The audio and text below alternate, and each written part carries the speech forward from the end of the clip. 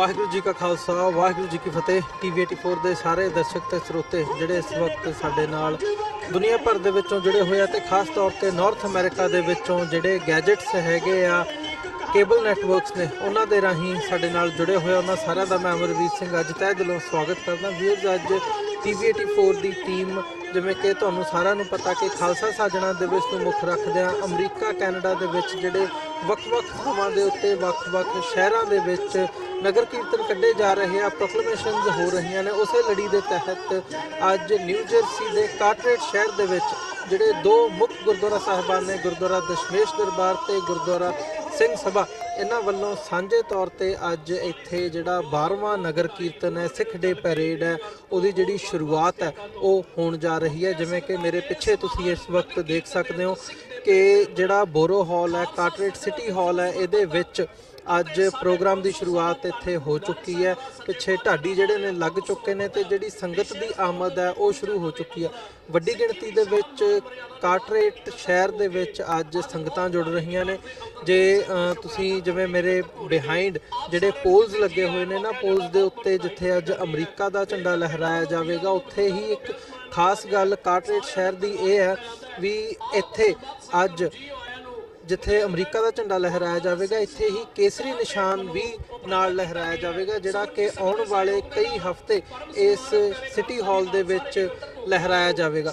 ਸੋ ਜਿੱਥੇ ਅੱਜ ਅਸੀਂ ਇਹ ਗੱਲਬਾਤ ਕਰ ਰਹੇ ਹਾਂ, ਉੱਥੇ ਹੀ ਇਹ ਗੱਲ ਬਹੁਤ ਜ਼ਰੂਰੀ ਹੈ, ਅਹਿਮੀਅਤ ਹੈ ਕਿ ਜਿਹੜੇ ਨਗਰ ਕੀਰਤਨ ਨੇ, ਸਿੱਖ ਡੇ ਪੈਰੇਡਸ ਨੇ, ਇੱਥੋਂ ਦੇ ਸਿਸਟਮ ਦੇ ਵਿੱਚ ਇਹਨਾਂ ਦੀ ਬੜੀ ਅਹਿਮੀਅਤ ਹੈ। ਖਾਸ ਤੌਰ ਤੇ ਅੱਜ ਦੀ ਯੰਗ ਜਨਰੇਸ਼ਨ ਦੇ ਲਈ, ਉਹਨਾਂ ਦੇ ਲਈ ਵੀ ਇਹਦੀ ਬੜੀ ਅਹਿਮੀਅਤ ਹੁੰਦੀ ਹੈ, ਜਿੱਥੇ ਖਾਲਸੇ ਦਾ, ਸਿੱਖ ਨੇਸ਼ਨ ਦਾ ਜਿਹੜਾ ਜਲਾਅ ਹੈ ਉਹ ਦੇਖਣ ਨੂੰ ਮਿਲਦਾ। ਤੇ ਇੱਥੋਂ ਦੇ ਜਿਹੜੇ ਐਡਮਿਨਿਸਟ੍ਰੇਟਿਵ ਯੂਨਿਟ ਹੈਗੀ ਹੈ, ਜਿਹੜੇ ਇੱਥੋਂ ਦੇ ਪੋਲੀਟੀਸ਼ੀਅਨਸ ਨੇ, ਉਹ ਵੀ ਆਪਣੇ ਤੌਰ ਤੇ ਇਹਨਾਂ ਪਰੇਡਸ ਦੇ ਵਿੱਚ ਸ਼ਮੂਲੀਅਤ ਕਰਦੇ ਆ। ਅੱਜ ਕਾਰਟਰੇਟ ਦੇ ਜਿਹੜੇ ਮੇਅਰ ਨੇ, ਉਹਨਾਂ ਵੱਲੋਂ ਇੱਥੇ ਝੰਡਾ ਲਹਿਰਾਉਣ ਦੀ, ਖਾਲਸਾਈ ਪਰਚਮ ਕੇਸਰੀ ਨਿਸ਼ਾਨ ਲਹਿਰਾਉਣ ਦੀ ਜਿਹੜੀ ਰਸਮ ਹੈ ਉਹ ਅਦਾ ਕੀਤੀ ਜਾਵੇਗੀ। ਸੋ ਜਿੱਥੇ ਤੁਸੀਂ ਮੇਰੇ ਬਿਹਾਈਂਡ ਦੇਖ ਸਕਦੇ ਹੋ, ਸੰਗਤ ਦੀ ਆਮਦ ਸ਼ੁਰੂ ਹੋ ਚੁੱਕੀ ਹੈ। ਚਾਰੇ ਪਾਸੇ ਵੱਡੀ ਗਿਣਤੀ ਦੇ ਵਿੱਚ ਅੱਜ ਇੱਥੇ ਸੰਗਤ ਪਹੁੰਚ ਰਹੀ ਹੈ ਤੇ ਨਾਲ ਅਸੀਂ ਗੱਲਬਾਤ ਕਰਦੇ ਹਾਂ ਜਿਹੜੇ ਇੱਥੇ ਪ੍ਰਬੰਧਕ ਸੱਜਣ ਜਿਨ੍ਹਾਂ ਨੇ ਆਰਗੇਨਾਈਜ਼ ਕੀਤੀ ਹੈ ਇਹ ਪਰੇਡ, 12ਵੀਂ ਪਰੇਡ ਜਿਹੜਾ ਨਗਰ ਕੀਰਤਨ ਹੈ, ਉਹਨਾਂ ਦੇ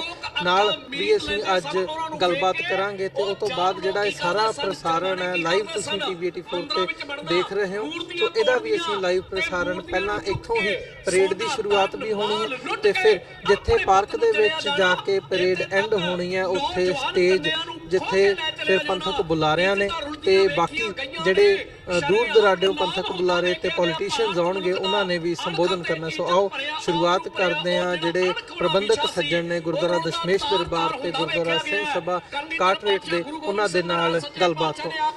ਜੀ ਭਾਈ ਸਾਹਿਬ, ਵਾਹਿਗੁਰੂ ਜੀ ਕਾ ਖਾਲਸਾ ਵਾਹਿਗੁਰੂ ਜੀ ਕੀ ਫਤਿਹ ਜੀ। ਪਿਆਰਾ ਸਿੰਘ ਜੀ, ਕੀ ਕਹਿਣਾ ਚਾਹੋਗੇ ਅੱਜ ਇਸ ਪਰੇਡ ਨੂੰ ਮੁੱਖ ਰੱਖ ਕੇ? ਵਾਹਿਗੁਰੂ ਖਾਲਸਾ ਵਾਹਿਗੁਰੂ ਕੀ ਫਤਿਹ। ਸਭ ਤੋਂ ਪਹਿਲਾਂ ਧੰਨਵਾਦ ਚੜ੍ਹਦੀ ਕਲਾ ਟ੍ਰਿਬਿਊਨ ਦਾ, ਜਿਹੜੇ ਕਿ ਸਾਡੇ ਇਵੈਂਟ ਨੂੰ ਪੂਰੀ ਦੁਨੀਆ ਦੇ ਵਿੱਚ ਪਹੁੰਚਾਉਂਦੇ ਹਨ।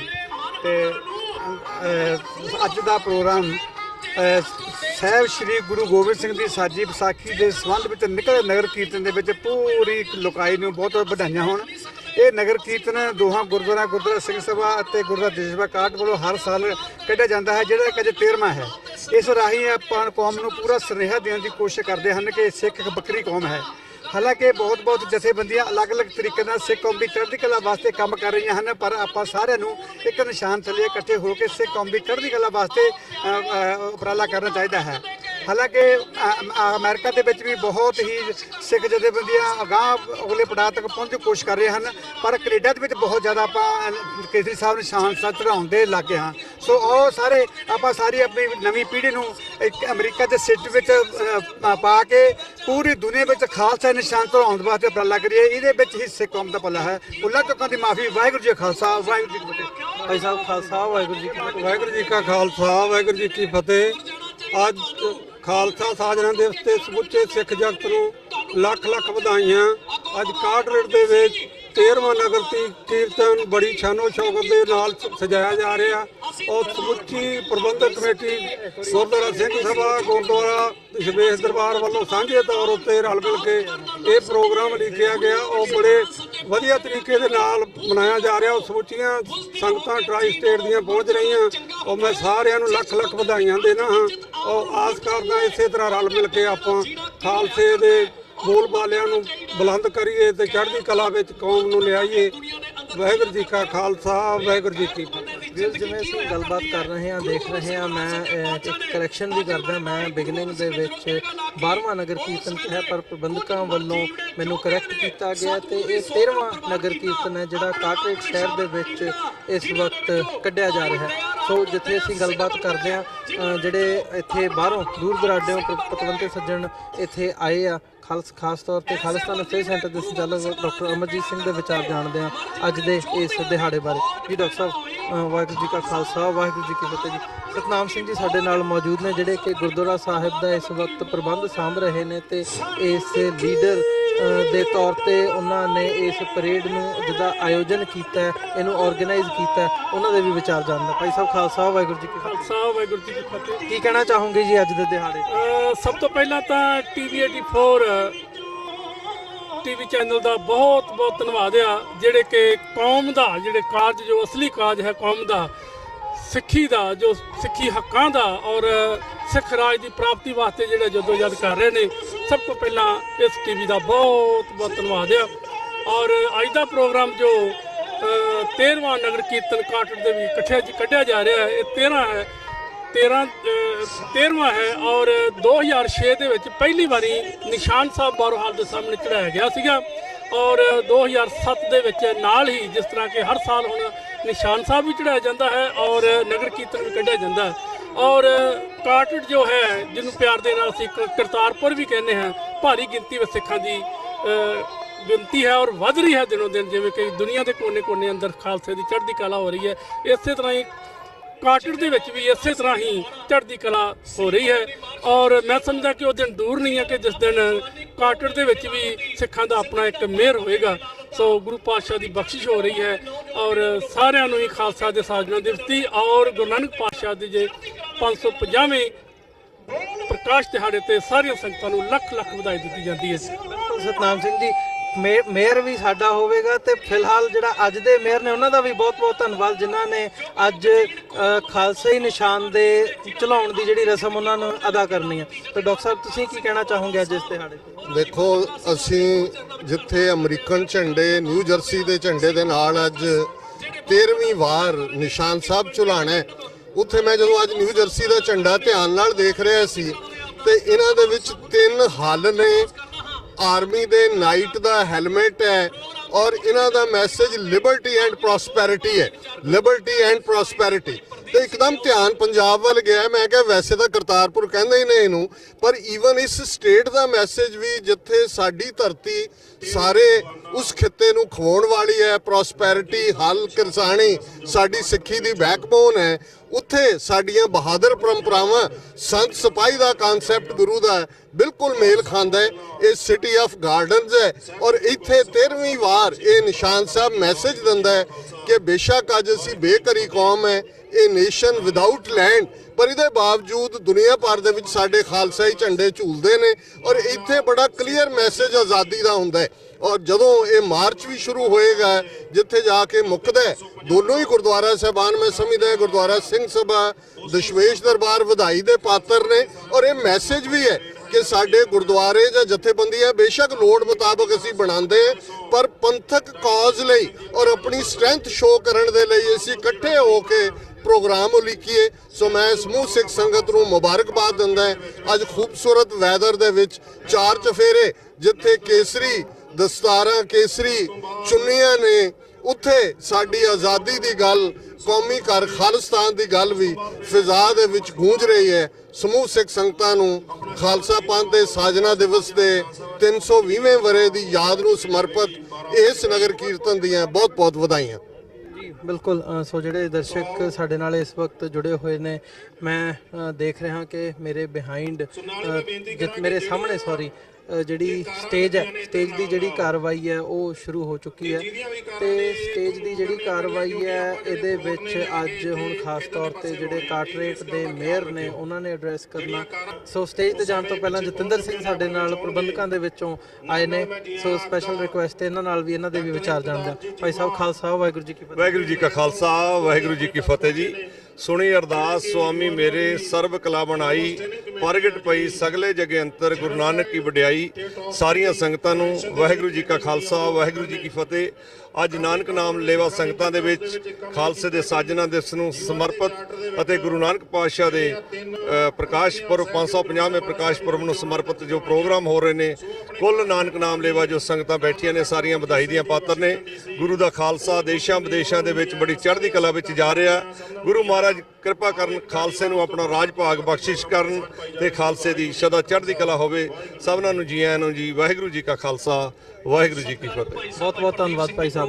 ਸੋ ਹੁਣ ਅਸੀਂ ਜਿਵੇਂ ਸਟੇਜ ਤੋਂ ਅਨਾਉਂਸ ਕੀਤਾ ਗਿਆ ਕਿ ਢਾਡੀ ਵਾਰ ਤੋਂ ਬਾਅਦ ਜਿਹੜਾ ਪ੍ਰੋਗਰਾਮ ਹੈ ਉਹਦੀ ਸ਼ੁਰੂਆਤ ਕੀਤੀ ਜਾਵੇਗੀ, ਸੋ ਅਸੀਂ ਵੀ ਹੁਣ ਸਟੇਜ ਵੱਲ ਚੱਲਦੇ ਹਾਂ ਤੇ ਸਟੇਜ ਤੋਂ ਜਿਹੜੀ ਅਗਲੀ ਕਾਰਵਾਈ ਹੈ ਉਹਦੇ ਤੇ ਅਸੀਂ ਤੁਹਾਡੇ ਤੱਕ ਉਹ ਪਹੁੰਚਦੀ ਕਰਦੀ ਰਹਾਂਗੇ। ਇੱਥੇ ਵੀ ਲੱਗਿਆ ਇਹ ਗਊ ਗਰੀਬ ਦੀ ਰਾਖੀ ਕਰਦਾ ਢਾਡੀ ਇੱਥਾ ਆਪ ਜੀ ਦੀ ਸੇਵਾ ਦੇ ਅੰਦਰ ਬਾਹਰ ਕਹਿਣ ਜਾ ਰਿਹਾ ਹੈ, ਜਦੋਂ ਤੱਕ ਧਰਤ ਸਮਾਨ ਰਹਿਣਗੇ ਖਾਲਸੇ ਦੇ ਝੂਲ ਦੇ ਨਿਸ਼ਾਨ, ਜਦੋਂ ਤੱਕ ਧਰਤੀ ਅਸਮਾਨ ਰਹਿਣਗੇ, ਜਦੋਂ ਤੱਕ ਧਰਤੀ ਅਸਮਾਨ ਰਹਿਣਗੇ ਖਾਲਸੇ ਦੇ ਝੂਲ ਦੇ ਨਿਸ਼ਾਨ ਰਹਿਣਗੇ। ਜਦੋਂ ਤੱਕ ਧਰਤੀ ਅਸਮਾਨ ਰਹਿਣਗੇ, ਜਦੋਂ ਤੱਕ ਧਰਤੀ ਅਸਮਾਨ ਰਹਿਣਗੇ ਖਾਲਸੇ ਦੇ ਝੂਲ ਦੇ ਨਿਸ਼ਾਨ ਰਹਿਣਗੇ, ਖਾਲਸੇ ਦੇ ਝੂਲ ਦੇ ਨਿਸ਼ਾਨ ਰਹਿਣਗੇ।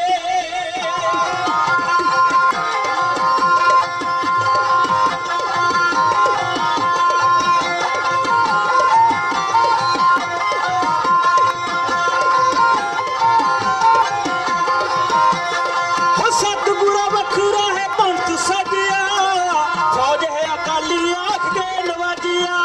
ਸਤਿਗੁਰਾਂ ਵੱਖਰਾ ਹੈ ਪੰਥ ਸਜਿਆ, ਫੌਜ ਹੈ ਅਕਾਲੀ ਆਖ ਕੇ ਨਵਾਜਿਆ। ਸਤਿਗੁਰਾਂ ਵੱਖਰਾ ਹੈ ਪੰਥ ਸਜਿਆ, ਫੌਜ ਹੈ ਅਕਾਲੀ ਆਖ ਕੇ ਨਵਾਜਿਆ। ਸਤਿਗੁਰਾਂ ਵੱਖਰਾ ਹੈ ਪੰਥ ਸਜਿਆ, ਫੌਜ ਹੈ ਅਕਾਲੀ ਆਖ ਕੇ ਨਵਾਜਿਆ। ਦੁਨੀਆ ਤੇ ਪਾਉਂਦੇ ਸਦਾ ਮਾਨ ਰਹਿਣਗੇ, ਦੁਨੀਆ ਤੇ ਪਾਉਂਦੇ ਸਦਾ ਮਾਨ ਰਹਿਣਗੇ ਖਾਲਸੇ ਦੇ ਧੂਲ ਦੇ ਨਿਸ਼ਾਨ ਰਹਿਣਗੇ। ਜਦੋਂ ਤੱਕ ਧਰਤੀ ਅਸਮਾਨ ਰਹਿਣਗੇ, ਜਦੋਂ ਤੱਕ ਧਰਤੀ ਅਸਮਾਨ ਰਹਿਣਗੇ ਖਾਲਸੇ ਦੇ ਧੂਲ ਦੇ ਨਿਸ਼ਾਨ ਰਹਿਣਗੇ, ਖਾਲਸੇ ਦੇ ਧੂਲ ਦੇ ਨਿਸ਼ਾਨ ਰਹਿਣਗੇ।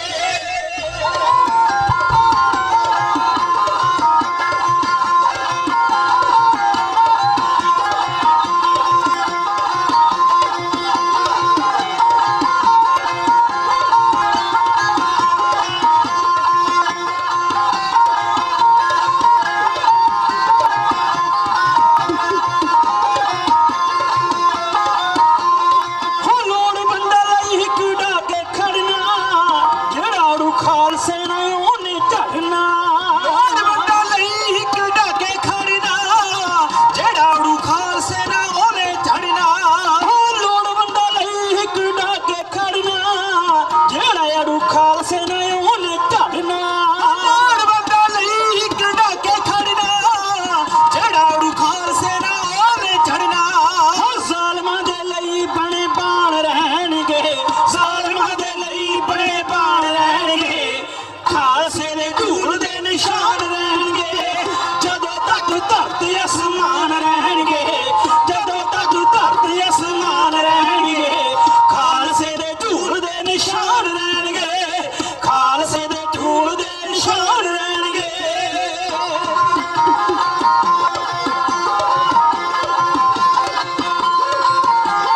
ਸਮੁੱਚੀਆਂ ਗੁਰਦੁਆਰੇ ਦੀਆਂ ਮੈਨੇਜਮੈਂਟਾਂ ਦੂਰੋਂ ਨੇੜੋਂ ਗੁਰੂ ਦੀਆਂ ਸੰਗਤਾਂ ਆਈਆਂ ਨੇ, ਸਾਰਿਆਂ ਨੂੰ ਜੀ ਆਇਆਂ ਨੂੰ ਆਖਿਆ ਜਾਂਦਾ ਹੈ। ਮੁਗਲ ਸਾਹਿਬ ਜੀ ਆਇਆਂ ਨੂੰ, ਚੇਅਰਮੈਨ ਸਾਹਿਬ, ਬਹੁਤ ਸਾਰੀਆਂ ਸੰਗਤਾਂ ਦੂਰੋਂ ਨੇੜੋਂ ਆ ਰਹੀਆਂ ਨੇ, ਸਾਰਿਆਂ ਨੂੰ ਜੀ ਆਇਆ। ਜਦੋਂ ਤੱਕ ਧਰਤ ਸਮਾਨ ਰਹਿਣਗੇ ਖਾਲਸੇ ਦੇ ਝੂਲ ਦੇ ਨਿਸ਼ਾਨ ਰਹਿਣਗੇ। ਸੱਤਾਂ ਸਮੁੰਦਰਾਂ ਤੋਂ ਪਾਰ ਅੱਜ ਇਸ ਸੈਂਟਰ ਸਿਟੀ ਦੇ ਇਸ ਸਥਾਨ ਦੇ ਉੱਤੇ ਖਾਲਸਾ ਕੇਸਰੀ ਨਿਸ਼ਾਨ ਚਲਾ ਕੇ ਆਪਣੀ ਪਹਿਚਾਣ ਦਾ ਪ੍ਰਤੀਕ ਇਹ ਨਿਸ਼ਾਨ ਝੂਲਦਾ ਵੇਖੇਗਾ ਚੰਦ ਘੜੀਆਂ ਬਾਅਦ। ਆਓ ਪਿਆਰਿਓ, ਢਾਡੀ ਜੱਥਾ ਇਸ ਵਿਸ਼ੇ ਨੂੰ ਸੰਬੰਧਿਤ ਚੰਦ ਬੋਲ ਕੇ ਡਾ ਰਿਹਾ ਹੈ। ਭਾਈ ਸਾਹਿਬ ਜੀ ਬਹੁਤ ਸਾਰਾ ਮਾਣ ਭੇਜ ਰਹੇ ਨੇ, ਤਹਿ ਦਿਲੋਂ ਧੰਨਵਾਦ, ਸਤਿਗੁਰੂ ਚੜ੍ਹਦੀ ਕਲਾ ਬਖਸ਼ਿਸ਼ ਕਰਨਾ। ਆਓ ਤਵੱਜੋ ਦਿਓ ਮੇਰੇ ਨਾਲ ਦੇ ਢਾਡੀ ਸਾਥੀ, ਕਵਿਤਾ ਰਾਹੀਂ ਖਾਲਸੇ ਦੇ ਝੂਲ ਦੇ ਨਿਸ਼ਾਨ ਦੀ ਬਾਤ ਨੂੰ ਹੈ ਇੰਜ ਕਹਿੰਦੇ ਨੇ।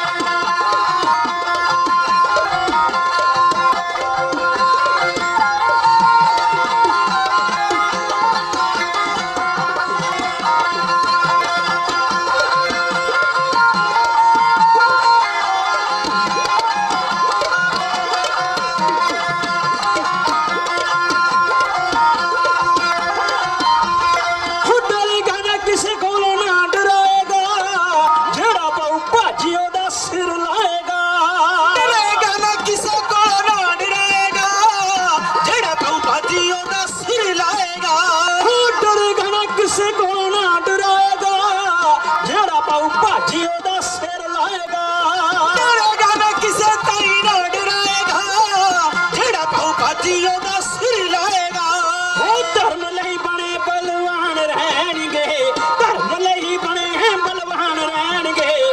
ਖਾਲਸੇ ਦੇ ਝੂਲ ਦੇ ਨਿਸ਼ਾਨ ਰਹਿਣਗੇ, ਜਦੋਂ ਤੱਕ ਧਰਤੀ ਅਸਮਾਨ ਰਹਿਣਗੇ।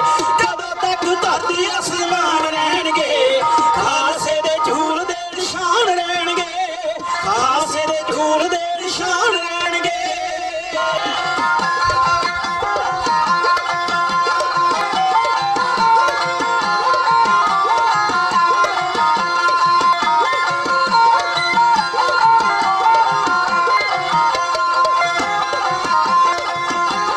ਜਥੇਦਾਰ ਕੇਵਲ ਸਿੰਘ ਜੀ ਫਿਲਾਡੈਲਫੀਆ ਤੋਂ, ਗੁਰੂ ਕੀ ਸੰਗਤ ਆਈਆਂ ਨੇ, ਜੀ ਆਇਆਂ ਨੂੰ ਸਾਰਿਆਂ ਨੂੰ। ਸਾਰੀਆਂ ਸੰਗਤਾਂ ਆਪਣੇ ਪੰਥ ਖਾਲਸੇ ਦੀ ਚੜ੍ਹਦੀ ਕਲਾ ਵਾਸਤੇ ਇਕੱਤਰਤ ਹੋ ਰਹੀਆਂ ਨੇ। ਗੁਰਦੁਆਰਾ ਸਿੰਘ ਸਭਾ, ਗੁਰਦੁਆਰਾ ਦਸ਼ਮੇਸ਼ ਦਰਬਾਰ, ਕਾਟਰੇਟ ਦੀ ਸਮੂਹ ਸੰਗਤ ਵੱਲੋਂ ਜੀ ਆਇਆਂ ਨੂੰ, ਢਾਡੀ ਜਥੇ ਵੱਲੋਂ ਜੀ ਆਇਆਂ ਨੂੰ ਆਖਿਆ ਜਾਂਦਾ ਹੈ। ਪਰਮ ਸਨਮਾਨਿਤ ਪਿਆਰੇ ਗੁਰੂ ਖਾਲਸਾ ਜੀ ਝੂਲ ਦੇ ਨਿਸ਼ਾਨ ਖਾਲਸੇ ਦੇ ਰਹਿਣਗੇ। ਅੱਜ ਬੜਾ ਖੁਸ਼ੀ ਦਾ ਦਿਨ ਹੈ। ਦੇ ਪ੍ਰਤੀ ਢਾਡੀ ਜਥਾ ਚੰਦ ਬੋਲ ਕਹਿ ਕੇ ਖੀਵਾ ਦਾ ਜੱਜ ਘੋੜ ਜਾ ਰਿਹਾ। ਅਗਲੇ ਪ੍ਰੋਗਰਾਮ ਦੀ ਜਾਣਕਾਰੀ ਫਿਰ ਭਾਈ ਪਰਮਜੀਤ, ਭਾਈ ਪ੍ਰਦੀਪ ਸਿੰਘ ਜੀ ਦੇਣਗੇ। ਆਓ ਸਰਵਣ ਕਰਿਓ ਢਾਡੀ ਜਥੇ ਜੀ।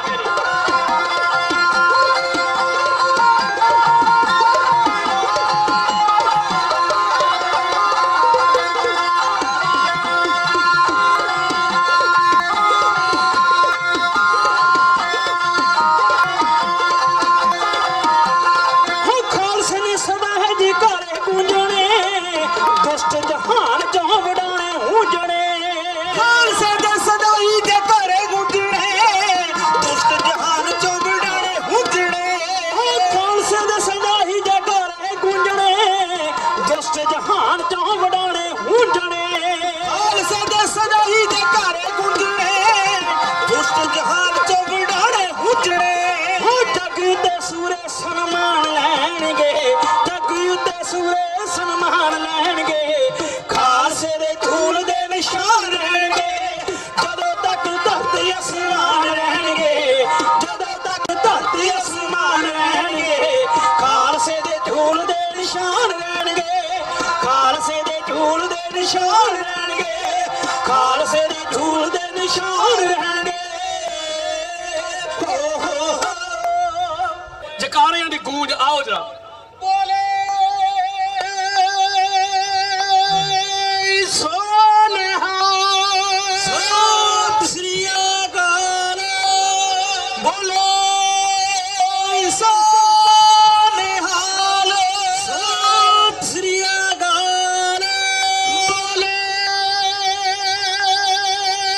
ਸੋਨਹਾ, ਸਤਿ ਸ੍ਰੀ ਅਕਾਲ। ਬੋਲੇ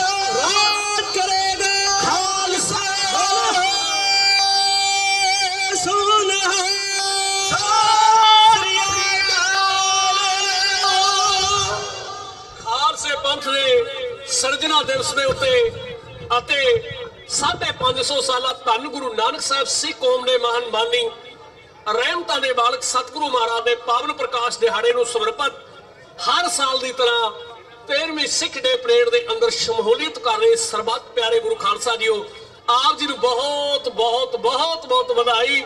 ਕੰਮਾਂ ਕਾਰਾਂ ਨੂੰ ਸਾਰੇ ਛੱਡ ਕੇ ਆਇਓ ਔਰ ਅੱਜ ਆਉਣਾ ਸਾਡਾ ਫਰਜ਼ ਬਣਦਾ ਹੈ। ਜੇ ਸਾਡੀ ਪਹਿਚਾਣ ਹੈ ਸਾਡਾ ਮਾਣ ਰਹੇਗਾ, ਜੇ ਪਹਿਚਾਣ ਨਹੀਂ ਸਾਡਾ ਮਾਣ ਵੀ ਨਹੀਂ ਹੋਵੇਗਾ।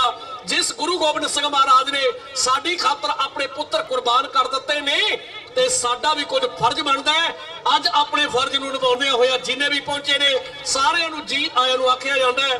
ਪ੍ਰੋਗਰਾਮ ਦੀ ਸਮੁੱਚੀ ਜਾਣਕਾਰੀ ਸਤਿਕਾਰਯੋਗ ਗੁਰੂ ਘਰ ਦੇ ਸੈਕਟਰੀ ਸਾਹਿਬਾਨ ਭਾਈ ਸਾਹਿਬ ਭਾਈ ਪ੍ਰਦੀਪ ਸਿੰਘ ਜੀ ਦੇਣ ਜਾ ਰਹੇ ਨੇ। ਆਓ ਸਰਵਣ ਕਰਿਓ। ਸਮੁੱਚਾ ਮੀਡੀਆ ਜਿੰਨੇ ਵੀ ਮੀਡੀਆ ਵਾਲੇ ਵੀਰ ਆਏ ਨੇ ਸਾਰਿਆਂ ਨੂੰ ਜੀ ਆਇਆਂ ਨੂੰ ਕਿਹਾ ਜਾਂਦਾ ਹੈ। ਥੈਂਕ ਯੂ, ਧੰਨਵਾਦ। ਵਾਹਿਗੁਰੂ ਜੀ ਕਾ ਖਾਲਸਾ, ਵਾਹਿਗੁਰੂ ਜੀ ਕੀ ਫਤਿਹ।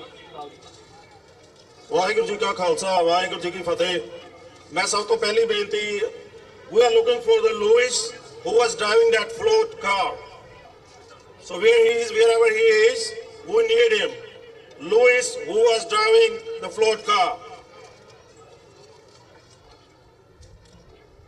ਸੋ ਹੁਣ ਆਪਣਾ ਜਿਹੜਾ ਪ੍ਰੋਗਰਾਮ ਉਹ ਸ਼ੁਰੂ ਹੋਣ ਜਾ ਰਿਹਾ। ਸੋ ਹੁਣ ਸਭ ਤੋਂ ਪਹਿਲਾਂ ਜਿਹੜੀ ਪਲੈਜ ਹੈ, ਬੱਚਿਆਂ ਨੂੰ ਬੇਨਤੀ ਕਰਾਂਗੇ ਆਪ ਜੀ ਆ ਕੇ।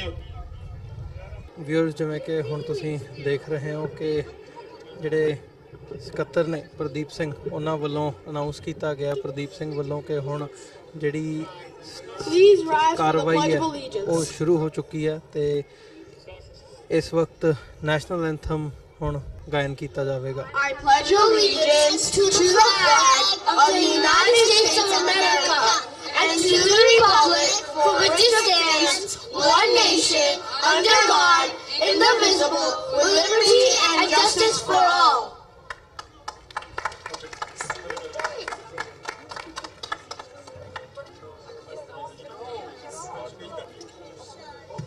ਵਾਹਿਗੁਰੂ ਜੀ ਕਾ ਖਾਲਸਾ, ਵਾਹਿਗੁਰੂ ਜੀ ਕੀ ਫਤਿਹ। ਸਾਰਿਆਂ ਨੂੰ ਬੇਨਤੀ ਆਪ ਜੀ ਬੈਠ ਜਾਓ। Now I request Honorable Mayor of Carteret, Mr. Dan Rehman, to address the gathering. Waheguru ji ਕਾ ਖਾਲਸਾ, ਵਾਹਿਗੁਰੂ ਜੀ ਕੀ ਫਤਿਹ। Good morning, everyone, and welcome to our town center here in the borough of Carteret as we celebrate Sikh Nagar Kirtan today. Let me start by saying Waheguru Ji Ka Khalsa, Waheguru Ji Ki Fateh. Thank you for joining us today. It's our 13th annual Sikh Flag Day raising today. We started this 13 years ago when a dear friend of mine and a good friend of your community, who at the time was the president of Tashmesh Dambar, brought to my attention the opportunity to celebrate the Sikh community and the Sikh culture.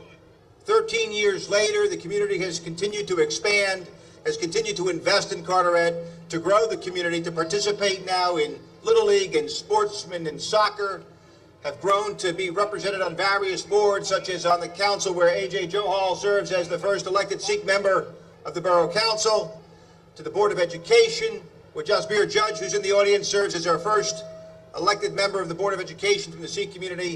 And the gentleman who started this 13 years ago was our good friend, someone who you know, you've called him uncle or grandfather or godfather, Hardel Johal. Hardel, thank you for joining with us today. The council and I are particularly happy to be here with you in celebration and solidarity. And let me introduce the members of the governing body that join us here today. Our council president, Susan Naples, give her a round of applause. Councilman Dennis Damasio, Councilman Jorge Diaz, and Councilman A.J. Johal. Throughout the year, we raise roughly 50 flags of democratic nation-state allies from around the globe. India represents the single largest democracy with over 1 billion people. Today, we celebrate Sikh Day. 26 million people around the world identify with the Sikh faith. Sikhism is a monotheistic faith stressing the equality of all men and all women. As we know, that the religion was founded by the first Sikh guru, Guru Nanak Sahib Ji, in 1469. Sikhs share the primary belief in meditating and living in the remembrance of God, earning a living by honest means, and sharing the fruits of one labor. Roughly 18% of our community represents the Asian continent, and many members of that population are celebrating the Sikh faith. The Sikh community has been an integral part of Carteret's rich cultural diversity. Today, on behalf of the Borough Council, I hereby declare Saturday, May 18th, 2019 as Carteret's official celebration of Sikh Day, Sikh Nagar Kirtan, in the Borough of Carteret. We request that all nationalities, all faiths and religions, and all people of beliefs stand allied with the Sikhs in helping them observe this anniversary, which shall be honored here at the flag-raising ceremony. It's my particular honor to oversee this proclamation and this flag-raising for the 13th time. We have representatives coming from many different towns and counties and from the tri-state area. And today we have a beautiful day of festivities and cultural activities. As typical, we are on Sikh time, so we're about 45 minutes late, which is not too bad. Not too bad. But following this, we're going to do the Sikh flag raise. Are we ready to raise the flag? Wow, that's very laid back, very quiet. Are we ready to raise the flag and start the parade? Yes! All right, they get it. God bless you all. Waheguru Ji Ka Khalsa, Waheguru Ji Ki Fateh.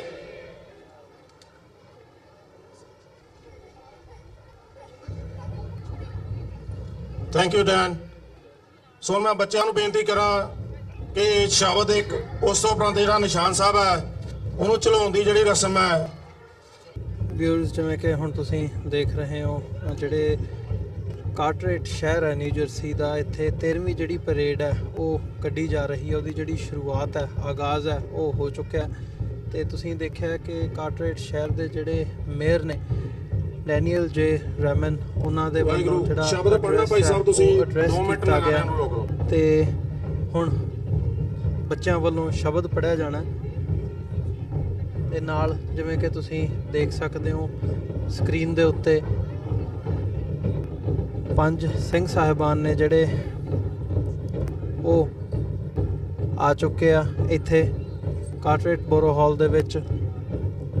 ਤੇ 5 ਸਿੰਘਾਂ ਵੱਲੋਂ ਜਿਹੜੀ ਇਸ ਕਾਫਲੇ ਦੀ ਗੁਰੂ ਗ੍ਰੰਥ ਸਾਹਿਬ ਦੀ ਰਹਿਨੁਮਾਈ ਦੇ ਹੇਠ ਜਿੱਥੇ ਸ਼ੁਰੂਆਤ ਹੋਣੀ ਹੈ ਪਰੇਡ ਦੀ, ਉੱਥੇ 5 ਸਿੰਘਾਂ ਵੱਲੋਂ ਅਗਵਾਈ ਕੀਤੀ ਜਾਣੀ ਹੈ।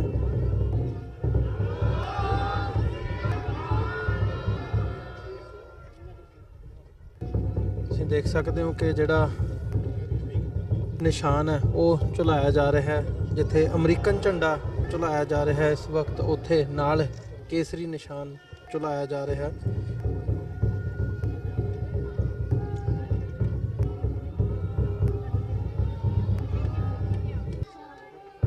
ਜਿੱਥੇ ਤੁਸੀਂ ਦੇਖ ਰਹੇ ਹੋ ਵੀ ਇਹ ਅਮਰੀਕਨ ਫਲੈਗ ਦੇ ਨਾਲ ਨਿਸ਼ਾਨ ਝੁਲਾਇਆ ਜਾ ਰਿਹਾ, ਕੇਸਰੀ ਨਿਸ਼ਾਨ ਝੁਲਾਇਆ ਜਾ ਰਿਹਾ। ਉੱਥੇ ਨਾਲ ਜਿਹੜੇ ਨਿਸ਼ਾਨ ਦੇ ਪੰਥ ਮਹਾਰਾਜ ਦੇ ਖਾਲਸੇ ਦੀ ਸ਼ਾਨੋ ਸ਼ੌਕਤ ਦੇ ਜਿਹੜੇ ਨਾਅਰੇ ਨੇ ਉਹ ਲੱਗ ਰਹੇ ਨੇ।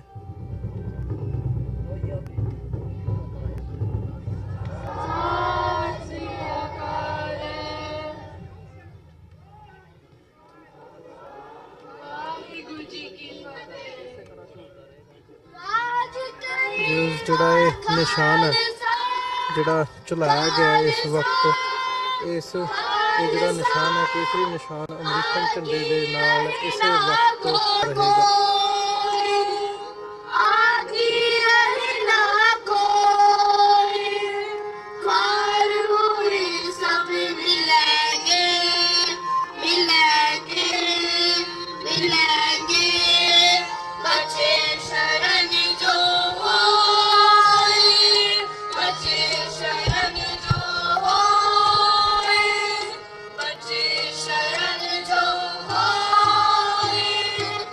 Bole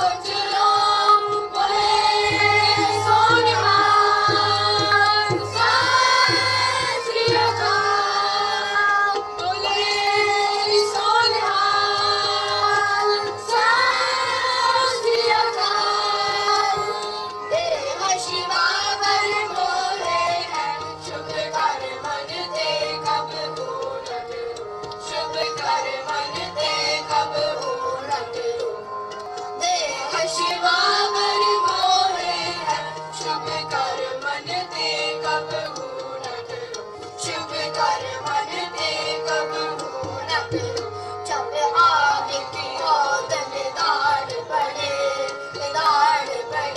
अत हिरण में तवे जूझ मरो अत हिरण में तब जूझ मरो भले सोनिहार सत श्री अकाल भले सोनिहार सत श्री अकाल देह शिवावर मोहे है शुभ कर मन ते कब न करो शुभ कर मन ते कब न करो देह शिवावर मोहे है शुभ कर मन ते कब न करो शुभ कर मन ते कब न करो बोले सोनिहार सत श्री अकाल बोले सोनिहार सत श्री अकाल बोले सोनिहार सत श्री अकाल बोले सोनिहार सत श्री अकाल बोले सोनिहार सत श्री अकाल वाहिगुरु जी का खालसा वाहिगुरु जी की फतेह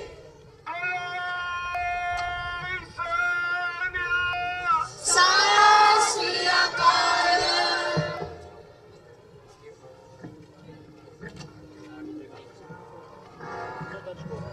ਵਾਹਿਗੁਰੂ ਜੀ ਕਾ ਖਾਲਸਾ ਵਾਹਿਗੁਰੂ ਜੀ ਕੀ ਫਤਿਹ। ਹੁਣ ਸਾਡੇ ਕਾਟੜ ਦੇ ਜਿਹੜੇ ਮੇਅਰ ਨੇ ਡੈਨ ਰੀਮਨ ਨਾਲ ਉਹਨਾਂ ਦੀ ਕੌਂਸਲ ਟੀਮ ਉਹ ਜਾ ਕੇ ਨਿਸ਼ਾਨ ਸਾਹਿਬ ਨੂੰ ਉੱਪਰ ਟੱਕ ਲਹਿਰਾਉਣ ਦੀ ਜਿਹੜੀ ਰਸਮਾਂ ਉਹ ਅਦਾ ਕਰਨਗੇ। ਉਸ ਤੋਂ ਉਪਰੰਤ ਜਿਹੜਾ ਆਪਾਂ ਇੱਥੋਂ ਜਿਹੜੀ ਪਰੇਡ ਆ ਇਹ ਕਾਟੜ ਪਾਰਕ ਲਈ ਚੱਲੇਗੀ ਜੀ। ਵਾਹਿਗੁਰੂ ਜੀ ਕਾ ਖਾਲਸਾ ਵਾਹਿਗੁਰੂ ਜੀ ਕੀ ਫਤਿਹ। ਵਿਊਅਰਸ ਜਿਵੇਂ ਕਿ ਹੁਣ ਤੁਸੀਂ ਦੇਖ ਰਹੇ ਹੋ ਜਿਹੜੇ ਜਿਵੇਂ ਅਨਾਉਂਸ ਕੀਤਾ ਗਿਆ ਸਟੇਜ ਤੋਂ ਵੀ ਕਾਰਟਰੇਟ ਦੇ ਜਿਹੜੇ ਮੇਅਰ ਨੇ ਉਹ ਤੇ ਉਹਨਾਂ ਦੇ ਨਾਲ ਜਿਹੜੇ ਸਿੱਖ ਤੇ ਪੰਥਕ ਆਗੂ ਇੱਥੇ ਈਸਟ ਕੋਸਟ ਅਮਰੀਕਾ ਤੋਂ ਦੂਰ ਦਰਾਡੇ ਤੋਂ New Jersey New York Pennsylvania Virginia Connecticut ਤੱਕ ਤੋਂ ਜਿਹੜੀ ਸੰਗਤ ਇੱਥੇ ਪਹੁੰਚੀ ਹੈ ਜਾਂ ਪੰਥਕ ਆਗੂ ਜਿਹੜੇ ਇੱਥੇ ਪਹੁੰਚੇ ਨੇ ਉਹ ਹੁਣ ਜਿਹੜਾ ਕੇਸਰੀ ਨਿਸ਼ਾਨ ਹੈ ਉਹ ਬਰਾਬਰ ਅਮਰੀਕਨ ਝੰਡੇ ਦੇ ਉੱਪਰ ਲਹਿਰਾਇਆ ਜਾ ਰਿਹਾ ਹੈ ਕਾਰਟਰੇਟ ਦੇ ਜਿਹੜੇ ਮੇਅਰ ਨੇ ਉਹਨਾਂ ਦੇ ਵੱਲੋਂ।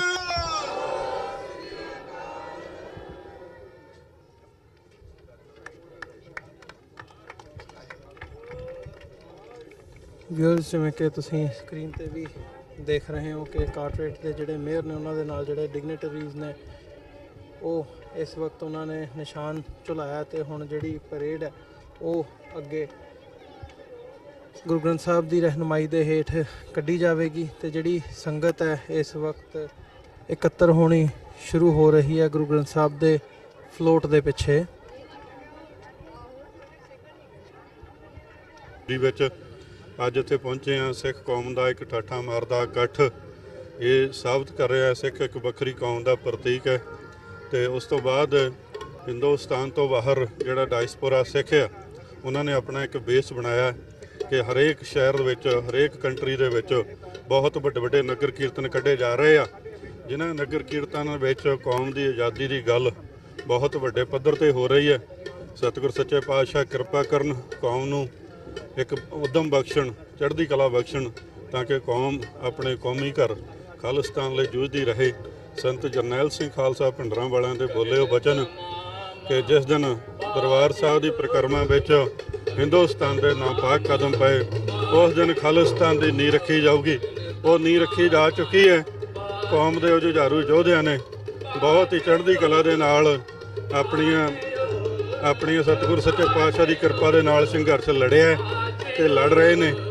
ਅੱਜ ਇਸ ਇਕੱਠ ਦੇ ਵਿੱਚ ਤੁਸੀਂ ਦੇਖ ਸਕਦੇ ਹੋ ਕਿ ਖਾਲਿਸਤਾਨ ਦੀ ਸੋਚ ਬਹੁਤ ਪਰਚਮ ਹੈ।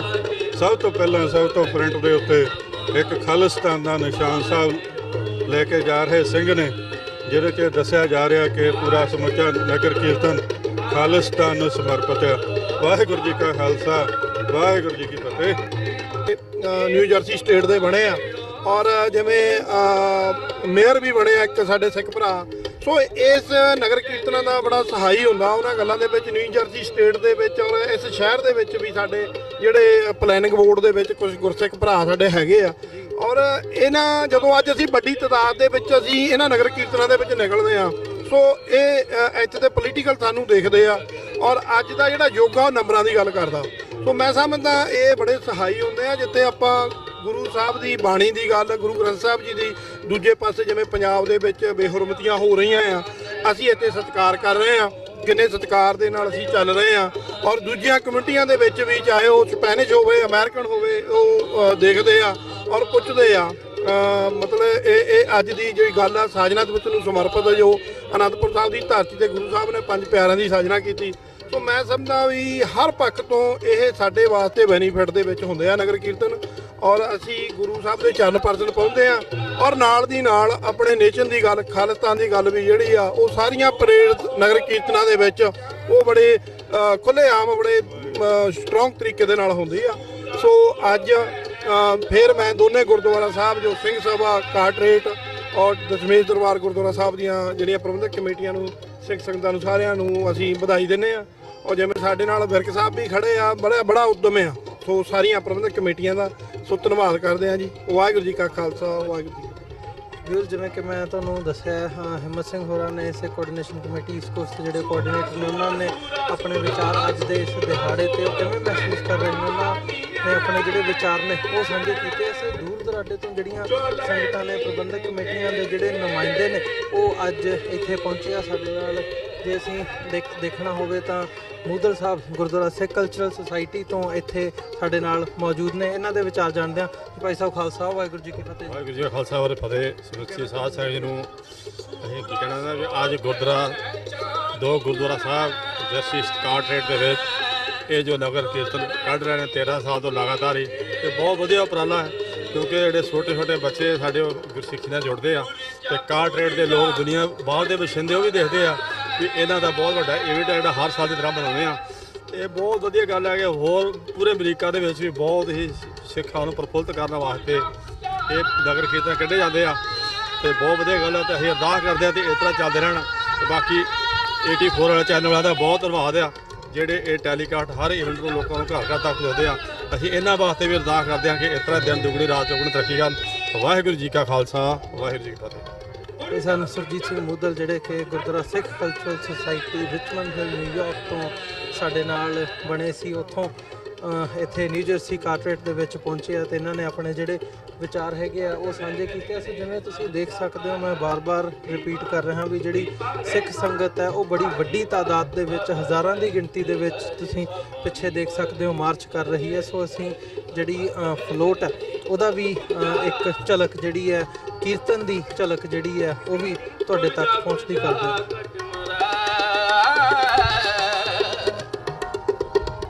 ਕਬਹੂ ਨਾ ਛਾੜੈ ਖੇ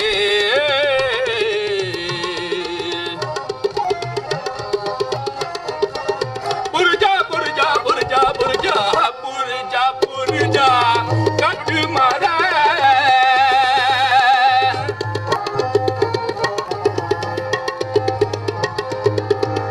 ਪੁਰਜਾ ਪੁਰਜਾ ਕੱਟ ਮਾਰੈ।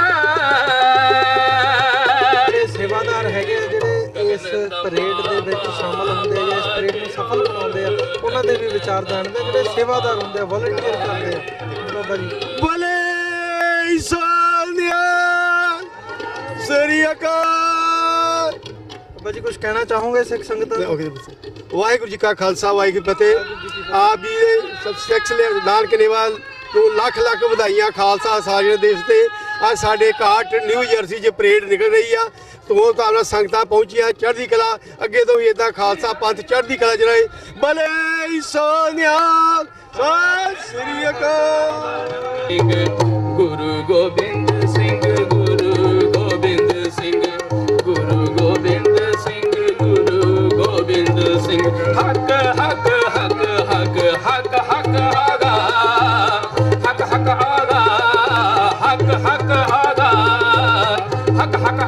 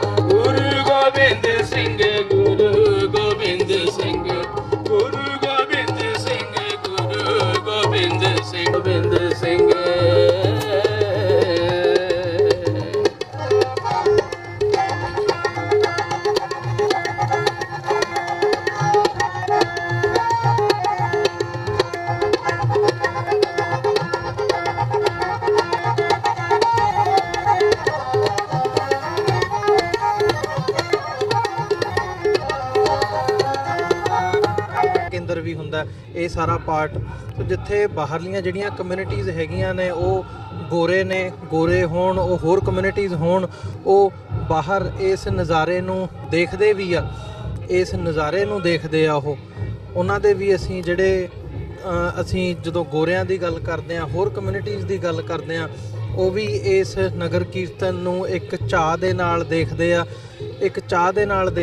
ਕਿ ਕਿਵੇਂ ਜਿਹੜੇ ਸਿੱਖ ਹੈਗੇ ਆ, ਸਿੱਖਾਂ ਦਾ ਵੱਖਰਾ ਕਲਚਰ ਹੈ, ਕਿਵੇਂ ਉਹ ਆਪਣੇ ਜਿਹੜੇ ਦਿਹਾੜੇ ਨੇ, ਆਪਣਾ ਖਾਲਸਾ ਸਾਜਣਾ ਦਿਵਸ ਹੈ, ਜਿਹੜੀ ਖਾਲਸੇ ਦੀ ਕ੍ਰੀਏਸ਼ਨ ਹੋਈ ਹੈ, ਉਹਦੀ ਜਿਹੜੀ ਸ਼ੁਰੂਆਤ ਹੋਈ ਹੈ, ਇੱਕ ਮੁਹਿੰਮ ਦੀ ਜਿਹੜੀ ਸ਼ੁਰੂਆਤ ਹੋਈ ਹੈ, ਜੋ ਫਲਸਫਾ ਗੁਰੂ ਸਾਹਿਬਾਨਾਂ ਨੇ ਦਿੱਤਾ ਸੀ, ਉਹਦੀ ਸ਼ੁਰੂਆਤ ਹੈ। ਉਸ ਨੂੰ ਜਿਹੜੀਆਂ ਇੱਥੋਂ ਦੀਆਂ ਕਮਿਊਨਿਟੀਜ਼ ਤੱਕ ਜਿਹੜਾ ਮੈਸੇਜ ਜਾਂਦਾ ਉਹ ਵੀ ਅਲੌਕਿਕ ਇੱਕ ਵੱਖਰਾ ਨਜ਼ਾਰਾ ਹੁੰਦਾ। ਇਹ ਸਾਰੇ ਪਾਰਟ ਦਾ ਇਹ ਵੀ ਇੱਕ ਖਿੱਚ ਦਾ ਕੇਂਦਰ ਹੁੰਦਾ ਜਦੋਂ ਅਸੀਂ ਦੇਖਦੇ ਹਾਂ। ਹੱਕ ਹੱਕ ਆਗਾ, ਹੱਕ ਹੱਕ ਆਗਾ, ਗੁਰੂ ਗੋਬਿੰਦ ਸਿੰਘ, ਗੁਰੂ ਗੋਬਿੰਦ ਸਿੰਘ, ਗੁਰੂ ਗੋਬਿੰਦ ਸਿੰਘ, ਗੁਰੂ ਗੋਬਿੰਦ ਸਿੰਘ, ਹੱਕ ਹੱਕ ਹੱਕ ਹੱਕ ਹੱਕ ਹੱਕ ਆਗਾ।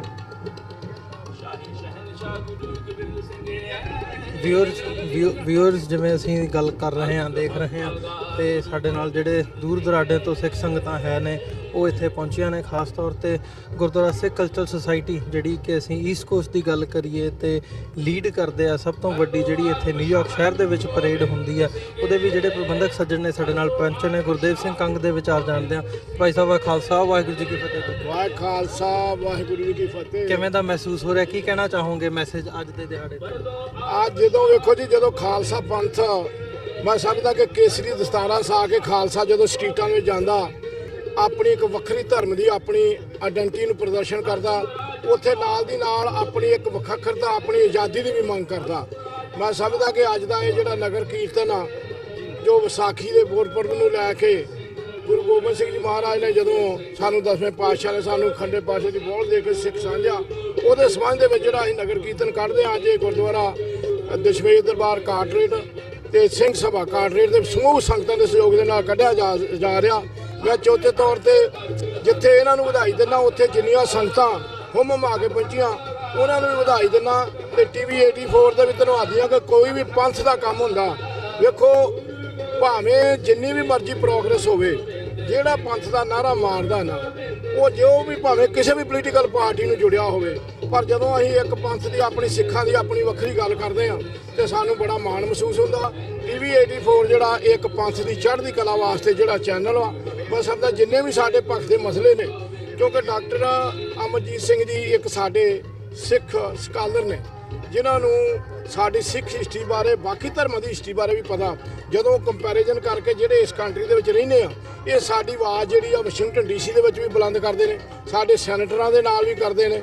ਮੈਂ ਸਮਝਦਾ ਕਿ ਇਹ ਜਿਹੜਾ ਬਹੁਤ ਵਧੀਆ ਉਪਰਾਲਾ ਵਾ, ਅੱਜ ਦੇ ਇਸ ਖੁਸ਼ੀ ਦੇ ਮੌਕੇ ਦੇ ਉੱਤੇ ਮੈਂ ਸਮੂਹ ਸਿੱਖ ਸੰਗਤ ਨੂੰ ਲੱਖ ਲੱਖ ਵਧਾਈ ਦਿੰਦਾ, ਤੇ ਨਾਲ ਦੀ ਨਾਲ ਇਹ ਬੇਨਤੀ ਕਰਦਾ ਕਿ ਜਿੰਨੇ ਸਾਡੀ ਜੰਗ ਜਨਰੇਸ਼ਨ, ਜਦੋਂ ਅਸੀਂ ਇਹਨਾਂ ਨੂੰ ਇਹਨਾਂ ਚੀਜ਼ਾਂ ਦੇ ਨਾਲ ਹੋਰ ਜੋੜਾਂਗੇ ਤੇ ਅਸੀਂ ਆਪਣੀ ਸਿੱਖੀ ਦੇ ਵਿੱਚ ਹੋਰ ਪ੍ਰਫੁੱਲਤ ਹੋਵਾਂਗੇ। ਫਿਰ ਮੈਂ ਇਹੋ ਜਿਹੀ ਬੇਨਤੀ ਕਰਦਾ ਕਿ ਗੁਰੂ ਘਰਾਂ ਦੇ ਵਿੱਚ ਵੀ ਸਾਨੂੰ, ਜਿੱਥੇ ਆਪਣੀ ਜਿਹੜੇ ਬੱਚੇ ਉਹਨਾਂ ਨੂੰ ਵੱਧ ਤੋਂ ਵੱਧ ਲਿਆ ਕੇ ਇਸ ਆਪਣੇ ਸਿੱਖ ਧਰਮ ਦੇ ਨਾਲ ਜੋੜੀਏ, ਤੇ ਤਾਂ ਕਿ ਅਸੀਂ ਆਪਣੀ ਸਿੱਖੀ ਦੇ ਵਿੱਚ ਹੋਰ ਵਾਧਾ ਕਰੀਏ। ਜਿੱਥੇ ਸਿੱਖ ਧਰਮ ਇੱਕ ਦੁਨੀਆ ਦਾ 5ਵਾਂ ਧਰਮ ਆ, ਮੈਂ ਸਮਝਦਾ ਕਿ ਇਹਦੇ ਨਾਲ ਹੀ ਅਸੀਂ ਹੋਰ ਤਰੱਕੀਆਂ ਕਰੀਏ। ਚੇਚੇ ਤੌਰ ਤੇ TV 84 ਨੂੰ ਭਾਈ ਤੁਹਾਨੂੰ ਬਹੁਤ ਬਹੁਤ ਵਧਾਈਆਂ, ਸਮੂਹ ਸਿੱਖ ਜਗਤ ਨੂੰ ਲੱਖ ਲੱਖ ਵਧਾਈਆਂ। ਵਾਹਿਗੁਰੂ ਜੀ ਕਾ ਖਾਲਸਾ, ਵਾਹਿਗੁਰੂ ਜੀ ਕੀ ਫਤਿਹ। ਵਿਊਅਰਸ, ਜਿਵੇਂ ਕਿ ਇਹ ਸਾਰਾ ਜਿਹੜਾ ਪ੍ਰੋਗਰਾਮ ਹੈ ਤੁਸੀਂ ਲਾਈਵ ਦੇਖ ਰਹੇ ਹੋ, ਉਮੀਦ ਕਰਦੇ ਹਾਂ ਕਿ ਜਿਹੜਾ ਸਾਡਾ ਇਹ ਉਪਰਾਲਾ ਕੋਸ਼ਿਸ਼ ਹੁੰਦੀ ਹੈ ਕਿ ਅਸੀਂ ਵੱਧ ਤੋਂ ਵੱਧ ਜਿਹੜੀ ਕਮਿਊਨਿਟੀ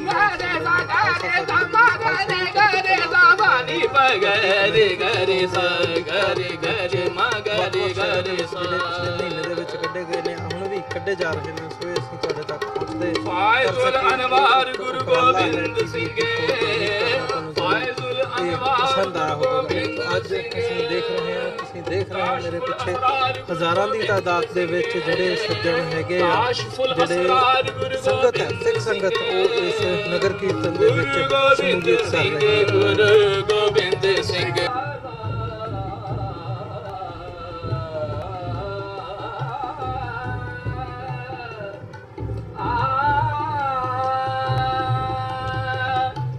ਮਿੱਤਰ ਪਿਆਰੇ ਨੂੰ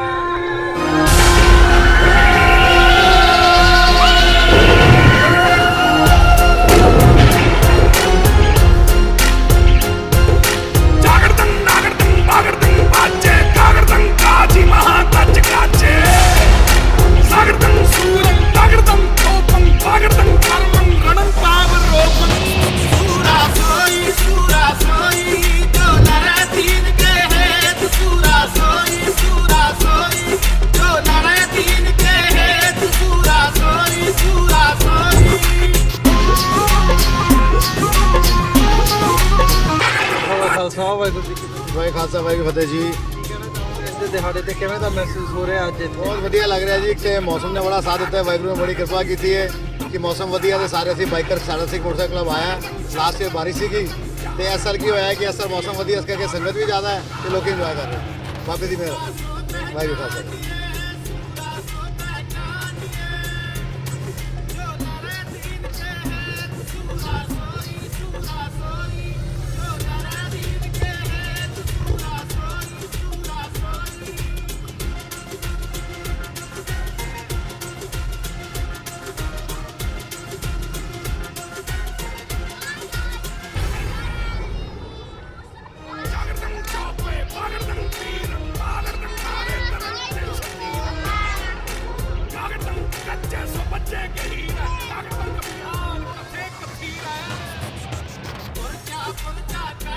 ਵਿਊਅਰਸ, ਜਿਵੇਂ ਕਿ ਹੁਣ ਤੁਸੀਂ ਦੇਖ ਰਹੇ ਹੋ ਕਿ ਜਿਹੜਾ ਇਹ ਫਲੋਟ ਪਿੱਛੇ ਗੁਰੂ ਗ੍ਰੰਥ ਸਾਹਿਬ ਦੀ ਰਹਿਨੁਮਾਈ ਹੇਠ ਜਿਹੜਾ ਨਗਰ ਕੀਰਤਨ ਕੱਢਿਆ ਜਾ ਰਿਹਾ ਹੈ। ਪਿਛਲਾ ਫਲੋਟ ਜਿਹੜਾ ਸੀ ਜਸਵੰਤ ਸਿੰਘ ਖਾਲੜਾ ਜਿੱਦਾਂ ਦਾ ਫਲੋਟ ਸੀ ਤੇ ਇਸ ਵਕਤ ਅਸੀਂ 2020 ਰੈਫਰੈਂਡਮ ਫॉर ਖਾਲਿਸਤਾਨ ਦਾ ਜਿਹੜਾ 6 ਜਸਟਿਸ ਦਾ ਫਲੋਟ ਹੈ ਉਹਦੇ ਬਿਹਾਈਂਡ ਅਸੀਂ ਦੇਖ ਰਹੇ ਹਾਂ ਕਿ ਖਾਲਿਸਤਾਨ ਦੇ ਜਿਹੜੇ ਝੰਡੇ ਆ ਉਹਨਾਂ ਦੇ ਨਾਲ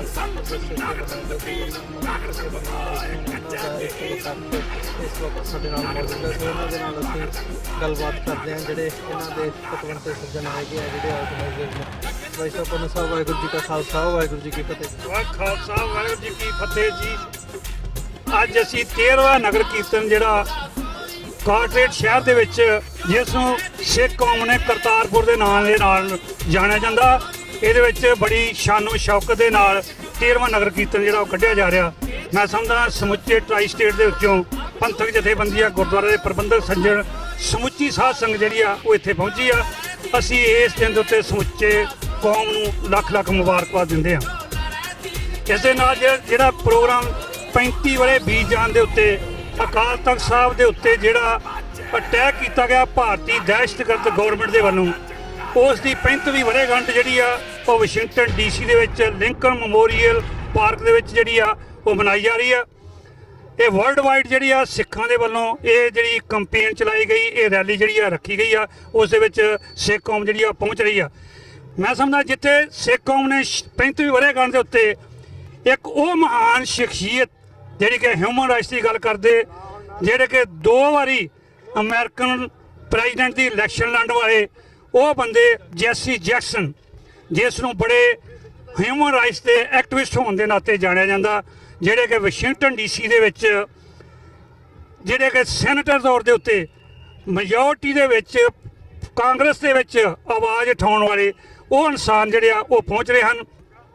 ਕਿੰਗ ਮਾਰਟਨ ਲੂਥਰ ਦੇ ਨਾਲ ਜਿਹੜੇ ਐਡਵਾਈਜ਼ਰ ਹੋਣ ਦੇ ਨਾਤੇ ਉਹ ਬੰਦਾ ਜਿਹਦੀ ਆਵਾਜ਼ ਜਿਹੜੀ ਆ ਆਪੋਜੀਸ਼ਨ ਹੋਵੇ ਜਾਂ ਦੁਨੀਆ ਦਾ ਹਰ ਕੋਨਾ ਹੈ, ਹਿਊਮਨ ਰਾਈਟਸ ਦੀ ਜਿਹੜੀ ਆਵਾਜ਼ ਆ ਉਹ ਲੋਕ ਸੁਣਦੇ ਹਨ, ਉਹ ਬੜੇ ਧੜੱਲੇ ਦੇ ਨਾਲ ਬੋਲ ਰਿਹਾ ਹੈ। ਮੈਂ ਸਮਝਦਾ ਸਿੱਖ ਕੌਮ ਵਾਸਤੇ ਇੱਕ ਬੜਾ ਸੁਨਹਿਰੀ ਮੌਕਾ ਹੈ।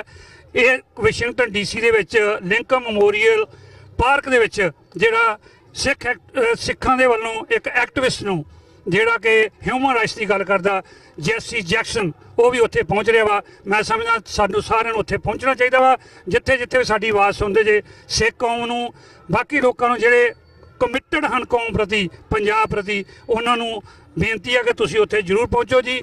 ਮੈਂ ਜਿੱਥੇ ਸੱਦਾ ਦੇ ਰਿਹਾ ਬਾਕੀ ਸਾਰੇ ਸਿੱਖ ਕੌਮ ਨੂੰ, ਉੱਥੇ TV 84 ਦਾ ਵੀ ਇਹ ਜਿਹੜੀ ਘਰ ਘਰ ਤੱਕ ਆਵਾਜ਼ ਹੱਕ ਸੱਚ ਦੀ ਆਵਾਜ਼ ਪਹੁੰਚਾਉਂਦੇ ਹਨ। ਮੈਂ ਸਮਝਦਾ ਬੜੇ ਕਮਿਟਡ ਹਨ। ਅਸੀਂ ਇਹਨਾਂ ਦੇ ਨਾਲ ਹਰ ਪਲ ਹਰ ਘੜੀ ਜਿਹੜੇ ਆ ਉਹ ਖੜੇ ਹਾਂ।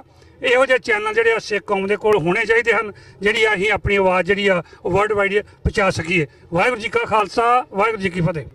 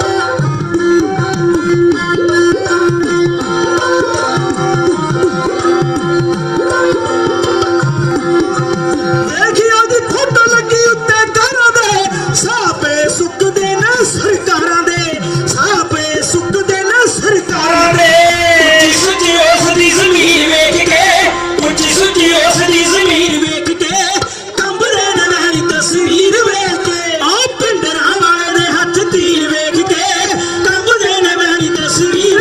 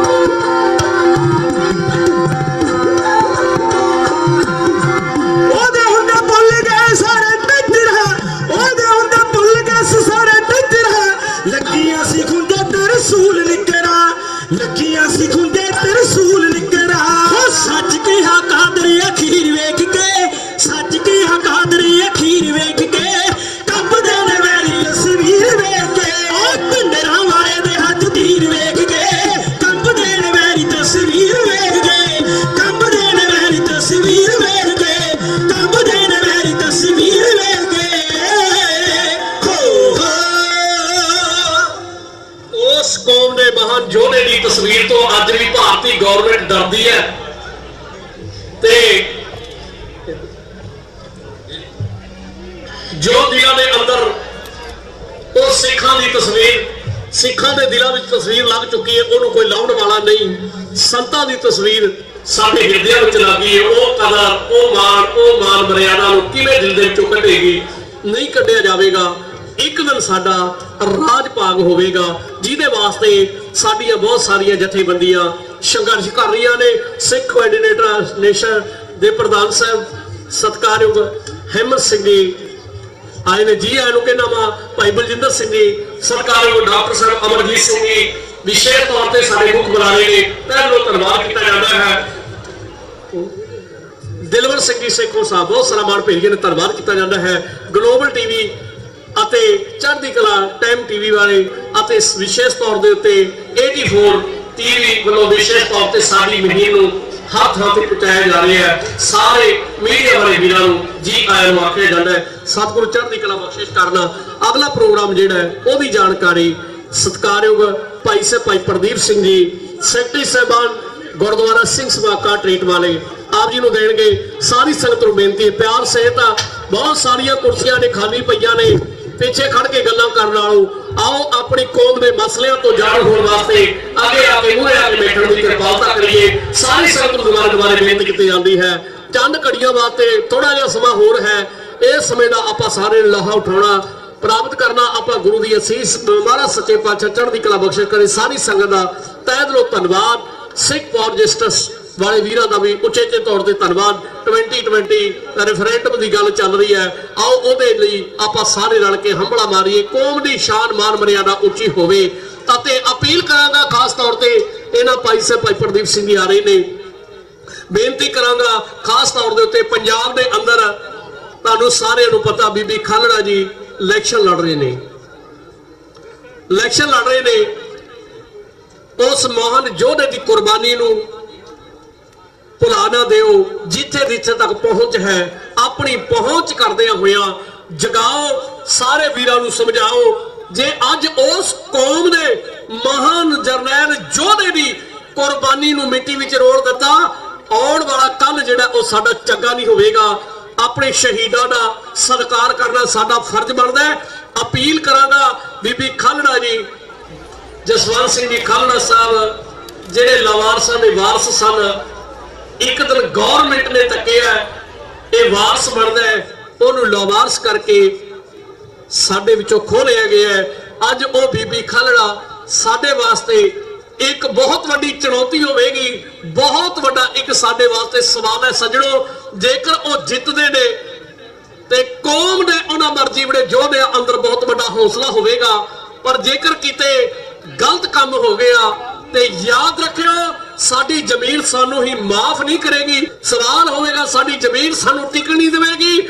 ਜਿੰਦੀ ਜ਼ਮੀਨ ਨੂੰ ਜਗਾਓ, ਜਿੱਥੇ ਤੱਕ ਤੁਹਾਡੀ ਪਹੁੰਚ ਹੈ ਉੱਥੇ ਤੱਕ ਖਬਰ ਪਹੁੰਚਾਓ। ਬੀਬੀ ਖਾਲੜਾ ਜਿੱਤੇ ਕਾਮਯਾਬ ਹੋਵੇ ਤੇ ਉਸ ਮਹਾਨ ਸ਼ਹੀਦ ਦੀ ਆਤਮਾ ਨੂੰ ਵੀ ਬਹੁਤ ਵੱਡੀ ਸ਼ਾਂਤੀ ਮਿਲੇਗੀ, ਜਿਨ੍ਹਾਂ ਨੇ ਸਾਡੀ ਕੌਮ ਵਾਸਤੇ ਬਹੁਤ ਵੱਡਾ ਪਰਉਪਕਾਰ ਕੀਤਾ। ਸਾਰੀ ਸੰਗਤ ਦਾ ਧੰਨਵਾਦ। ਸਤਿਕਾਰਯੋਗ ਭਾਈ ਪ੍ਰਦੀਪ ਸਿੰਘ ਜੀ ਅਗਲੇ ਪ੍ਰੋਗਰਾਮ ਦੀ ਜਾਣਕਾਰੀ ਦੇ ਰਹੇ ਨੇ। ਆਓ ਜੀ ਰਲ ਕੇ ਆਪਾਂ ਸਰਵਣ ਕਰੀਏ। ਇੰਨੀ ਸੇਵਾ ਪ੍ਰਵਾਨ ਕਰਨੀ ਪਿਆਰ ਸੇ ਸਾਰੇ ਆਖੋ ਜੀ ਵਾਹਿਗੁਰੂ ਜੀ ਕਾ ਖਾਲਸਾ, ਵਾਹਿਗੁਰੂ ਜੀ ਕੀ ਫਤਿਹ।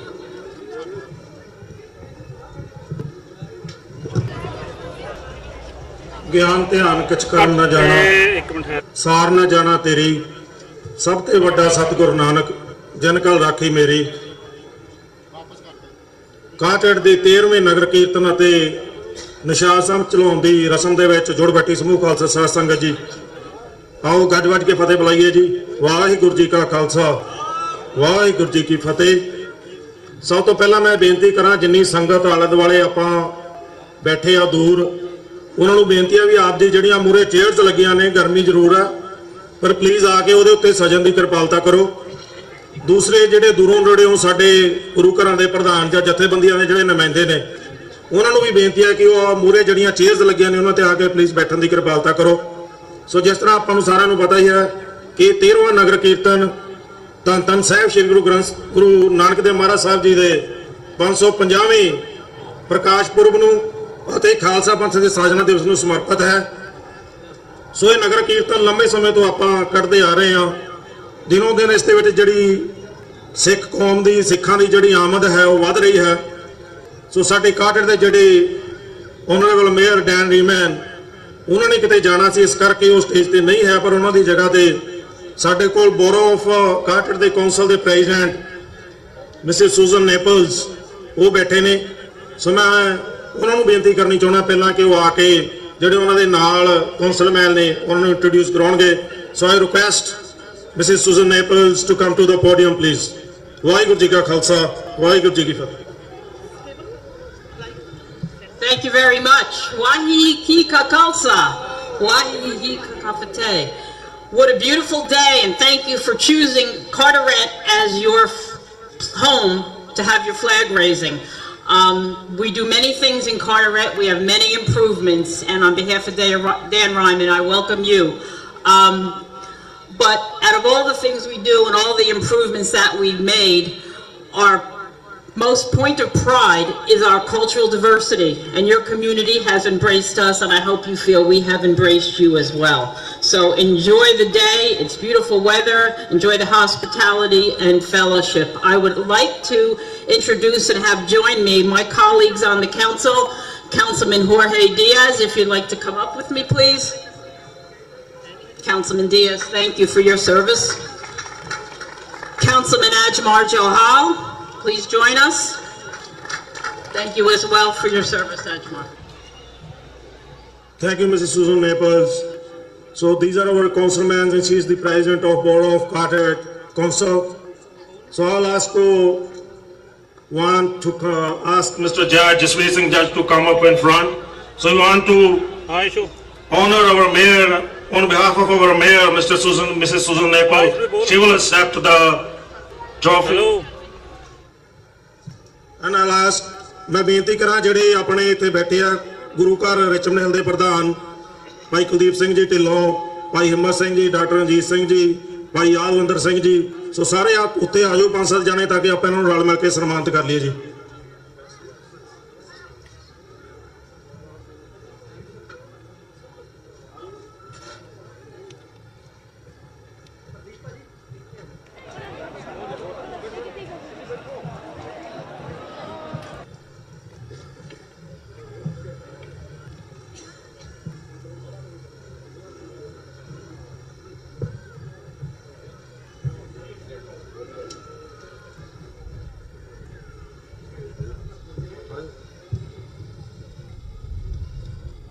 बोले सोनिहाल।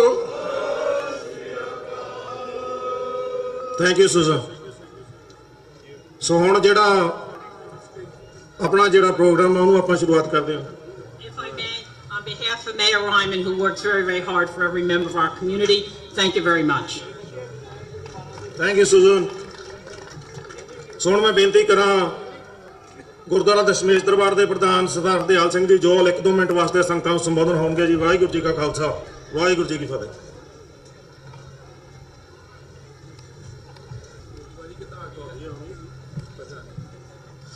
ਵਾਹਿਗੁਰੂ ਜੀ ਕਾ ਖਾਲਸਾ, ਵਾਹਿਗੁਰੂ ਜੀ ਕੀ ਫਤਿਹ।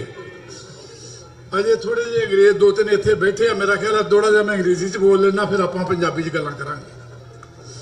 Good afternoon ladies and gentleman. This is my pleasure and privilege to welcome all the dignitaries from the borough. I wish Mayor should have been here, but anyway, our chief guest, Mr. Chima from England, is here. We welcome all the dignitaries, the representatives of the Gurdwaras and the association from the town and around the town and out of this country. And at the same time, I congratulate you from the heart on the auspicious and the happiest day on Vaisakhi. Normally this parade is held in April 14th, but we always in Carteret, out of convenient, host in May, and that's today 18th of May. And this parade is the 13th of its kind, and day by day we are getting more and more people and more enjoyment. And basically that's what is expected. Some years ago, almost 5 decades. When myself came here, I was by myself. And that was a dream that one day maybe Carteret becomes Kartarpur, which is today, it is the fact. And out of respect, I call Carteret Kartarpur.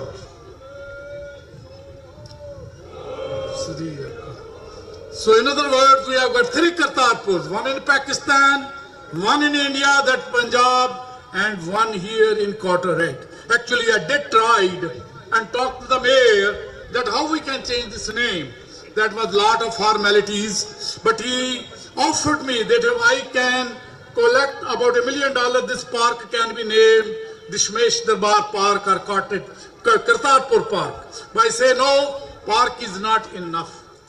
I want the name of the town changed. So that's still pending. I don't know when it's going to happen, if at all it's going to happen. Well, anyway, ਮੇਰਾ ਖਿਆਲ ਹੈ ਅੰਗਰੇਜ਼ੀ ਵਿੱਚ ਮੈਂ ਗੱਲਾਂ ਕਰ ਲਈਆਂ ਤੇ ਮੈਂ ਥੋੜਾ ਜਿਹਾ ਪੰਜਾਬੀ ਚ ਗੱਲਾਂ ਕਰ ਲਾਂ। ਕੀ ਖਿਆਲ ਆ? ਆਲਰਾਈਟ, ਵਿੱਚ ਵਿੱਚ ਅੰਗਰੇਜ਼ੀ ਵੀ ਬੋਲੀ ਜਾਏਗੀ ਪਰ ਕੋਈ ਵੱਡੀ ਗੱਲ ਨਹੀਂ। ਦੇਖੋ ਚੀਜ਼ ਇਹ ਆ ਕਿ ਆਪਾਂ ਇਕੱਠੇ ਹੋਏ ਆ, ਹੈਨਾ, ਔਰ ਇਹ ਇਕੱਠ ਦੇ ਵਿੱਚ ਸਾਡੀਆਂ ਬਹੁਤ ਮਲਟੀਪਲ ਇਸ਼ੂਜ਼ ਹੈਗੀਆਂ ਨੇ, ਬਹੁਤ ਜ਼ਿਆਦਾ ਨੇ।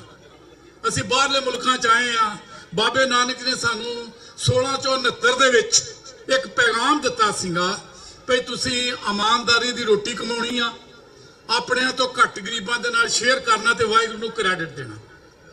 ਇਸੇ ਮੈਸੇਜ ਨੂੰ ਅਸੀਂ ਪ੍ਰਮੋਟ ਕਰਨ ਵਾਸਤੇ ਬਾਹਰਲੇ ਮੁਲਕਾਂ ਚ ਆਏ ਆ। ਔਰ ਜਿੱਥੇ ਜਿੱਥੇ ਵੀ ਆਲ ਓਵਰ ਦਾ ਗਲੋਬ, ਜਿੱਥੇ ਸਿੰਘ ਨੇ ਚੜ੍ਹਦੀਆਂ ਕਲਾਂ ਚ ਨੇ ਔਰ ਹਰ ਪਾਸਿਓਂ ਅੱਗੇ ਨੇ, ਫਾਈਨੈਂਸ਼ੀਅਲੀ ਸਟੇਬਲ ਨੇ, ਫੈਮਿਲੀ ਵਾਈਜ਼ ਸਟੇਬਲ ਨੇ, economically, financially, politically we are getting stronger. ਮੈਂ ਸਿਰਫ ਤੁਹਾਨੂੰ 2-3 ਮੈਸੇਜ ਦੇਣੇ ਆ ਫਰੋਮ ਕਮਿਊਨਿਟੀ, ਜੋ ਕਿ ਮੈਂ ਮਹਿਸੂਸ ਕੀਤਾ ਇੰਨੇ ਸਾਲਾਂ ਦੇ ਵਿੱਚ। ਸਭ ਤੋਂ ਪਹਿਲਾ ਜਿਹੜਾ ਮੈਸੇਜ ਆ ਉਹ ਇਹ ਆ ਕਿ ਤੁਸੀਂ ਬਹੁਤ ਇਨਵੈਸਟਮੈਂਟ ਕਰਦੇ ਹੋ, ਬਹੁਤ ਬਿਜ਼ਨਸ ਨੇ ਤੁਹਾਡੇ, but the biggest investment is the education. Education, education and education. Does not matter ਕਿ ਤੁਸੀਂ ਕੱਲ ਨੂੰ ਨੌਕਰੀ ਕਰਨੀ ਆ, ਤੁਸੀਂ ਆਪਣਾ ਬਿਜ਼ਨਸ ਕਰਨਾ ਆ, ਭਾਈਚਾਰੇ 'ਚ ਵਰਤਣਾ ਨਾ, ਅਮਰੀਕਾ ਦਾ ਵਿੱਚ ਗੋਰਿਆਂ ਦਾ ਮੁਕਾਬਲਾ ਕਰਨਾ, ਉਹਨਾਂ ਦੇ ਵਿੱਚ ਬਹਿਣਾ, ਉਹਨਾਂ ਨੂੰ ਪਤਾ ਲੱਗੇ ਵੀ ਅਸੀਂ ਕੌਣ ਆ। Education is the main purpose. So please ਹਮੇਸ਼ਾ 2 ਪੈਸੇ ਬਚਣ, 4 ਪੈਸੇ ਬਚਣ। ਵੈਸੇ ਤਾਂ ਇਸ ਗਵਰਨਮੈਂਟ ਦੇ ਵਿੱਚ ਅਗਰ ਕੋਈ ਪੜ੍ਹਨ ਵਾਲਾ ਨਿਆਣਾ ਹੋਵੇ ਤਾਂ ਉਹਨੂੰ ਪੈਸਿਆਂ ਦੀ ਕਮੀ ਨਹੀਂ, ਲੋਨ ਵਗੈਰਾ ਮਿਲ ਜਾਂਦੇ ਨੇ, ਪਰ ਪੇਰੈਂਟਸ ਦੀ ਐਫਰਟ ਦੀ ਬੜੀ ਜ਼ਰੂਰਤ ਆ। ਨੰਬਰ 2 ਜਿਹੜਾ ਮੈਂ ਤੁਹਾਨੂੰ ਮੈਸੇਜ ਦੇਣਾ ਉਹ ਇੱਕ ਯੂਨਿਟੀ। ਇਹ ਮੈਂ ਹੱਥ ਜੋੜ ਕੇ ਬੇਨਤੀ ਕਰਾਂਗਾ, ਸਰਦਾਰ ਸਾਰੇ ਲੀਡਰ ਨੇ, ਬੜੀਆਂ ਐਸੋਸੀਏਸ਼ਨਸ ਨੇ, ਬਹੁਤ ਮੁਹਿੰਮਾਂ ਚੱਲ ਰਹੀਆਂ ਨੇ। ਹੁਣ 2020 ਵੀ ਜ਼ੋਰਾਂ ਦੇ ਵਿੱਚ ਆ। ਸਾਨੂੰ ਕਿਸੇ ਦੀ ਕ੍ਰਿਟਿਸਿਜ਼ਮ ਕਰਨ ਦੀ ਜ਼ਰੂਰਤ ਨਹੀਂ, ਪਰ ਉਹਨਾਂ ਨੂੰ ਸਪੋਰਟ ਕਰਨ ਦੀ ਜ਼ਰੂਰਤ ਆ। ਜੇ ਤੁਸੀਂ ਫਾਈਨੈਂਸ਼ੀਅਲੀ ਹਾਂ ਚ ਹਾਂ ਨਹੀਂ ਵੀ ਮਿਲਾ ਸਕਦੇ, ਕਮ ਸੇ ਕਮ ਕ੍ਰਿਟਿਸਾਈਜ਼ ਨਾ ਕਰੋ। ਗਿਵ ਇਟ ਕੰਸਟਰਕਟਿਵ ਕ੍ਰਿਟਿਸਿਜ਼ਮ ਤਾਂ ਕਿ ਤੁਸੀਂ ਆਪਣੇ ਆਪ ਨੂੰ ਇੰਪਰੂਵ ਕਰ ਸਕੋ। ਇਹ 2 ਨੰਬਰ ਸੀ। ਨੰਬਰ 3, ਕਿਉਂਕਿ ਮੈਂ ਜ਼ਿਆਦਾ ਟਾਈਮ ਨਹੀਂ ਲੈਣਾ, ਮੈਨੂੰ ਨਹੀਂ ਪਤਾ ਕਿੰਨੇ ਕੁ ਬੁਲਾਰੇ ਹੈਗੇ ਆ। ਨੰਬਰ 3, ਇਹ ਮੈਂ ਫਿਰ ਤੁਹਾਨੂੰ ਹੱਥ ਜੋੜ ਕੇ ਬੇਨਤੀ ਕਰਾਂਗਾ ਕਿ ਅਸੀਂ ਬੁੱਢੇ ਬੰਦੇ ਹੋ ਗਏ ਆ, ਸਾਡੇ ਕੋਲ ਯੰਗ ਬਲੱਡ ਬਹੁਤ ਆ, ਐਜੂਕੇਟਡ ਨੇ, ਇੰਜੀਨੀਅਰਸ ਨੇ, ਅਟਰਨੀਜ਼ ਨੇ, ਡਾਕਟਰਸ ਨੇ, so and so forth. There is no limit to it. Please think it over ਕਿ ਅਸੀਂ ਲੋਕਲ ਪੋਲਿਟਿਕਸ ਦੇ ਵਿੱਚ more actively participate ਕਰੀਏ। ਜਿੱਥੇ ਅਸੀਂ ਲੋਕਾਂ ਨੂੰ ਜਾ ਕੇ ਕਹਿੰਦੇ ਆ ਸਾਨੂੰ 14 ਅਗਸਤ ਦਾ ਸਿੱਖ ਡੇ ਰਿਕਮੈਂਡ ਕਰ ਦਿਓ, ਅਨਾਉਂਸ ਕਰ ਦਿਓ, ਜੋ ਮਰਜ਼ੀ ਕਰ ਦਿਓ, ਅਸੀਂ ਖੁਦ ਉਹਦੇ ਵਿੱਚ ਡਿਸੀਜਨ ਮੇਕਿੰਗ ਦੇ ਵਿੱਚ ਪ੍ਰੋਸੈਸ ਦੇ ਵਿੱਚ ਕਿਉਂ ਨਹੀਂ ਹੁੰਦੇ? What is wrong with us? We are financially weak, or we are not educated, or we are not mannered? We don't have a common sense? Of course not. ਇਸ ਕਰਕੇ ਇਹ ਮੇਰੀ ਤੀਜੀ ਜਿਹੜੀ ਰਿਕੁਐਸਟ ਆ, ਲੋਕਲ ਪੋਲਿਟਿਕਸ ਦੇ ਵਿੱਚ ਤੁਸੀਂ ਅਗਰ ਇੰਟਰਫੇਅਰ ਕਰੋਗੇ, ਉਹਦੇ ਵਿੱਚ ਪਾਰਟਿਸਿਪੇਟ ਕਰੋਗੇ, ਉਹ ਦਿਨ ਦੂਰ ਨਹੀਂ ਜਦੋਂ ਐਸੇ ਟਾਊਨ ਦੇ ਵਿੱਚ ਤੁਹਾਡਾ ਆਪਣਾ ਮੇਅਰ ਵੀ ਬੈਠੇਗਾ।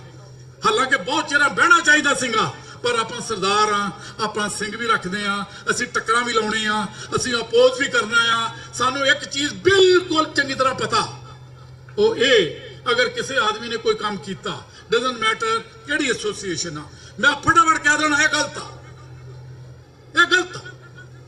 ਠੀਕ ਕੀ ਆ ਉਹ ਮੈਨੂੰ ਪਤਾ ਨਹੀਂ। तो प्लीज ये मेरी रिक्वेस्ट आ, मैं बुढ़ा बंदा हाँ पर मेरे च जोश आ और मैनू दर्द आ अपनी कम्यूनिटी का। अगर दास नूं कदे भी किते भी किसी भी एसोसीएशन दे विच किसी भी मूवमेंट दे विच पार्टिसिपेट करने का मौका मिलेगा, that will be my player. Really I thankful कि तुसां बड़े आराम नाल इस बुढ़े बंदे दीयां गल्लां सुनियां, पर please put into practice. Waheguru ji का खालसा, वाहिगुरू जी की फतेह।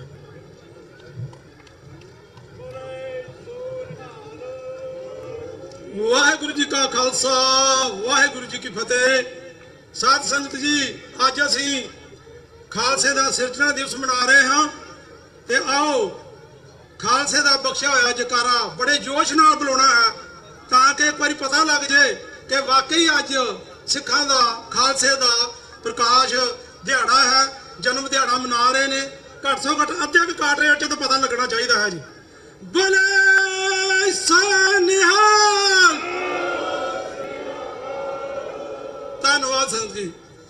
ਹੁਣ ਸਿੱਖ ਕਲਚਰ ਸੁਸਾਇਟੀ ਦੇ ਸਾਬਕਾ ਪ੍ਰਧਾਨ ਭਾਈ ਗੁਰਦੇਵ ਸਿੰਘ ਕੰਗ ਹੋਣਾ ਨੂੰ ਬੇਨਤੀ ਕੀਤੀ ਜਾਂਦੀ ਹੈ ਕਿ ਉਹ 2 ਮਿੰਟ ਵਾਸਤੇ ਆਣ ਕੇ ਆਪਣੇ ਵਿਚਾਰ ਸਾਂਝੇ ਕਰਨ ਜੀ। ਭਾਈ ਗੁਰਦੇਵ ਸਿੰਘ ਜੀ ਕੰਗ, ਸਾਬਕਾ ਪ੍ਰਧਾਨ ਸਿੱਖ ਕਲਚਰ ਸੁਸਾਇਟੀ ਨਿਊਯਾਰਕ।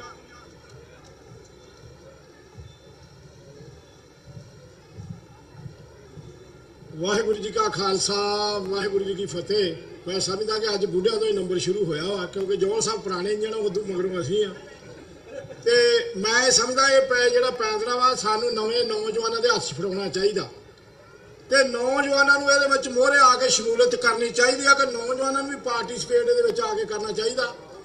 ਅੱਜ ਦਾ ਇਹ ਜੋ ਨਗਰ ਕੀਰਤਨ ਜੋ ਕਿ ਵਿਸਾਖੀ ਨੂੰ ਸਾਡੇ ਖਾਲਸਾ ਪੰਥ ਨੂੰ ਸਾਜਨਾ ਦਿਵਸ ਨੂੰ ਸਮਰਪਿਤ ਆ, ਇਹਦੇ ਵਿੱਚ ਮੈਂ ਸਮਝਦਾ ਕਿ ਇਸ ਕਾਠਗੜ੍ਹ ਦੀ ਧਰਤੀ ਦੇ ਉੱਤੇ ਜੋ ਦੋਵੇਂ ਗੁਰੂ ਘਰ ਮੋਹਰੇ ਹੋ ਕੇ ਗੁਰਦੁਆਰਾ ਦਸ਼ਮੇਸ਼ ਦਰਬਾਰ ਤੇ ਗੁਰਦੁਆਰਾ ਸਿੰਘ ਸਭਾ ਇਹ ਹਰ ਸਾਲ ਦੀ ਤਰ੍ਹਾਂ ਨਗਰ ਕੀਰਤਨ ਕਰਦੇ ਆ। ਮੈਂ ਸਮਝਦਾ ਕਿ ਇਹਨਾਂ ਦੀ ਪ੍ਰਾਪਤੀ ਆ। ਇੱਥੇ ਸਿੱਖਾਂ ਦੀ ਆਪਣੀ ਆਇਡੈਂਟੀ ਦੀ ਜ਼ਰੂਰਤ ਆ, ਕਿਉਂਕਿ ਸਿੱਖਾਂ ਨੂੰ ਆਪਣੀ ਪਛਾਣ ਬਣਾਉਣ ਦੀ ਬਹੁਤ ਜ਼ਰੂਰਤ ਆ।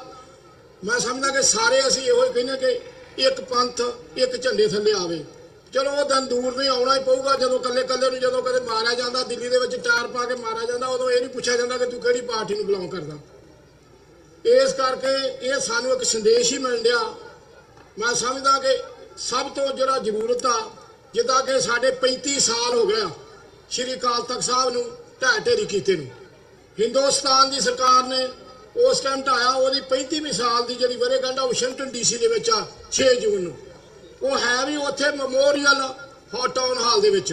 ਤੇ ਮੈਂ ਸਮਝਦਾ ਕਿ ਸਮੂਹ ਗੁਰਦੁਆਰਾ ਪ੍ਰਬੰਧਕ ਕਮੇਟੀਆਂ, ਪੰਥਕ ਜਥੇਬੰਦੀਆਂ ਉਸ ਦਿਨ ਉਹਦੇ ਵਿੱਚ ਜ਼ਰੂਰ ਪਹੁੰਚੋ ਤਾਂ ਕਿ ਅਸੀਂ ਵਾਸ਼ਿੰਗਟਨ DC ਦੇ ਵਿੱਚ ਜਿੱਥੇ ਅਸੀਂ ਆਪਣੇ ਨਿਊਯਾਰਕ, ਨਿਊ ਜਰਸੀ ਦੇ ਵਿੱਚ ਆਪਣੇ ਆਪ ਨੂੰ ਸਿੱਖਾਂ ਦੀ ਆਇਡੈਂਟੀ ਦਾ ਪ੍ਰਦਰਸ਼ਨ ਕਰਦੇ ਆ, ਅਸੀਂ ਉੱਥੇ ਜਾ ਕੇ ਆਪਣਾ ਪ੍ਰਦਰਸ਼ਨ ਕਰੀਏ ਕਿ ਸਿੱਖ ਇੱਕ ਵੱਖਰੀ ਕੌਮ ਆ।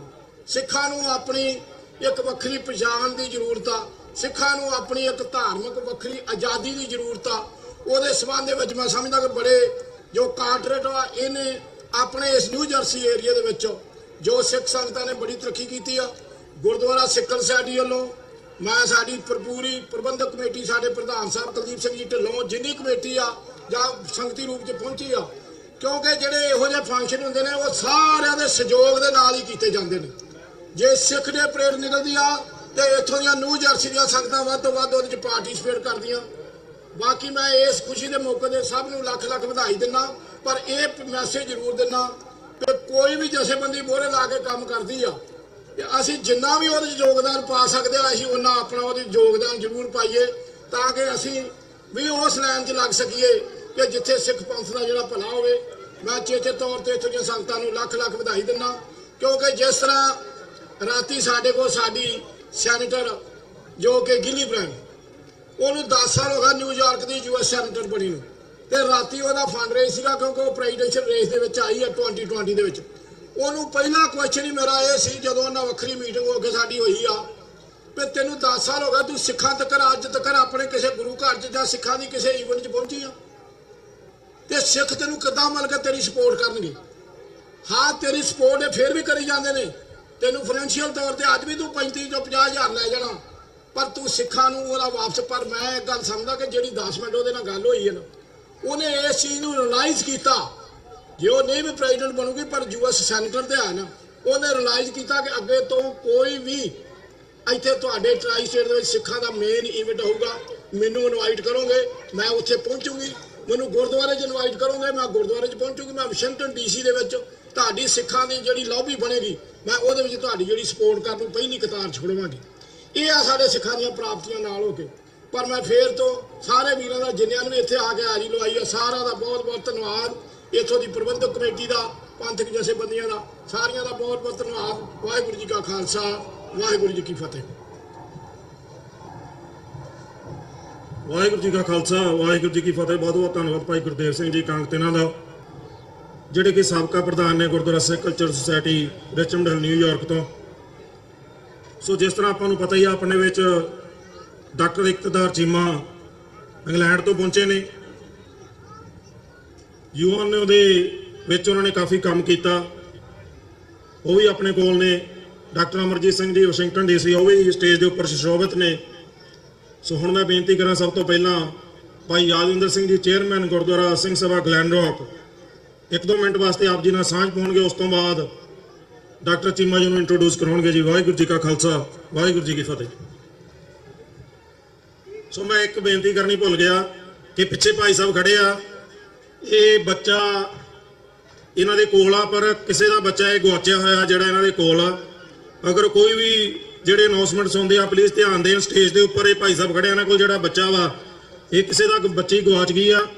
ਸੋ ਇਹ ਜਿਨ੍ਹਾਂ ਦੀ ਵੀ ਬੱਚੀ ਆ, ਉਹ ਸਟੇਜ ਤੋਂ ਆ ਕੇ ਪਿੱਛੇ ਆ ਕੇ ਮਤਲਬ ਉਹਨੂੰ ਲੈ ਜਾਣ, ਕਿਉਂਕਿ ਬੱਚੀ ਰੋ ਰਹੀ ਆ। ਸੋ ਦੂਸਰਾ ਮੈਂ ਇੱਕ ਹੋਰ ਬੇਨਤੀ ਕਰਾਂ ਕਿ ਜਿਹੜੀਆਂ ਬੀਬੀਆਂ ਗੁਰੂ ਮਹਾਰਾਜ ਦੇ ਸਰੂਪ ਦੇ ਅੱਗੇ ਅੱਗੇ ਝਾੜੂ ਦੇ ਨਾਲ ਸਫਾਈ ਦੀ ਜਿਹੜੀ ਸੇਵਾ ਕਰ ਰਹੀਆਂ ਸੀ, ਉਸ ਦੇ ਵਿੱਚੋਂ ਕੁਝ ਬੀਬੀਆਂ ਦੇ ਜਿਹੜੇ ਜੋੜੇ ਨੇ, ਉਹਨਾਂ ਨੇ ਕਿਸੇ ਬੱਚੇ ਦੇ ਸਟ੍ਰੋਲਰ ਦੇ ਵਿੱਚ ਰੱਖੇ ਸੀ ਉੱਥੇ, ਪਰ ਉਹਨਾਂ ਨੂੰ ਉਹ ਜੋੜੇ ਨਹੀਂ ਮਿਲੇ। ਸੋ ਜਿਨ੍ਹਾਂ ਦੇ ਵੀ ਸਟ੍ਰੋਲਰ ਦੇ ਵਿੱਚ ਉਹ ਜੋੜੇ ਨੇ, ਉਹ ਸਟੇਜ ਤੋਂ ਸੱਜੇ ਹੱਥ ਆ ਕੇ ਜਿਹੜੇ ਆ ਜੋੜੇ ਪਹੁੰਚਦੇ ਕਰ ਦਿਓ, ਕਿਉਂਕਿ ਗਰਮੀ ਜ਼ਿਆਦਾ, ਨੰਗੇ ਪੈਰੀ ਬੀਬੀਆਂ ਤੁਰੀਆਂ ਫਿਰਦੀਆਂ।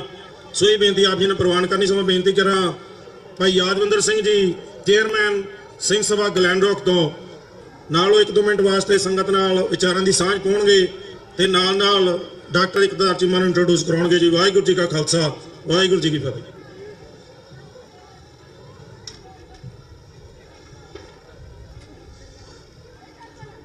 ਗੁਰੂ ਰੂਪ ਖਾਲਸਾ ਜੀ, ਵਾਹਿਗੁਰੂ ਜੀ ਕਾ ਖਾਲਸਾ, ਵਾਹਿਗੁਰੂ ਜੀ ਕੀ ਫਤਿਹ।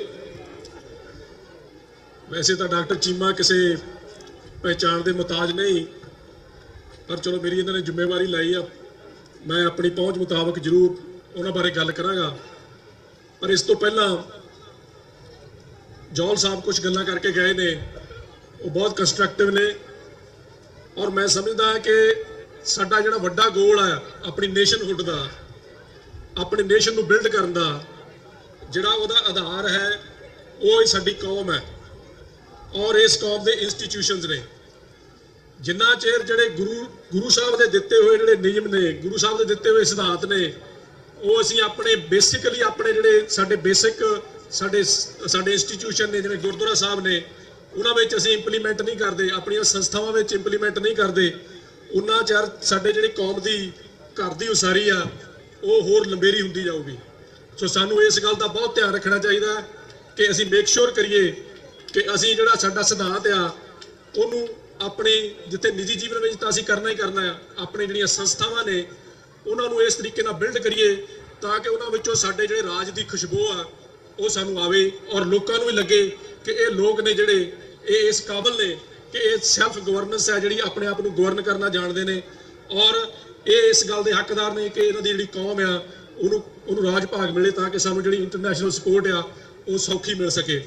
ਇੱਕ ਗੱਲ ਜਿਹੜੀ ਕਿ ਬਹੁਤ ਕ੍ਰਿਟੀਕਲ ਆ ਸਾਡੇ ਇੱਥੋਂ ਦੇ ਜਿਹੜੇ ਸਿੱਖ ਨੇ ਉਹਨਾਂ ਵਾਸਤੇ, ਜਿਵੇਂ ਅੱਜ ਅਸੀਂ ਇਕੱਠ ਕੀਤਾ ਆ, ਇਹ ਇਕੱਠ ਸਾਡੀ ਇੱਕ ਸਟਰੈਂਥ ਦਾ ਪ੍ਰਤੀਕ ਆ ਕਿ ਸਾਡੀ ਵੱਖ-ਵੱਖ ਸ਼ਹਿਰਾਂ ਦੇ ਵਿੱਚ ਸਾਡੀ ਕਿੰਨੀ ਸਟਰੈਂਥ ਆ, ਅਸੀਂ ਪੋਲੀਟੀਕਲੀ ਕਿੰਨੇ ਐਕਟਿਵ ਆ ਔਰ ਜਿਹੜੀ ਪੋਲੀਟੀਕਲ ਸਿਸਟਮ ਹੈ ਇੱਥੋਂ ਦਾ ਉਹਦੇ ਵਿੱਚ ਇਨਵੋਲਵ ਹੋਣ ਲਈ ਮੈਂ ਸਮਝਦਾ ਆ ਕਿ ਸਾਡਾ ਬੇਸਿਕ ਆਰਗੇਨਾਈਜ਼ੇਸ਼ਨ ਸਟਰਕਚਰ ਚਾਹੀਦਾ ਆ।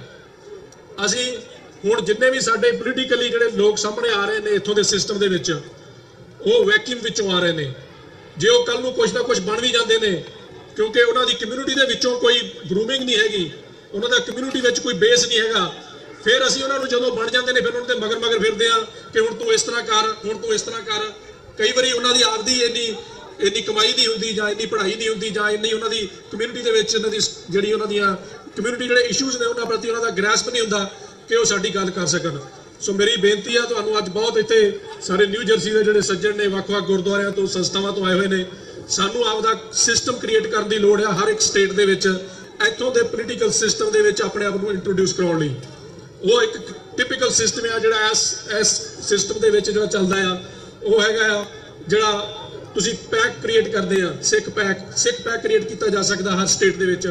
ਉਹਦੇ ਥਰੂ ਅਸੀਂ ਜਿਹੜੇ ਪੋਲੀਟੀਸ਼ੀਅਨ ਨੇ, ਜਿਵੇਂ ਹੁਣੇ ਭਾਈ ਗੁਰਦੇਵ ਸਿੰਘ ਹੋਰਾਂ ਨੇ ਦੱਸਿਆ ਕਿ ਅਸੀਂ ਫੰਡ ਰੇਜ਼ ਕੀਤਾ ਸੀ, ਰਾਤੀ ਉਸ ਫੰਡ ਰੇਜ਼ ਵਿੱਚ ਸੀਗੇ, ਪਰ ਜਿੰਨਾ ਕੇਆਸ ਉਸ ਫੰਡ ਰੇਜ਼ ਵਿੱਚ ਸੀਗਾ ਮੇਰਾ ਖਿਆਲ ਮੈਂ ਨਹੀਂ ਦੇਖਿਆ ਕਿਸੇ ਹੋਰ ਫੰਕਸ਼ਨ ਦੇ ਵਿੱਚ ਹੋਵੇ। ਸਾਡੇ ਲੋਕਾਂ ਨੂੰ ਫੋਟੋਆਂ ਖਿਚਾਉਣ ਦਾ ਸ਼ੌਕ ਜ਼ਿਆਦਾ ਸੀਗਾ, ਆਪਦੀ ਗੱਲਬਾਤ ਦੱਸਣ ਦਾ, ਆਪਣੇ ਇਸ਼ੂ ਦੱਸਣ ਦਾ ਘੱਟ ਸੀਗਾ। ਮੇਰਾ ਖਿਆਲ ਦੇ ਵਿੱਚ ਜਿੰਨਾ ਚਿਰ ਅਸੀਂ ਕੋਈ ਆਪਦਾ ਸਿਸਟਮ ਇਵੋਲਵ ਨਹੀਂ ਕਰਦੇ, ਅਸੀਂ ਲੋਕਾਂ ਨੂੰ ਪੈਸੇ ਦਿੰਦੇ ਰਵਾਂਗੇ, ਕਾਂਗਰਸਮੈਨਾਂ ਨੂੰ, ਸੈਨੇਟਰਾਂ ਨੂੰ, ਪਰ ਜਿਹੜੀ ਸਾਡੀ ਗੱਲ ਆ ਉਹ ਨਹੀਂ ਸੁਣਨਗੇ ਕਿਉਂਕਿ ਅਸੀਂ ਇੰਡੀਵਿਜੂਅਲੀ ਕਰ ਰਹੇ ਹਾਂ। ਜਿੰਨਾ ਚਿਰ ਅਸੀਂ ਕੌਮੀ ਤੌਰ ਦੇ ਉੱਤੇ ਕਿਸੇ ਆਰਗੇਨਾਈਜ਼ ਸਟਰਕਚਰ ਦੇ ਅੰਡਰ ਇਹ ਕੰਮ ਨਹੀਂ ਕਰਾਂਗੇ ਉਨਾ ਚਿਰ ਸਾਡੀ ਗਤੀ ਨਹੀਂ ਹੋਣੀ ਇਸ ਸਿਸਟਮ ਦੇ ਵਿੱਚ। ਸੋ ਮੇਰੀ ਬੇਨਤੀ ਆ ਕਿ ਅਸੀਂ ਇਸ ਗੱਲ ਵੱਲ ਜ਼ਰੂਰ ਧਿਆਨ ਦਈਏ ਔਰ ਆਉਣ ਵਾਲੇ ਸਮੇਂ 'ਚ ਇਹਦੇ ਤੇ ਕੋਈ ਨਾ ਕੋਈ ਜ਼ਰੂਰ ਵਰਕਆਊਟ ਕਰੀਏ। ਡਾਕਟਰ ਚੀਮਾ ਬਾਰੇ ਜਿਵੇਂ ਮੈਂ ਦੱਸਿਆ ਹੀ ਆ ਕਿ ਉਹ ਵੱਖ-ਵੱਖ ਤੁਸੀਂ ਉਹਨਾਂ ਨੂੰ ਸੋਸ਼ਲ ਮੀਡੀਆ ਰਾਹੀਂ ਬਹੁਤ ਜ਼ਿਆਦਾ ਜਾਣਦੇ ਹੋ, ਪਰ ਇੱਕ ਬੜੀ ਯੂਨੀਕ ਗੱਲ ਡਾਕਟਰ ਸਾਹਿਬ ਬਾਰੇ ਜਿਹੜੀ ਕਿ ਅਸੀਂ ਸਿੱਖ ਕੌਮ ਨੂੰ ਵੀ ਚੰਗੀ ਤਰ੍ਹਾਂ ਨਹੀਂ ਦੱਸ ਸਕੇ, ਉਹ ਇਹ ਆ ਕਿ ਇਹਨਾਂ ਨੇ 2017 ਵਿੱਚ, ਕਿਉਂਕਿ ਇਹ ਜਿਹੜਾ ਯੂਐਨ ਜਿਹੜੀ ਹਿਊਮਨ ਰਾਈਟ ਆ ਉਹਦਾ ਜਿਹੜਾ ਐਡਵਾਈਜ਼ਰੀ ਬੋਰਡ ਆ ਇਹ ਉਹਦੇ ਮੈਂਬਰ ਨੇ, ਉਹਦੇ ਵਿੱਚ ਜਿਹੜਾ ਫੇਥ ਰਾਈਟਸ ਦੀ ਜਦੋਂ ਗੱਲ ਆਈ ਆ ਉਹਦੇ ਉੱਤੇ ਜਿਹੜਾ ਸਾਰੀ ਦੁਨੀਆ ਦੇ ਵਿੱਚ ਯੂਐਨ ਨੇ ਡੈਕਲੇਰੇਸ਼ਨ ਕਰਨੀ ਸੀਗੀ, ਉਹਦੇ ਵਿੱਚ ਇਹਨਾਂ ਨੇ ਸਿੱਖਾਂ ਦਾ ਜਿਹੜਾ ਵਿੱਚ ਹਾਜ਼ਰੀ ਲਵਾਈ ਆ, ਸਿੱਖਾਂ ਦਾ ਜਿਹੜਾ ਸਿੱਖ ਫੇਥ ਦਾ ਸਿੱਖ ਧਰਮ ਬਾਰੇ ਜਿਹੜਾ ਵਿੱਚ ਐਡ ਕਰਾਇਆ। ਮੈਂ ਸਮਝਦਾ ਕਿ ਉਹਦੇ ਬਾਰੇ ਅਸੀਂ ਇਹਨਾਂ ਦੇ ਦੇਣਦਾਰ ਆ ਸਿੱਖ ਕੌਮ ਵੱਲੋਂ, ਔਰ ਮੈਂ ਸਮਝਦਾ ਕਿ ਉਹ ਇਹਨਾਂ ਦੀ ਬੜੀ ਵੱਡੀ ਪ੍ਰਾਪਤੀ ਆ ਸਿੱਖ ਕੌਮ ਲਈ।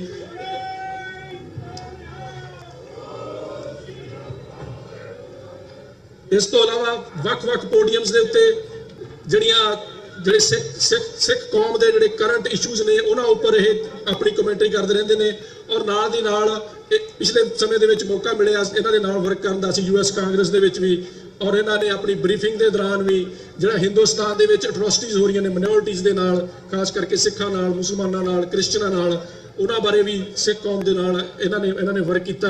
ਸੋ ਮੈਂ ਇਹਨਾਂ ਦਾ ਬਹੁਤ-ਬਹੁਤ ਧੰਨਵਾਦ ਕਰਦਾ। ਇਹਨਾਂ ਨੇ ਬੜੀ ਸ਼ਿੱਦਤ ਦੇ ਨਾਲ ਇਹ ਸਾਡੀ ਕੌਮ ਨੂੰ ਇੱਕ ਭਰਾ ਮਿਲਿਆ ਹੋਇਆ ਆ, ਮੈਂ ਸਮਝਦਾ, ਜਿਹੜਾ ਕਿ ਸਾਡੀ ਕੌਮ ਦੇ ਨਾਲ ਮੋਢਾ ਨਾਲ ਮੋਢਾ ਜੋੜ ਕੇ ਹਰ ਮੋੜ ਤੇ ਸਾਡੇ ਨਾਲ ਖੜਦਾ। ਸੋ ਸਾਨੂੰ ਇਹਨਾਂ ਦਾ ਵੱਧ ਚੜ ਕੇ ਆਉਣ ਵਾਲੇ ਸਮੇਂ ਦੇ ਵਿੱਚ ਸਨਮਾਨ ਵੀ ਕਰਨਾ ਚਾਹੀਦਾ, ਔਰ ਇਹਨਾਂ ਨੂੰ ਜਿਹੜੀ ਉਹਦੀ ਬਣਦਾ ਮਾਣ ਸਤਿਕਾਰ ਆ ਉਹ ਜ਼ਰੂਰ ਦੇਣਾ ਚਾਹੀਦਾ। ਸੋ ਮੈਂ ਹੁਣ ਡਾਕਟਰ ਚੀਮਾ ਦੇ ਤੇ ਤੁਹਾਡੇ ਵਿੱਚ ਜ਼ਿਆਦਾ ਚਿਰ ਨਾ ਰਹਿੰਦਾ ਹੋਇਆ ਉਹਨੂੰ ਬੇਨਤੀ ਕਰਾਂਗਾ ਕਿ ਉਹ ਸਟੇਜ ਤੇ ਆਉਣ ਤੇ ਆਪਣੀ ਜਿਹੜੀ ਗੱਲ ਆ ਉਹ ਸੰਗਤ ਦੇ ਨਾਲ ਕਰਨ। ਵਾਹਿਗੁਰੂ ਜੀ ਕਾ ਖਾਲਸਾ, ਵਾਹਿਗੁਰੂ ਜੀ ਕੀ ਫਤਿਹ।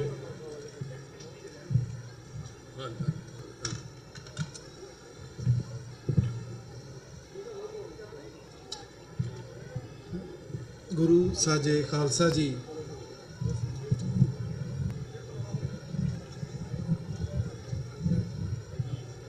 ਸ਼ਹੀਦ ਪਿਤਾ ਦੇ ਪੁੱਤਰ ਤੇ ਸ਼ਹੀਦ ਪੁੱਤਰਾਂ ਦੇ ਪਿਤਾ ਦਸਵੇਂ ਪਾਤਸ਼ਾਹ ਦੀ ਬਖਸ਼ੀ ਹੋਈ ਫਤਿਹ ਪ੍ਰਵਾਨ ਹੋਵੇ। ਵਾਹਿਗੁਰੂ ਜੀ ਕਾ ਖਾਲਸਾ, ਵਾਹਿਗੁਰੂ ਜੀ ਕੀ ਫਤਿਹ। ਧੁੱਪ ਕਾਫੀ ਹੈ ਤੇ ਕੁਝ ਲੋਕ ਇੱਧਰ ਉੱਧਰ ਫਿਰ ਵੀ ਰਹੇ ਨੇ, ਪਰ ਫਤਿਹ ਦੀ ਸਾਂਝ ਜ਼ੋਰਦਾਰ ਹੋਣੀ ਚਾਹੀਦੀ ਹੈ। એનર્ਜੀ ਇੰਨੀ ਲੋ ਤਾਂ ਨਹੀਂ ਤੁਹਾਡੀ। ਸੋ ਫਿਰ ਤੋਂ ਵਾਹਿਗੁਰੂ ਜੀ ਕਾ ਖਾਲਸਾ, ਵਾਹਿਗੁਰੂ ਜੀ ਕੀ ਫਤਿਹ।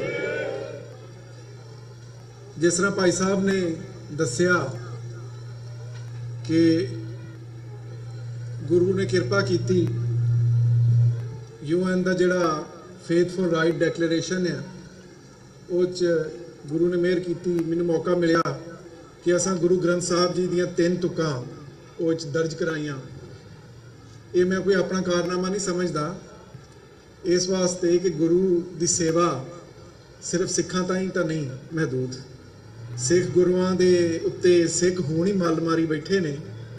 ਪਾਰਟੀਸ਼ਨ ਤੋਂ ਪਹਿਲਾਂ ਤਾਂ ਪੂਰੇ ਪੰਜਾਬ 'ਚ ਭਾਵੇਂ ਉਹ ਮੁਸਲਮਾਨ ਹੋਣ ਭਾਵੇਂ ਸਿੱਖ ਹੋਣ, ਹਰ ਕੋਈ ਗਾਉਂਦਾ ਫਿਰਦਾ ਸੀ, ਬਾਬਾ ਨਾਨਕ ਸ਼ਾਹ ਫਕੀਰ, ਸਿੱਖਾਂ ਦਾ ਗੁਰੂ ਮੁਸਲਮਾਨਾਂ ਦਾ ਪੀਰ।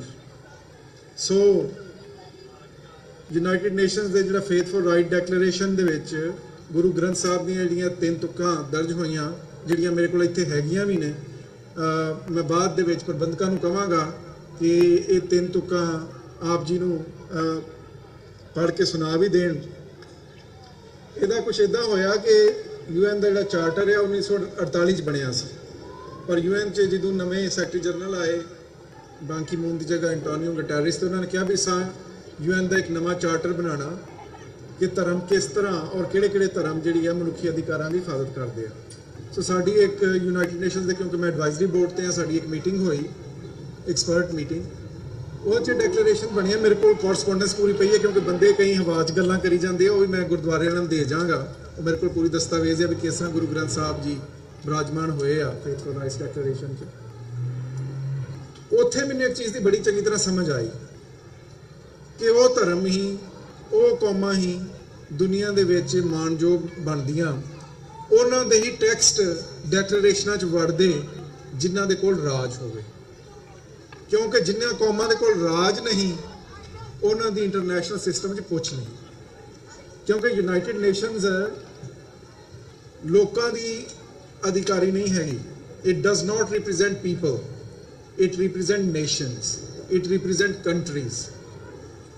ਜਦ ਅਸੀਂ ਇਹ ਡੈਕਲੇਰੇਸ਼ਨ ਬਣਾ ਰਹੇ ਸੀ ਤਾਂ 52 ਮੁਸਲਮਾਨਾਂ ਦੀਆਂ ਸਟੇਟਸ ਨੇ, ਉਹਨਾਂ ਨੇ ਕੁਰਾਨ ਦੀਆਂ ਕੁਝ ਆਇਤਾਂ ਪ੍ਰਪੋਜ਼ ਕੀਤੀਆਂ ਜਿਹੜੀਆਂ ਉਹਨਾਂ ਨੇ ਸ਼ਾਮਲ ਕਰ ਲਈਆਂ। ਕ੍ਰਿਸਚੀਅਨ ਸਟੇਟਸ ਬਹੁਤ ਸਾਰੀਆਂ ਨੇ, ਉਹਨਾਂ ਨੇ ਬਾਈਬਲ ਦੇ ਕੁਝ ਹਿੱਸੇ ਸ਼ਾਮਲ ਕਰਾ ਲਏ। ਸਟੇਟ ਆਫ ਇਜ਼ਰਾਈਲ ਜੂਡਾਇਜ਼ਮ ਦੀ ਆਗੂ ਹੈ, ਉਹਨੇ ਤੌਰਾ ਦੀਆਂ ਚੀਜ਼ਾਂ ਸ਼ਾਮਲ ਕਰ ਲਈਆਂ। ਡੈਕਲੇਰੇਸ਼ਨ ਫਾਈਨਲ ਹੋਇਆ ਪਰ ਉਹ 'ਚ ਗੁਰੂ ਗ੍ਰੰਥ ਸਾਹਿਬ ਬਿਰਾਜਮਾਨ ਨਹੀਂ ਸਨ। ਗੁਰੂ ਨੇ ਕਿਰਪਾ ਕੀਤੀ, ਰਹਿਮਤ ਕੀਤੀ।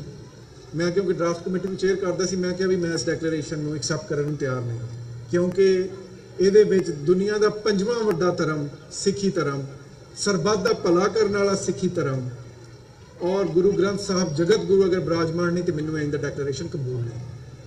ਸੋ ਡਾਕਟਰ ਸਾਹਿਬ ਡਾਕਟਰ ਅਮਰਜੀਤ ਸਿੰਘ ਇਸ ਚੀਜ਼ ਦੇ ਗਵਾਹ ਨੇ ਕਿ ਮੈਂ ਉਸ ਵੇਲੇ ਬੈਰੂਤ ਦੇ ਵਿੱਚ ਫੇਥਫੁਲ ਰਾਈਟਸ ਡੈਕਲੇਰੇਸ਼ਨ ਉਸ ਵੇਲੇ ਬਣ ਰਿਹਾ ਸੀ, ਉੱਥੇ UN ਦੀ ਮੀਟਿੰਗ ਜਾਰੀ ਸੀ, ਤੇ ਮੈਂ ਡਾਕਟਰ ਸਾਹਿਬ ਨੂੰ ਉੱਥੋਂ ਫੋਨ ਕੀਤਾ ਕਿ ਅਸੀਂ ਗੁਰੂ ਗ੍ਰੰਥ ਸਾਹਿਬ ਦੀਆਂ ਕਿਹੜੀਆਂ ਤੁਕਾਂ ਦਰਜ ਕਰਾਈਏ। ਡਾਕਟਰ ਸਾਹਿਬ ਨੇ ਕੋਈ ਸਲਾਹਾਂ ਦਿੱਤੀਆਂ, ਕੋਈ ਸਾਡੇ ਹੋਰ ਸੱਜਣਾਂ ਨੇ ਸਲਾਹਾਂ ਦਿੱਤੀਆਂ, ਕੁਝ ਸਾਡੇ ਸਿੱਖ ਸੱਜਣ ਇੱਦਾਂ ਦੇ ਸੀ ਕਿ ਉਹਨਾਂ ਨੂੰ ਫੋਨ ਕੀਤਾ ਕਿ ਡਾਕਟਰ ਸਾਹਿਬ, ਉਹ ਇੱਕ ਵਾਈਸ ਚਾਂਸਲਰ ਸੀਗੇ ਪੰਜਾਬ ਦੀ ਇੱਕ ਯੂਨੀਵਰਸਿਟੀ ਦੇ, ਉਹ ਅੱਜਕੱਲ ਕੈਲੀਫੋਰਨੀਆ ਦੇ, ਉਹਨਾਂ ਨੂੰ ਫੋਨ ਕੀਤਾ ਕਿ ਡਾਕਟਰ ਸਾਹਿਬ ਕਿਹੜੀਆਂ ਤੁਕਾਂ ਸ਼ਾਮਲ ਕਰੀਏ। ਉਹ ਕਹਿੰਦੇ ਡਾਕਟਰ ਸਾਹਿਬ ਮੈਂ ਖਾਣਾ ਖਾ ਰਿਹਾ, ਕੋਈ ਘੰਟੇ ਤੱਕ ਫੋਨ ਕਰੇ। ਫਿਰ ਫੋਨ ਕੀਤਾ ਤੇ ਉਹਨਾਂ ਨੇ ਗੂਗਲ ਤੋਂ ਇੱਕ ਜਰਨਲ ਦੀ ਸਰਚ ਕਰਕੇ ਤੇ ਮੈਨੂੰ WhatsApp ਕਰ ਦਿੱਤਾ ਕਿ ਮੈਂ ਕਿਹਾ ਡਾਕਟਰ ਸਾਹਿਬ ਗੱਲ ਇਹ ਆ ਵੀ ਗੂਗਲ ਤਾਂ ਮੈਨੂੰ ਵੀ ਵਰਤਣੀ ਆਉਂਦੀ ਆ, ਇੰਨੀ ਕੁ IT ਮੈਂ ਵੀ ਜਾਣਦਾ, ਪਰ ਗੁਰੂ ਸਦਕਾ ਗੁਰੂ ਨੇ ਰਹਿਮਤ ਕੀਤੀ ਵੀ ਇਹ ਮੈਂਬਰ ਸਟੇਟਸ ਦੇ ਵਿੱਚ ਗਈਆਂ। ਫਿਰ ਸਾਨੂੰ ਇੱਕ ਹੋਰ ਵੱਡੀ ਚੀਜ਼ ਸੀ ਜਿਹੜੀ ਆ ਡਾਕੂਮੈਂਟ ਆ, ਤੁਹਾਨੂੰ ਜੇ ਨਜ਼ਰ ਆਉਂਦੀ ਹੋਵੇ ਤੇ ਇਹ ਅਰਬੀ 'ਚ ਵੀ ਟਰਾਂਸਲੇਟ ਹੋਈ, ਫ੍ਰੈਂਚ 'ਚ ਵੀ ਹੋਈ, ਅੰਗਰੇਜ਼ੀ 'ਚ ਵੀ ਹੋਈ। ਸਾਡੇ ਲਈ ਇਹ ਵੀ ਬੜਾ ਮਸਲਾ ਸੀ ਕਿਉਂਕਿ UN ਦੇ ਜਿੰਨੇ ਡਾਕੂਮੈਂਟ ਬਣਦੇ ਆ ਉਹ ਸਾਰੇ ਇੱਕ ਸਟੈਂਡਰਡ ਫਾਰਮੈਟ ਤੇ ਹੁੰਦੇ ਆ। ਇਹ ਨਹੀਂ ਵੀ ਜੇ ਕੁਰਾਨ ਅਰਬੀ ਫ੍ਰੈਂਚ ਤੇ ਅੰਗਰੇਜ਼ੀ 'ਚ ਆ ਤੇ ਉਸ ਡੈਕਲੇਰੇਸ਼ਨ ਦੇ ਵਿੱਚ ਗੁਰੂ ਗ੍ਰੰਥ ਸਾਹਿਬ ਬਿਰਾਜਮਾਨ ਹੋਏ ਆ ਤੇ ਉਹ ਕਿਸੇ ਇਹਨਾਂ ਜ਼ੁਬਾਨਾਂ 'ਚ ਨਹੀਂ ਹੋਣਗੇ। ਸੋ ਅਰਬੀ ਟਰਾਂਸਲੇਸ਼ਨ ਕਰਾਉਣਾ ਇੱਕ ਬਹੁਤ ਵੱਡਾ ਮਸਲਾ ਸੀ। ਉਹਦੇ ਵਾਸਤੇ ਮੈਂ ਗੁਰੂ ਨੇ ਕਿਰਪਾ ਕੀਤੀ, ਇੱਕ ਬੰਦਾ ਆਪਣਾ ਪੰਜਾਬੀ ਸਾਨੂੰ ਲੱਭਿਆ, ਮੁਸਲਮਾਨ ਦੀ ਸਭ ਤੋਂ ਪੁਰਾਣੀ ਯੂਨੀਵਰਸਿਟੀ ਆ ਅਲ-ਅਜ਼ਹਰ ਯੂਨੀਵਰਸਿਟੀ ਕਾਇਰੋ 'ਚ, ਉਹਨੂੰ ਕਿਹਾ, ਉਹਨੇ ਜਿਹੜਾ ਹੈ ਉਹ ਗੁਰੂ ਗ੍ਰੰਥ ਸਾਹਿਬ ਦਾ ਅਰਬੀ 'ਚ ਟਰਾਂਸਲੇਟ ਕੀਤਾ।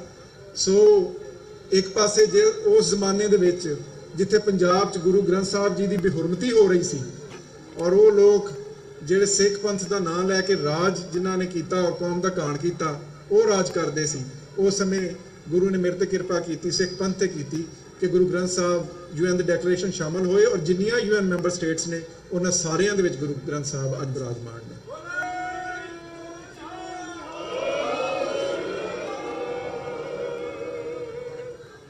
ਖਾਲਸਾ ਜੀ, ਮੈਂ ਜਦ ਵੀ ਕਿਸੇ ਨਗਰ ਕੀਰਤਨ ਤੇ ਜਾਣਾ, ਜਦ ਵੀ ਵਿਸਾਖੀ ਦਾ ਕੋਈ ਮੌਕਾ ਹੁੰਦਾ ਹੈ, ਮੈਂ ਜਿਸ ਤਰ੍ਹਾਂ ਸਾਰੇ ਬੁਲਾਰੇ ਖਾਲਸਾ ਸਾਜਣਾ ਦੀ ਵਧਾਈ ਦਿੰਦੇ ਨੇ, ਮੈਂ ਵੀ ਦੇਣਾ, ਪਰ ਵਧਾਈ ਦਿੰਦੇ ਹੋਏ ਮੈਨੂੰ ਸੋਚਣਾ ਪੈਂਦਾ ਹੈ ਵਧਾਈ ਦਿਆਂ ਜਾਂ ਨਾ ਦਿਆਂ, ਕਿਉਂਕਿ ਗੁਰੂ ਸਾਹਿਬ ਨੇ ਖਾਲਸਾ ਪੰਥ ਦੀ ਸਾਜਣਾ ਇੱਕ ਮਕਸਦ ਲਈ ਕੀਤੀ ਸੀ।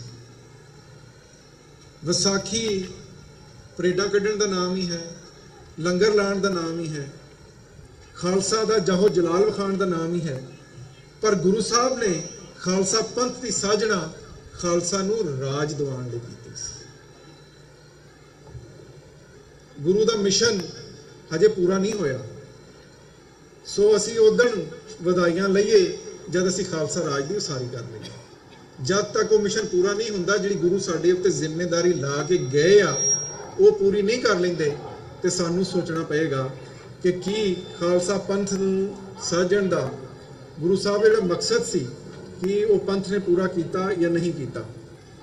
ਹੁਣ ਪੂਰਾ ਉਹ ਕਈ ਬੰਦੇ ਮੈਨੂੰ ਕਹਿੰਦੇ ਆ ਵੀ ਡਾਕਟਰ ਸਾਹਿਬ ਤੁਸੀਂ ਬੜਾ ਗੱਜ-ਵੱਜ ਕੇ ਖਾਲਿਸਤਾਨ ਦੀ ਗੱਲ ਕਰਦੇ ਹੋ, ਅਸੀਂ ਤਾਂ ਗੁਰੂ ਨਾਨਕ ਦੇ ਸਿੱਖ ਹਾਂ।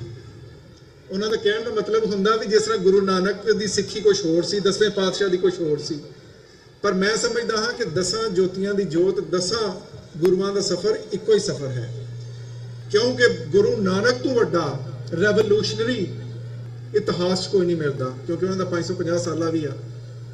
ਬਾਬਰ ਨੂੰ ਜਾਬਰ ਕਹਿਣਾ ਉਸ ਵੇਲੇ ਕਿਸੇ 'ਚ ਇੰਨੀ ਜ਼ਰੂਰਤ ਨਹੀਂ ਸੀ ਹੈਗੀ ਕਿ ਐਡਾ ਤਗੜਾ ਹੁਕਮਰਾਨ ਜਿਹੜਾ ਅਫਗਾਨਿਸਤਾਨ ਨੂੰ ਲਤਾੜਦਾ ਹੋਇਆ ਹਿੰਦੁਸਤਾਨ 'ਚ ਦਾਖਲ ਹੋਇਆ ਉਹਨੂੰ ਜਾਬਰ ਕਹਿ ਸਕੇ। ਤੇ ਮੈਂ ਉਹ ਲੋਕਾਂ ਨੂੰ ਕਹਿਣਾ ਹੁੰਦਾ ਵੀ ਤੁਸੀਂ ਕਦੇ ਦੇਖਿਆ ਗੁਰੂ ਨਾਨਕ ਦੇ ਬਾਰੇ ਮੈਂ ਜਿੰਨਾ ਖੋਜਿਆ, ਮੈਨੂੰ ਗੁਰੂ ਨਾਨਕ ਦੀ ਜ਼ਿੰਦਗੀ ਦਾ ਇੱਕੋ ਹੀ ਮਕਸਦ ਨਜ਼ਰ ਆਇਆ ਕਿ ਨਾਨਕ ਰਾਜ ਚਲਾਇਆ ਸੱਚ ਪੋਤਸਤਾਨੀ ਨੀਵ ਦੇ।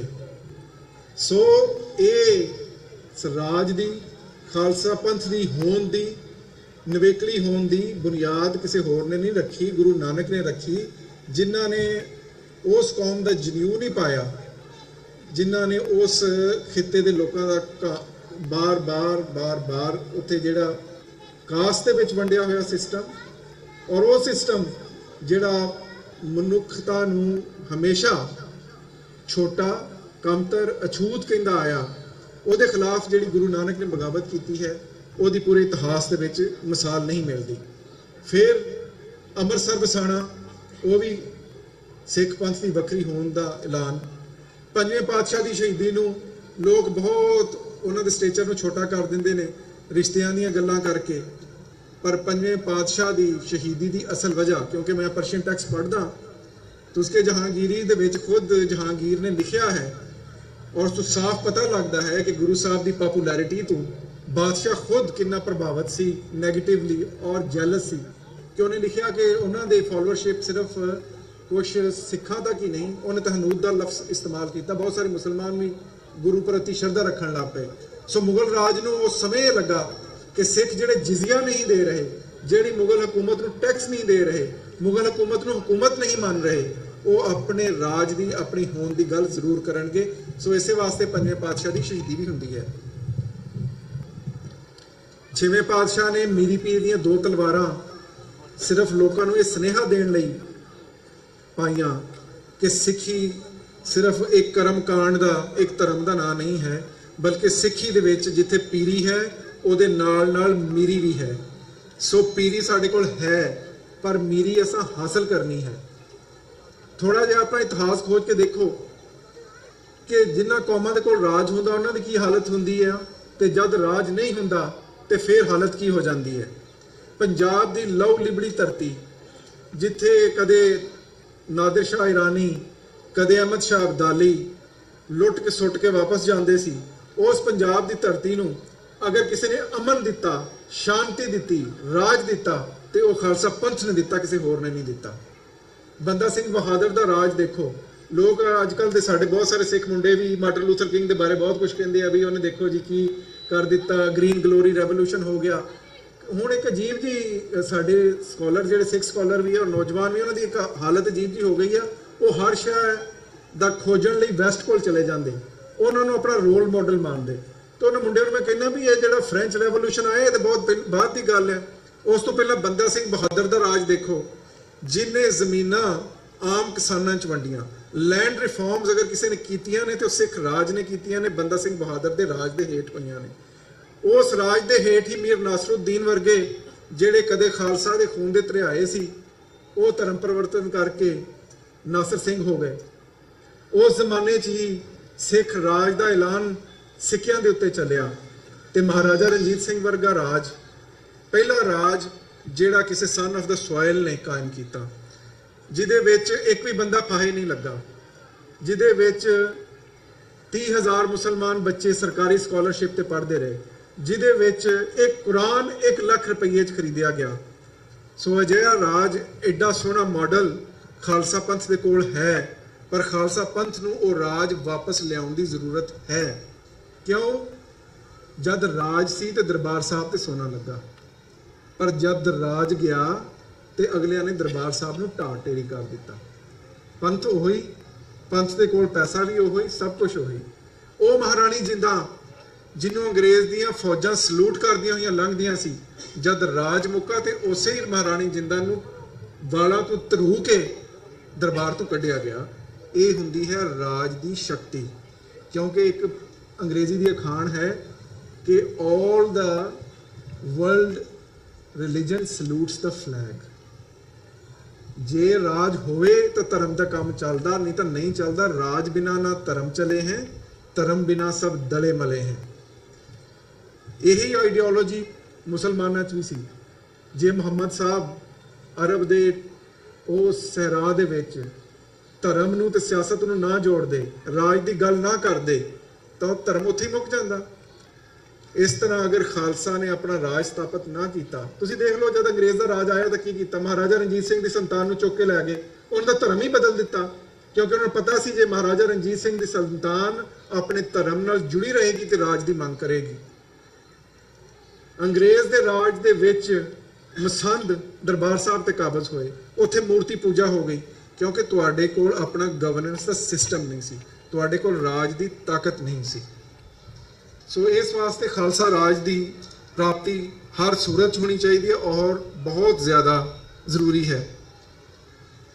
ਹੁਣ ਬਹੁਤ ਸਾਰੇ ਲੋਕ ਇਹ ਕਹਿ ਦਿੰਦੇ ਨੇ, ਹੁਣ ਖਾਸ ਤੌਰ ਤੇ ਜਿਹੜੇ ਬੱਚੇ ਵੀ ਆ ਉਹ ਵੀ ਪੁੱਛਦੇ ਨੇ, ਬਹੁਤ ਸਾਰੇ ਲੋਕ ਮੈਨੂੰ ਸਵਾਲ ਪੁੱਛਦੇ ਨੇ, ਕਿਉਂਕਿ ਮੈਂ ਹਮੇਸ਼ਾ ਖਾਲਿਸਤਾਨ ਦੀ ਗੱਲ ਕਰਦਾ ਕਿ ਡਾਕਟਰ ਸਾਹਿਬ ਸਾਨੂੰ ਲੋੜ ਕਿਉਂ ਹੈ, ਔਰ ਬਹੁਤ ਸਾਰੇ ਸਵਾਲ ਪੋਜ਼ ਕੀਤੇ ਜਾਂਦੇ ਆ, ਜਿਹਦੇ 'ਚ ਇੱਕ ਸਵਾਲ ਇਹ ਵੀ ਹੁੰਦਾ ਕਿ ਹੁਣ ਇਹ ਜਿਹੜੀ ਸੰਗਤ ਬਾਹਰ ਬੈਠੀ ਆ, ਗੁਰੂ ਨੇ ਕਿਰਪਾ ਕੀਤੀ ਆ, ਬਾਹਰ ਆ ਕੇ ਬਹਿ ਗਏ, ਚੰਗਾ ਖਾਂਦੇ ਨੇ, ਚੰਗਾ ਪਾਉਂਦੇ ਨੇ, ਖਾਲਿਸਤਾਨ ਤਾਂ ਬਣਿਆ ਪਿਆ, ਸਾਨੂੰ ਲੋੜ ਕੀ ਹੈ। ਮੈਂ ਖਾਸ ਤੌਰ ਤੇ ਜਿਹੜਾ ਸਧਾਰਨ ਸਿੱਖ ਆ ਉਹਦੇ ਮਨ 'ਚ ਤੇ ਅੱਜ ਵੀ ਖਾਲਿਸਤਾਨ ਵੱਸਦਾ, ਪਰ ਕੁਛ ਆਪਣੇ ਸਿੱਖ ਸੰਬਾਨ ਇਸ ਤਰ੍ਹਾਂ ਦੇ ਵੀ ਆ ਵੀ ਜਿਨ੍ਹਾਂ ਦੇ ਕੋਲ ਗੁਰੂ ਨੇ ਬਹੁਤ ਕਿਰਪਾ ਕੀਤੀ, ਬਹੁਤ ਮਾਇਆ, ਉਹ ਥੋੜਾ ਖਾਲਿਸਤਾਨ ਦਾ ਨਾਂ ਲੈਂਦੇ ਡਰਦੇ ਆ। ਮੈਂ ਉਹਨਾਂ ਨੂੰ ਦੱਸਦਾ ਹੁੰਨਾ ਕਿ ਮੁਲਕ, ਦੇਸ਼ ਕਿਸੇ ਵੀ ਕੌਮ ਦੀ ਅਣਖ ਦੇ ਮਾਣ ਦਾ ਨਿਸ਼ਾਨ ਹੁੰਦੇ ਨੇ। ਇੱਕ ਹੋਰ ਕੌਮ ਆ ਜਿਹਨੂੰ ਯਹੂਦੀ ਕੌਮ ਕਿਹਾ ਜਾਂਦਾ, ਉਹਨਾਂ ਦਾ ਬੜੀ ਵਾਰੀ ਘੱਲੂਕਾਰਾ ਹੋਇਆ, ਪ੍ਰਿਮਿਟਿਵ ਏਜ ਤੋਂ ਹੁੰਦਾ ਆਇਆ। ਉਹਨਾਂ ਦਾ ਘੱਲੂਕਾਰਾ ਇਸ ਹੱਦ ਤੱਕ ਹੋਇਆ ਕਿ ਉਹਨਾਂ ਦੇ ਆਪਣੇ ਟੈਂਪਲ ਨੂੰ ਹੀ ਉਹਨਾਂ ਕੋਲ ਟਵਾਇਆ ਗਿਆ। ਯਹੂਦੀ ਕੌਮ ਉਹ ਬਹੁਤ ਇਨਫਲੂਐਂਸ਼ੀਅਲ ਕੌਮ ਆ, ਬਹੁਤ ਚੰਗਾ ਖਾਂਦੇ ਆ, ਦੁਨੀਆ ਦੇ ਟੌਪ ਕਲਾਸ ਬਿਜ਼ਨਸਮੈਨ ਆ, ਔਰ ਦੁਨੀਆ ਦੇ ਸਾਰੇ ਬਿਜ਼ਨਸ ਦੇ ਉੱਤੇ ਉਹਨਾਂ ਦਾ ਕਬਜ਼ਾ, ਔਰ ਹਰ ਸ਼ਹਿਰ 'ਚ ਉਹਨਾਂ ਦਾ ਇਨਫਲੂਐਂਸ, ਸਿਆਸਤ ਤੋਂ ਲੈ ਕੇ ਇਕਨੋਮਿਕਸ ਤੋਂ ਲੈ ਕੇ। ਅੱਜ ਜੇ ਉਹ ਵਾਪਸ ਆਪਣੀ ਰੂਟਸ ਤੇ ਗਏ ਨੇ, ਮਿਡਲ ਈਸਟ 'ਚ ਆਪਣਾ ਰਾਜ ਸਥਾਪਿਤ ਕੀਤਾ, ਤੇ ਕਿਸੇ ਮਾਇਆ ਦੇ ਫਾਇਦੇ ਵਾਸਤੇ ਨਹੀਂ ਕੀਤਾ, ਨਾ ਹੀ ਆਪਣਾ ਸਟੈਂਡਰਡ ਆਫ ਲਾਈਫ ਬਿਹਤਰ ਕਰਨ ਲਈ ਕੀਤਾ। ਇਸ ਵਾਸਤੇ ਕੀਤਾ ਕਿਉਂਕਿ ਉਹਨਾਂ ਨੇ ਸਮਝਿਆ ਕਿ ਕੌਮਾਂ ਦੀ ਅਣਖ ਤੇ ਮਾਣ ਉਹਨਾਂ ਦੇ ਆਪਣੇ ਮੁਲਕਾਂ ਨਾਲ, ਉਹਨਾਂ ਦੇ ਆਪਣੇ ਦੇਸ਼ਾਂ ਨਾਲ, ਆਪਣੀ ਧਰਤੀਆਂ ਨਾਲ ਹੁੰਦੀ ਹੈ। ਹੁਣ ਇੱਕ ਸਵਾਲ ਇਹ ਕੀਤਾ ਜਾਂਦਾ ਜੀ ਖਾਲਿਸਤਾਨ ਬਹੁਤ ਛੋਟਾ ਜਿਹਾ ਹੋਏਗਾ। ਛੋਟਾ ਹੋਵੇ ਵੱਡਾ ਹੋਵੇ, ਸਾਨੂੰ ਹਰ ਸੂਰਤ 'ਚ ਖਾਲਿਸਤਾਨ ਚਾਹੀਦਾ। ਜਿਨ੍ਹਾਂ ਨੂੰ ਕਿਸੇ ਨੇ ਕਿਹਾ ਸੀ ਕਿ ਮੁਸਲਮਾਨ ਬਹੁਤ ਸਾਰੇ ਵਸਦੇ ਆ, ਤੁਸੀਂ ਡਿਵਾਈਡ ਕਰਨ ਲੱਗੇ ਆ, ਛੋਟਾ ਜਿਹਾ ਪਾਕਿਸਤਾਨ ਹੋਏਗਾ, ਉਹਨੇ ਜੇਬ 'ਚ ਰੁਮਾਲ ਕੱਢ ਕੇ ਵਿਖਾ ਦਿੱਤਾ ਸੀ, ਉਹਨੇ ਕਿਹਾ ਜੇ ਐਡਾ ਵੀ ਹੋਵੇਗਾ ਤੇ ਲੈ ਲਾਂਗੇ। ਤੁਸੀਂ ਅੱਜ ਦੇਖ ਲਓ ਕਿ ਪਾਕਿਸਤਾਨ ਦੇ ਵਿੱਚ ਬੇਸ਼ੱਕ ਹਿੰਦੁਸਤਾਨ ਤੋਂ ਥੋੜੇ ਮੁਸਲਮਾਨ ਵਸਦੇ ਨੇ, ਭਾਵੇਂ ਉਸ ਮੁਲਕ ਦੀ ਹਾਲਤ ਮਾੜੀ ਹੈ, ਪਰ ਇੱਜ਼ਤ ਤੇ ਮਾਣ ਦੇ ਨਾਲ ਵਸਦੇ ਨੇ। ਅੱਜ ਉੱਥੇ ਗਾਂ ਖਾਣ ਤੇ ਕੋਈ ਕਿਸੇ ਦਾ ਗਲਾ ਨਹੀਂ ਵੱਢ ਰਿਹਾ। ਅੱਜ ਉੱਥੇ ਹੁਣ ਪੰਜਾਬ ਦੇ ਵਿੱਚ ਗਾਵਾਂ ਇੰਝ ਲੱਗੀਆਂ ਫਿਰ ਰਹੀਆਂ ਕਿਉਂਕਿ ਖਾਸ ਕੌਮ ਦੀ ਉਹ ਮਾਂ ਨੇ ਵੀ ਕਿਸਾਨਾਂ ਦੇ ਜਿਹੜਾ ਨੁਕਸਾਨ ਕਰ ਰਹੇ ਨੇ, ਪਰ ਜਿਨ੍ਹਾਂ ਦੇ ਕੋਲ ਰਾਜ ਹੈ ਉਹ ਆਪਣੀਆਂ ਮਾਵਾਂ ਨੂੰ ਹੱਥ ਲਾਉਣ ਨਹੀਂ ਦੇ ਰਹੇ। ਬਾਂਦਰ ਵਰਗੀ ਕੌਮ, ਬਾਂਦਰ ਵਰਗੀ ਨਸਲ ਜਿਹੜੀ ਲੋਕਾਂ ਨੂੰ ਵੱਢ ਰਹੀ ਹੈ ਉੱਥੇ, ਉਹਨਾਂ ਨੂੰ ਕੋਈ ਹੱਥ ਨਹੀਂ ਲਾ ਸਕਦਾ ਕਿਉਂਕਿ ਜਿਹੜੀ ਕੌਮ ਉੱਥੇ ਰਾਜ ਕਰਦੀ ਆ ਉਹ ਹਨੂਮਾਨ ਦਾ ਉਹਨਾਂ ਲਈ ਬਾਲਕਾ ਵਾ। ਤੇ ਜਦੋਂ ਕੌਮਾਂ ਕੋਲ ਰਾਜ ਆਏ ਤੇ ਉਹ ਇਸ ਤਰ੍ਹਾਂ ਜਾਨਵਰਾਂ ਦੀ ਵੀ ਹਿਫਾਜ਼ਤ ਕਰ ਸਕਦੇ ਆ ਤੇ ਮਨੁੱਖਤਾ ਦਾ ਕਾਣ ਇਸ ਹੱਦ ਤੱਕ ਕਰ ਸਕਦੇ ਆ ਕਿ ਉਹ ਸਿੱਖਾਂ ਦੀ ਜੈਨੋਸਾਈਡ ਕਰ ਸਕਦੇ ਆ, ਉਹ ਮੁਸਲਮਾਨਾਂ ਦੀ ਜੈਨੋਸਾਈਡ ਕਰ ਸਕਦੇ ਆ, ਉਹ ਵੋਟ ਲੈਣ ਲਈ ਦਰਬਾਰ ਸਾਹਿਬ ਤੇ ਹਮਲਾ ਕਰਾ ਸਕਦੇ ਆ, ਉਹ ਅਕਾਲ ਤਖਤ ਸਾਹਿਬ ਨੂੰ ਢਾਹ ਢੇਰੀ ਕਰ ਸਕਦੇ ਆ, ਉਹ ਸਿੱਖ ਰੈਫਰੈਂਸ ਲਾਇਬ੍ਰੇਰੀ ਲੁੱਟ ਸਕਦੇ ਆ।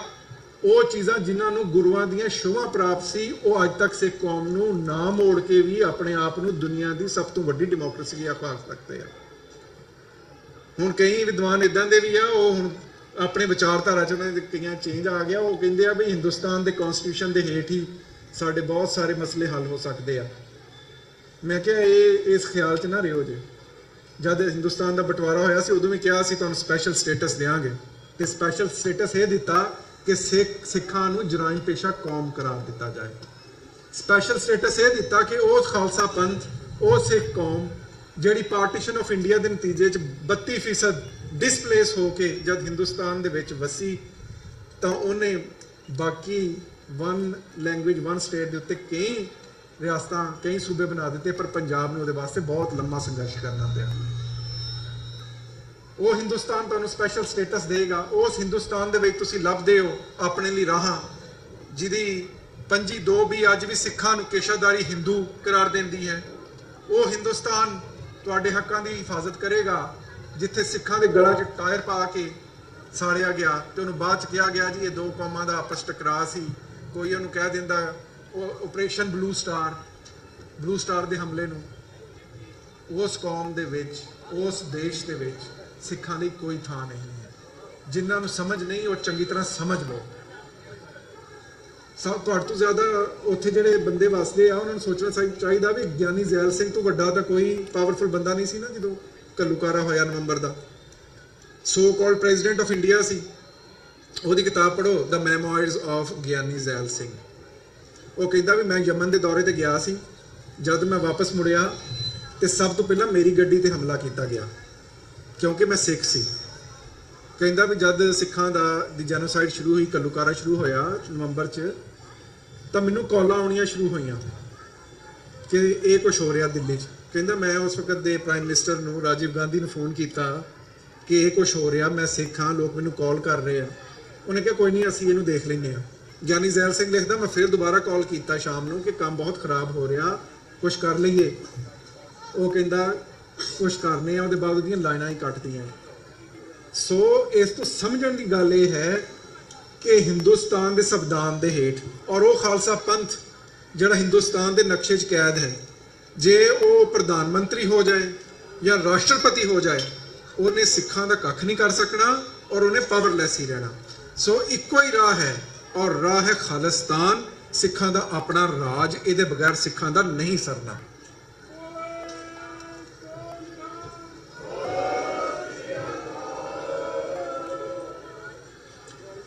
ਇਹ ਵੀ ਗੱਲ ਆਮ ਤੌਰ ਤੇ ਕਹੀ ਜਾਂਦੀ ਆ ਕਿ ਪੰਜਾਬ ਇੱਕ ਲੈਂਡਲੌਕ ਜੀ ਸਟੇਟ ਹੋਏਗੀ। ਉਹ ਮੈਂ ਲੋਕਾਂ ਨੂੰ ਕਹਿੰਦਾ ਵੀ ਹੋਵੇ, ਦੁਨੀਆ 'ਚ ਬਹੁਤ ਸਾਰੀਆਂ ਲੈਂਡਲੌਕ ਸਟੇਟ ਆ। ਜਦੋਂ ਮਹਾਰਾਜਾ ਰਣਜੀਤ ਸਿੰਘ ਦਾ ਉੱਥੇ ਰਾਜ ਸੀ ਉਸ ਵੇਲੇ ਕਿਲੇ ਅਰੇਬੀਅਨ ਓਸ਼ਨ ਪੰਜਾਬ ਦੇ ਨਾਲ ਤਾਂ ਨਹੀਂ ਸੀ ਵਗਦਾ, ਉਸ ਵੇਲੇ ਵੀ ਲੈਂਡਲੌਕ ਸੀ, ਪਰ ਉਸ ਵੇਲੇ ਪੰਜਾਬ ਸੋਨੇ ਦੀ ਚਿੜੀ ਸੀ। ਪੰਜਾਬ ਹਿੰਦੁਸਤਾਨ ਦੀ ਬ੍ਰੈਡ ਬਾਸਕਟ ਸੀ। ਪੰਜਾਬ ਦੀ ਪ੍ਰੋਸਪੈਰਿਟੀ ਬਾਰੇ ਪੜ੍ਹਨਾ ਹੋਵੇ ਤਾਂ ਅੰਗਰੇਜ਼ਾਂ ਕੋਲ ਪੁੱਛੋ ਕਿ ਪੰਜਾਬ ਦਾ ਜਦੋਂ ਆਪਣਾ ਰਾਜ ਸੀ ਤੇ ਉਸ ਵੇਲੇ ਪੰਜਾਬ ਕਿੰਨੀ ਪ੍ਰੋਸਪਰਸ ਸਟੇਟ ਸੀ। ਔਰ ਅੱਜ ਵੀ ਉਹ ਰਾਜ ਅਗਰ ਇਸਟੈਬਲਿਸ਼ ਹੋ ਜਾਏ ਤਾਂ ਪੰਜਾਬ ਲੈਂਡਲੌਕਡ ਹੋਣ ਦੇ ਬਾਵਜੂਦ ਫਿਰ ਤੋਂ ਆਪਣੀ ਪ੍ਰੋਸਪੈਰਿਟੀ ਹਾਸਲ ਕਰ ਸਕਦਾ ਹੈ।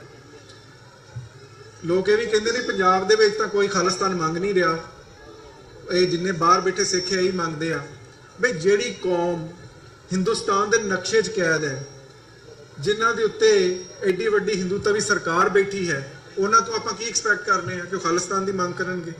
ਜਿਸ ਕੌਮ ਦੀ ਨੌਜਵਾਨੀ ਨੂੰ ਖਤਮ ਕਰ ਦਿੱਤਾ ਗਿਆ, ਜਿਸ ਕੌਮ ਨੂੰ ਨਸ਼ਿਆਂ ਤੇ ਲਾਇਆ ਗਿਆ, ਜਿਸ ਕੌਮ ਦੇ ਪਾਣੀ ਖੋਏ ਗਏ, ਜਿਸ ਕੌਮ ਦੇ ਨਿਰਦੋਸ਼ੇ ਬੰਦੇ ਅੱਜ ਵੀ ਜੇਲ੍ਹਾਂ 'ਚ ਸੜ ਰਹੇ ਨੇ, ਉਹ ਉੱਥੇ ਬਹਿ ਕੇ ਖਾਲਿਸਤਾਨ ਦਾ ਮੁਤਾਲਬਾ ਕਿੱਦਾਂ ਕਰਨ? ਅਸੀਂ ਉਹਨਾਂ ਨੂੰ ਕੰਡੈਮ ਨਹੀਂ ਕਰਦੇ, ਪਰ ਉਸ ਹਿੰਦੂਤਵੀ ਸਰਕਾਰ ਨੂੰ ਯਾਦ ਰੱਖਣਾ ਚਾਹੀਦਾ ਕਿ ਜਿਸ ਤਰ੍ਹਾਂ ਇਸਰਾਈਲ ਦੀ ਮੂਵਮੈਂਟ ਚੱਲੀ ਸੀ, ਬਾਹਰ ਦੇ ਦੇਸ਼ਾਂ 'ਚ ਇਸਰਾਈਲ ਹੋਣ 'ਚ ਆਇਆ, ਜਿਸ ਤਰ੍ਹਾਂ ਈਸਟ ਤੈਮੂਰ ਦੀ ਮੂਵਮੈਂਟ ਬਾਹਰ ਚੱਲੀ ਸੀ, ਈਸਟ ਤੈਮੂਰ ਹੋਣ 'ਚ ਆਇਆ। ਜਦ ਖਾਲਿਸਤਾਨ ਜ਼ਿੰਦਾਬਾਦ ਦਾ ਨਾਰਾ ਅਮਰੀਕਾ ਤੇ ਕੈਨੇਡਾ ਦੀ ਧਰਤੀ ਤੋਂ ਉੱਠਦਾ ਤੇ ਖਾਲਿਸਤਾਨ ਜ਼ਰੂਰ ਹੋਣ 'ਚ ਆਏਗਾ।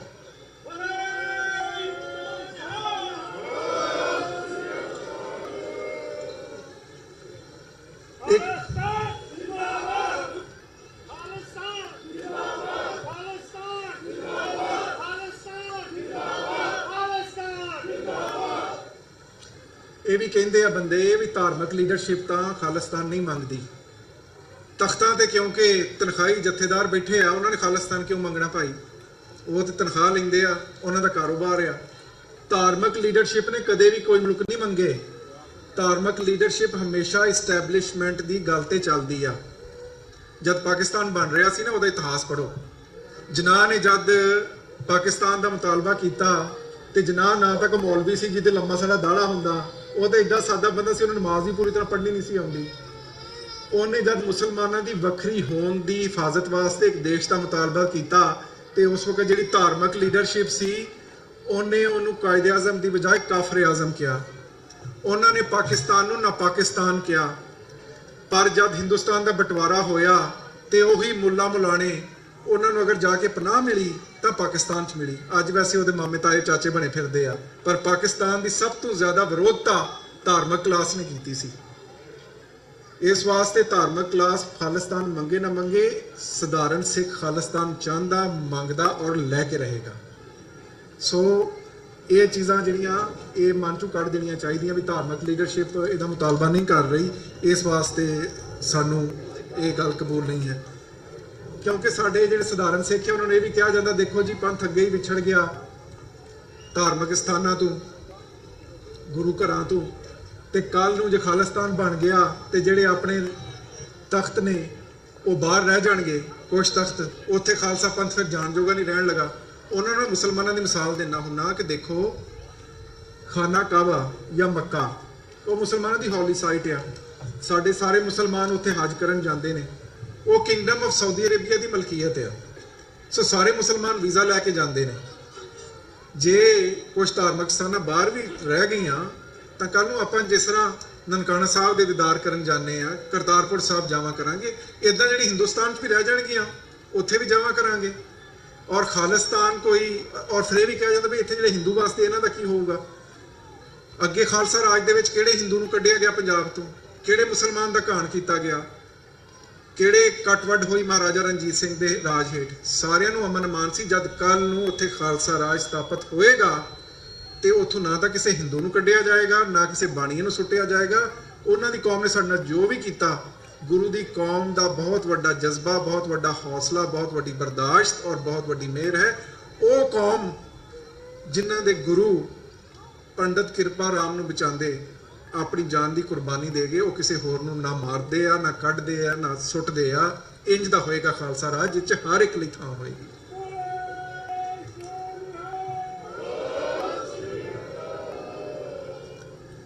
ਹੁਣ ਮੈਂ ਕੁਝ ਗੱਲਾਂ ਕਰਨਾ ਚਾਹੁੰਦਾ ਇਦਾਂ ਦੀਆਂ ਜਿਹੜੀਆਂ ਸ਼ਾਇਦ ਤੁਹਾਨੂੰ ਚੰਗੀਆਂ ਨਾ ਲੱਗਣ ਤੇ ਮੈਂ ਪਹਿਲਾਂ ਹੀ ਮਾਫੀ ਮੰਗ ਲੈਣਾ। ਇੱਕ ਤੇ ਇਹ ਹੈ ਕਿ ਮੈਂ ਦੇਖਦਾ ਕਿ ਜਿਹੜੇ ਆਪਣੇ ਸਿੰਘ ਆ, ਬਹੁਤ ਸਾਰੀ ਵੱਡੀ ਨਸਲ ਵੀ ਔਰ ਛੋਟੀ ਵੀ, ਉਹ ਗੱਲ ਕਰਦੇ ਹੋਏ ਖਾਲਿਸਤਾਨ ਦੀ ਥੋੜੀ ਡਰ ਜਾਂਦੇ ਆ, ਕਿਉਂਕਿ ਇੰਡੀਅਨ ਸਰਕਾਰ ਨੇ ਬਹੁਤ ਵੱਡਾ ਜ਼ੁਲਮ ਇੱਕ ਤੇ ਜਿਹੜਾ ਸਿੱਖਾਂ ਦਾ ਘੱਲੂਕਾਰਾ ਕੀਤਾ, ਉਹ ਤਾਂ ਕੀਤਾ ਹੀ ਆ। ਉਸ ਤੋਂ ਵੱਡਾ ਜ਼ੁਲਮ ਇਹ ਕੀਤਾ ਹੈ ਕਿ ਜਿਹੜੀ ਓਪਰੈਸਡ ਕਮਿਊਨਿਟੀ ਸੀ, ਜਿਹੜੀ ਵਿਕਟਮ ਕਮਿਊਨਿਟੀ ਸੀ, ਉਸ ਕਮਿਊਨਿਟੀ ਨੂੰ ਅਗਰੈਸਰ ਬਣਾ ਕੇ, ਟੈਰਰਿਸਟ ਬਣਾ ਕੇ ਦੁਨੀਆ ਦੇ ਸਾਹਮਣੇ ਰੱਖ ਦਿੱਤਾ। ਔਰ ਅੱਜ ਬਹੁਤ ਸਾਰੇ ਸਿੱਖ ਵੀ ਖਾਲਿਸਤਾਨ ਦੀ ਗੱਲ ਕਰਦੇ ਡਰ ਜਾਂਦੇ ਆ। ਉਹ ਕਈ ਬੰਦੇ ਮੈਨੂੰ ਫੋਨ ਕਰੀ ਜਾਂਦੇ ਆ, ਕਹਿੰਦੇ ਵੀ ਡਾਕਟਰ ਸਾਹਿਬ ਤੁਸੀਂ ਯੂਨਾਈਟਿਡ ਨੇਸ਼ਨਸ ਦੇ ਐਡਵਾਈਜ਼ਰੀ ਬੋਰਡ ਤੇ ਹੈਗੇ ਹੋ, ਤੁਸੀਂ ਹਰ ਥਾਂ ਜਾ ਕੇ ਖਾਲਸਾ ਰਾਜ ਦੀ ਗੱਲ ਕਰਦੇ ਹੋ, ਖਾਲਿਸਤਾਨ ਦੀ ਗੱਲ ਕਰਦੇ ਹੋ, ਲੋਕ ਨਾਅਰੇ ਲਾਉਂਦੇ ਆ। ਜਦੋਂ ਮੈਂ ਇੱਥੇ ਦੀ ਸਰਕਾਰ ਨੇ, United States commission on international religious freedom ਨੇ ਮੇਰੀ ਇੰਡੀਆ ਬਾਰੇ ਰਿਪੋਰਟ ਛਾਪੀ ਸੀ, ਅੰਡਰ ਟਰੰਪ ਐਡਮਿਨਿਸਟ੍ਰੇਸ਼ਨ ਉਹ ਛਪੀ, ਤੇ ਇੰਡੀਅਨ ਕਾਕਸ ਦੀ ਜਿਹੜੀ ਚੇਅਰ ਹੈਗੀ ਆ ਤੁਲਸੀ ਗੈਬਾਰਡ, ਉਹਨੇ ਇੱਕ ਖੱਤ ਪਾਇਆ ਕਾਂਗਰਸਮੈਨਾਂ ਨੂੰ ਕਿ doctor Cheema is a terrorist sympathiser. ਇਹਨਾਂ ਨੂੰ ਸਟੇਟ ਡਿਪਾਰਟਮੈਂਟ ਨੇ ਕਿਸ ਤਰ੍ਹਾਂ ਹਾਇਰ ਕੀਤਾ ਰਿਪੋਰਟ ਲਿਖਣ ਲਈ, ਤੇ ਇਦਾਂ ਦੀਆਂ ਚੀਜ਼ਾਂ। ਸੋ ਕਈ ਸਿੰਘ ਸਾਹਿਬਾਨ ਮੈਨੂੰ ਫੋਨ ਕਰੀ ਜਾਂਦੇ ਕਿ ਡਾਕਟਰ ਸਾਹਿਬ ਤੁਸੀਂ ਜ਼ਰਾ ਹੱਥ ਹੌਲਾ ਰੱਖਿਆ ਕਰੋ, ਤੁਸੀਂ ਯੂਐਨ ਦੇ ਐਡਵਾਈਜ਼ਰੀ ਬੋਰਡ ਤੇ ਰਹਿਣਾ ਜਾਂ ਨਹੀਂ ਰਹਿਣਾ, ਤੁਸੀਂ ਖਾਲਿਸਤਾਨ ਦੀਆਂ ਗੱਲਾਂ ਕਰੀ ਜਾਂਦੇ। ਮੈਂ ਕਿਹਾ ਵੀ ਡਾਕਟਰ ਸਾਹਿਬ ਖਾਲਸਾ ਪੰਥ ਦੇ ਰਾਜ ਦੀ ਗੱਲ ਕਰਦੇ ਰਹਿਣਗੇ, ਭਾਵੇਂ ਯੂਐਨ ਦੇ ਐਡਵਾਈਜ਼ਰੀ ਬੋਰਡ ਤੇ ਰਹਿਣ ਜਾਂ ਨਾ ਰਹਿਣ।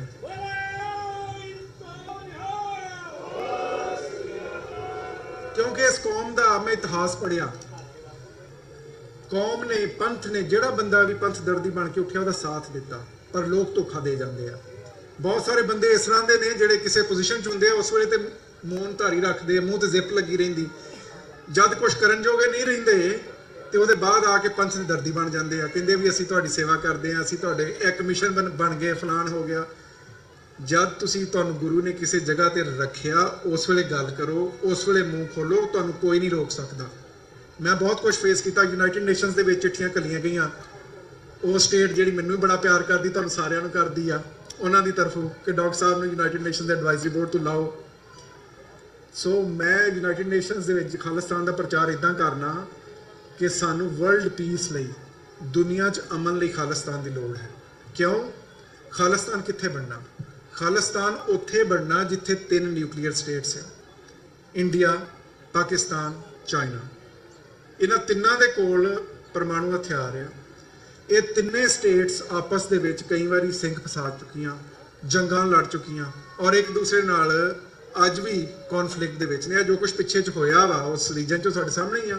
ਜੰਗ ਦਾ ਖਤਰਾ ਕਿੰਨਾ ਜ਼ਿਆਦਾ ਸੀ, ਉਹਦੇ ਨਤੀਜੇ 'ਚ ਅਗਰ ਉਜੜਨਾ ਕਿਸੇ ਨੇ ਤਾਂ ਉਹ ਪੰਜਾਬ ਨੇ ਉਜੜਨਾ, ਉਹ ਸਿੱਖਾਂ ਨੇ ਉਜੜਨਾ। ਮੈਨੂੰ ਮੁਸਲਮਾਨਾਂ ਤੋਂ ਜ਼ਿਆਦਾ ਸਿੱਖਾਂ ਦਾ ਫਿਕਰ ਇਸ ਵਾਸਤੇ ਰਹਿੰਦਾ ਕਿ ਮੁਸਲਮਾਨਾਂ ਦੇ 52 ਹੋਰ ਮੁਲਕ ਨੇ, ਪਾਕਿਸਤਾਨ ਦੇ ਮੁਸਲਮਾਨ ਸਾਰੇ ਮੁੱਕ ਵੀ ਜਾਣ ਤੇ ਧਰਮ ਇਸਲਾਮ ਜਿਉਂਦਾ ਰਹੇਗਾ, ਪਰ ਜੇ ਪੰਜਾਬ ਦੇ ਉੱਤੇ ਕਿਸੇ ਨੇ ਕੁਝ ਸੁੱਟ ਦਿੱਤਾ ਤੇ ਸਿੱਖਾਂ ਦੀ ਹੋਂਦ ਮੁੱਕ ਜਾਏਗੀ। ਦਰਬਾਰ ਸਾਹਿਬ ਦੀ ਕੀ ਹਾਲਤ ਹੋਏਗੀ ਆਪ ਹੀ ਸੋਚ ਲਓ। ਸੋ ਦੁਨੀਆ ਦੇ ਅਮਨ ਲਈ ਜ਼ਰੂਰੀ ਹੈ ਕਿ ਉਹ ਵੱਡੀਆਂ ਕੌਮਾਂ ਜਿਹੜੀਆਂ ਆਪਸ ਲੜ ਰਹੀਆਂ ਨੇ ਉਹਨਾਂ ਦਰਮਿਆਨ ਬਫਰ ਸਟੇਟਸ ਬਣਾਈਆਂ ਜਾਣ, ਉਹਨਾਂ ਦੇ ਬਾਰਡਰ ਵੱਖਰੇ ਕਰ ਦਿੱਤੇ ਜਾਣ। ਸੋ ਅਸੀਂ ਖਾਲਿਸਤਾਨ ਕਿਸੇ ਕੌਮ ਦਾ ਘਾਣ ਕਰਨ ਲਈ ਨਹੀਂ ਮੰਗਦੇ, ਅਸੀਂ ਖਾਲਿਸਤਾਨ ਕਿਸੇ ਕੌਮ ਨੂੰ ਹਰਾਉਣ ਲਈ ਨਹੀਂ ਮੰਗਦੇ। ਸਾਡੀ ਤੇ ਆਪਣੀ ਹੋਂਦ ਦਾ ਮਸਲਾ, ਔਰ ਅਸੀਂ ਦੁਨੀਆ ਦੇ ਅਮਨ ਵਾਸਤੇ ਖਾਲਿਸਤਾਨ ਮੰਗ ਰਹੇ ਹਾਂ ਤਾਂ ਕਿ ਉਹ 3 ਨਿਊਕਲੀਅਰ ਸਟੇਟਸ ਜਿਹੜੀਆਂ ਨੇ ਉਹਨਾਂ ਦੇ ਬਾਰਡਰ ਸਪਲਿਟ ਹੋ ਜਾਣ ਔਰ ਸਿੱਖਾਂ ਦੀ ਹੋਂਦ ਵੀ ਮਹਿਫੂਜ਼ ਹੋ ਜਾਏ। ਇਹ ਪਿੱਛੇ 'ਚ ਜਦ ਕਰਤਾਰ ਸਾਹਿਬ ਦੀ ਗੱਲ ਚੱਲੀ ਸੀ ਨਾ ਤੇ ਸਿੱਖਾਂ 'ਚ ਇੱਕ ਬੜਾ ਉਤਸ਼ਾਹ ਆਇਆ, ਬਹੁਤ ਉਹਨੂੰ ਵੈਲਕਮ ਕੀਤਾ ਗਿਆ। ਮੈਨੂੰ ਵੀ ਬੜੀ ਖੁਸ਼ੀ ਹੋਈ ਆ, ਪਰ ਮੈਂ ਥੋੜਾ ਜਿਹਾ ਬੰਦਾ ਮੂਰਖ ਕਿਸਮ ਦਾ, ਮੇਰਾ ਸੋਚ ਦਾ ਤਰੀਕਾ ਥੋੜਾ ਹੋਰ, ਆਮ ਬੰਦੇ ਥੋੜਾ ਡਿਫਰੈਂਟ ਆ। ਜਦ ਮੈਂ ਸਿੱਖਾਂ 'ਚ ਇੰਨਾ ਉਤਸ਼ਾਹ ਦੇਖਿਆ ਤੇ ਖੁਸ਼ੀ ਦੇ ਨਾਲ ਨਾਲ ਮੇਰੇ ਅੰਦਰ ਇੱਕ ਤਕਲੀਫ ਵੀ ਸੀ। ਮੇਰੇ ਮਨ ਦੇ ਵਿੱਚ ਮੈਂ ਰੋਇਆ ਵੀ, ਇਹ ਸੋਚ ਕੇ ਮੈਂ ਕਈ ਵਾਰੀ ਬਹੁਤ ਜ਼ਿਆਦਾ ਭਾਵਕ ਹੋ ਜਾਂਦੇ ਇਹਨਾਂ ਚੀਜ਼ਾਂ ਤੋਂ ਕਿ ਪੰਥ ਦੇ ਇਹ ਸਥਾਨ, ਉਹ ਥਾਵਾਂ ਜਿਨ੍ਹਾਂ ਨੂੰ ਗੁਰੂ ਸਾਹਿਬ ਦੀ ਸ਼ੋਅ ਪ੍ਰਾਪਤ ਆ, ਜਿੱਥੇ ਗੁਰੂ ਸਾਹਿਬ ਨੇ ਆਪਣਾ ਜੀਵਨ ਬਤੀਤ ਕੀਤਾ, ਅੱਜ ਉਹਦੇ ਉੱਤੇ ਖਾਲਿਸਤਾਨ ਦਾ ਜਾਂ ਖਾਲਸੇ ਦਾ ਝੰਡਾ ਨਹੀਂ ਲਹਿਰਾ ਰਿਹਾ। ਅੱਜ ਸਿੱਖਾਂ ਦੀ ਕੌਮ ਦੀ ਹਾਲਤ ਅਜਿਹੀ ਆ ਕਿ ਜਿੱਥੋਂ ਸਿੱਖਾਂ ਨੂੰ ਥੋੜਾ ਜਿਹਾ ਰਿਲੀਫ ਮਿਲਦਾ, ਸਿੱਖ ਉਤਸ਼ਾਹਤ ਹੋ ਕੇ ਨੱਚਣ ਲੱਗ ਪੈਂਦੇ। ਇਹ ਕਰਤਾਰਪੁਰ ਸਾਹਿਬ, ਇਹ ਨਨਕਾਣਾ ਸਾਹਿਬ, ਇਹ ਤਖਤ ਕਿਹਦੇ ਨੇ? ਇਹ ਖਾਲਸਾ ਪੰਥ ਦੇ ਨੇ। ਔਰ ਮੈਂ ਉਹ ਦਿਨ ਦੇਖਣਾ ਚਾਹੁੰਦਾ ਜਦ ਇਹਨਾਂ ਦੇ ਉੱਤੇ ਵੀ ਖਾਲਸੇ ਦਾ ਝੰਡਾ ਲਹਿਰਾਂਦਾ ਹੋਵੇ।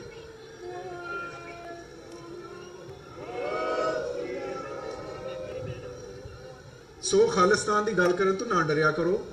ਯੂਨਾਈਟਿਡ ਨੇਸ਼ਨ ਜਿਹਦੇ ਮੈਂ ਐਡਵਾਈਜ਼ਰੀ ਬੋਰਡ ਤੇ ਆ, ਉਹਦਾ ਇੱਕ ਚਾਰਟਰ ਆ, ਜਨ 1948 'ਚ ਬਣਿਆ।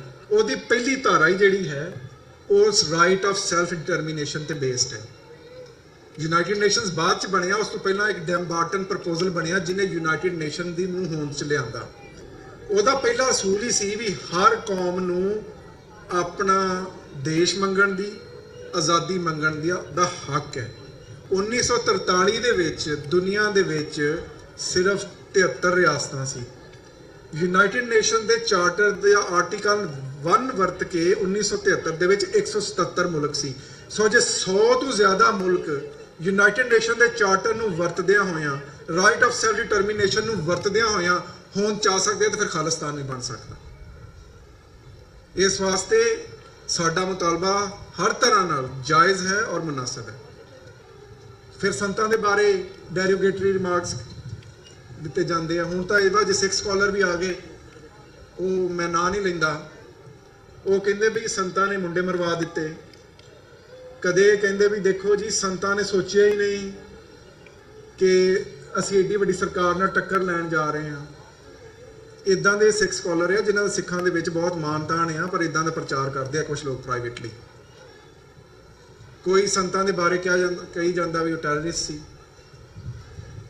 ਜੇ ਸੰਤ ਜਰਨੈਲ ਸਿੰਘ ਖਾਲਸਾ ਭਿੰਡਰਾਂ ਵਾਲੇ ਨਾ ਹੁੰਦੇ ਤੇ ਅੱਜ ਇਹ ਖਾਲਸਾ ਪੰਥ ਨਾ ਹੁੰਦਾ।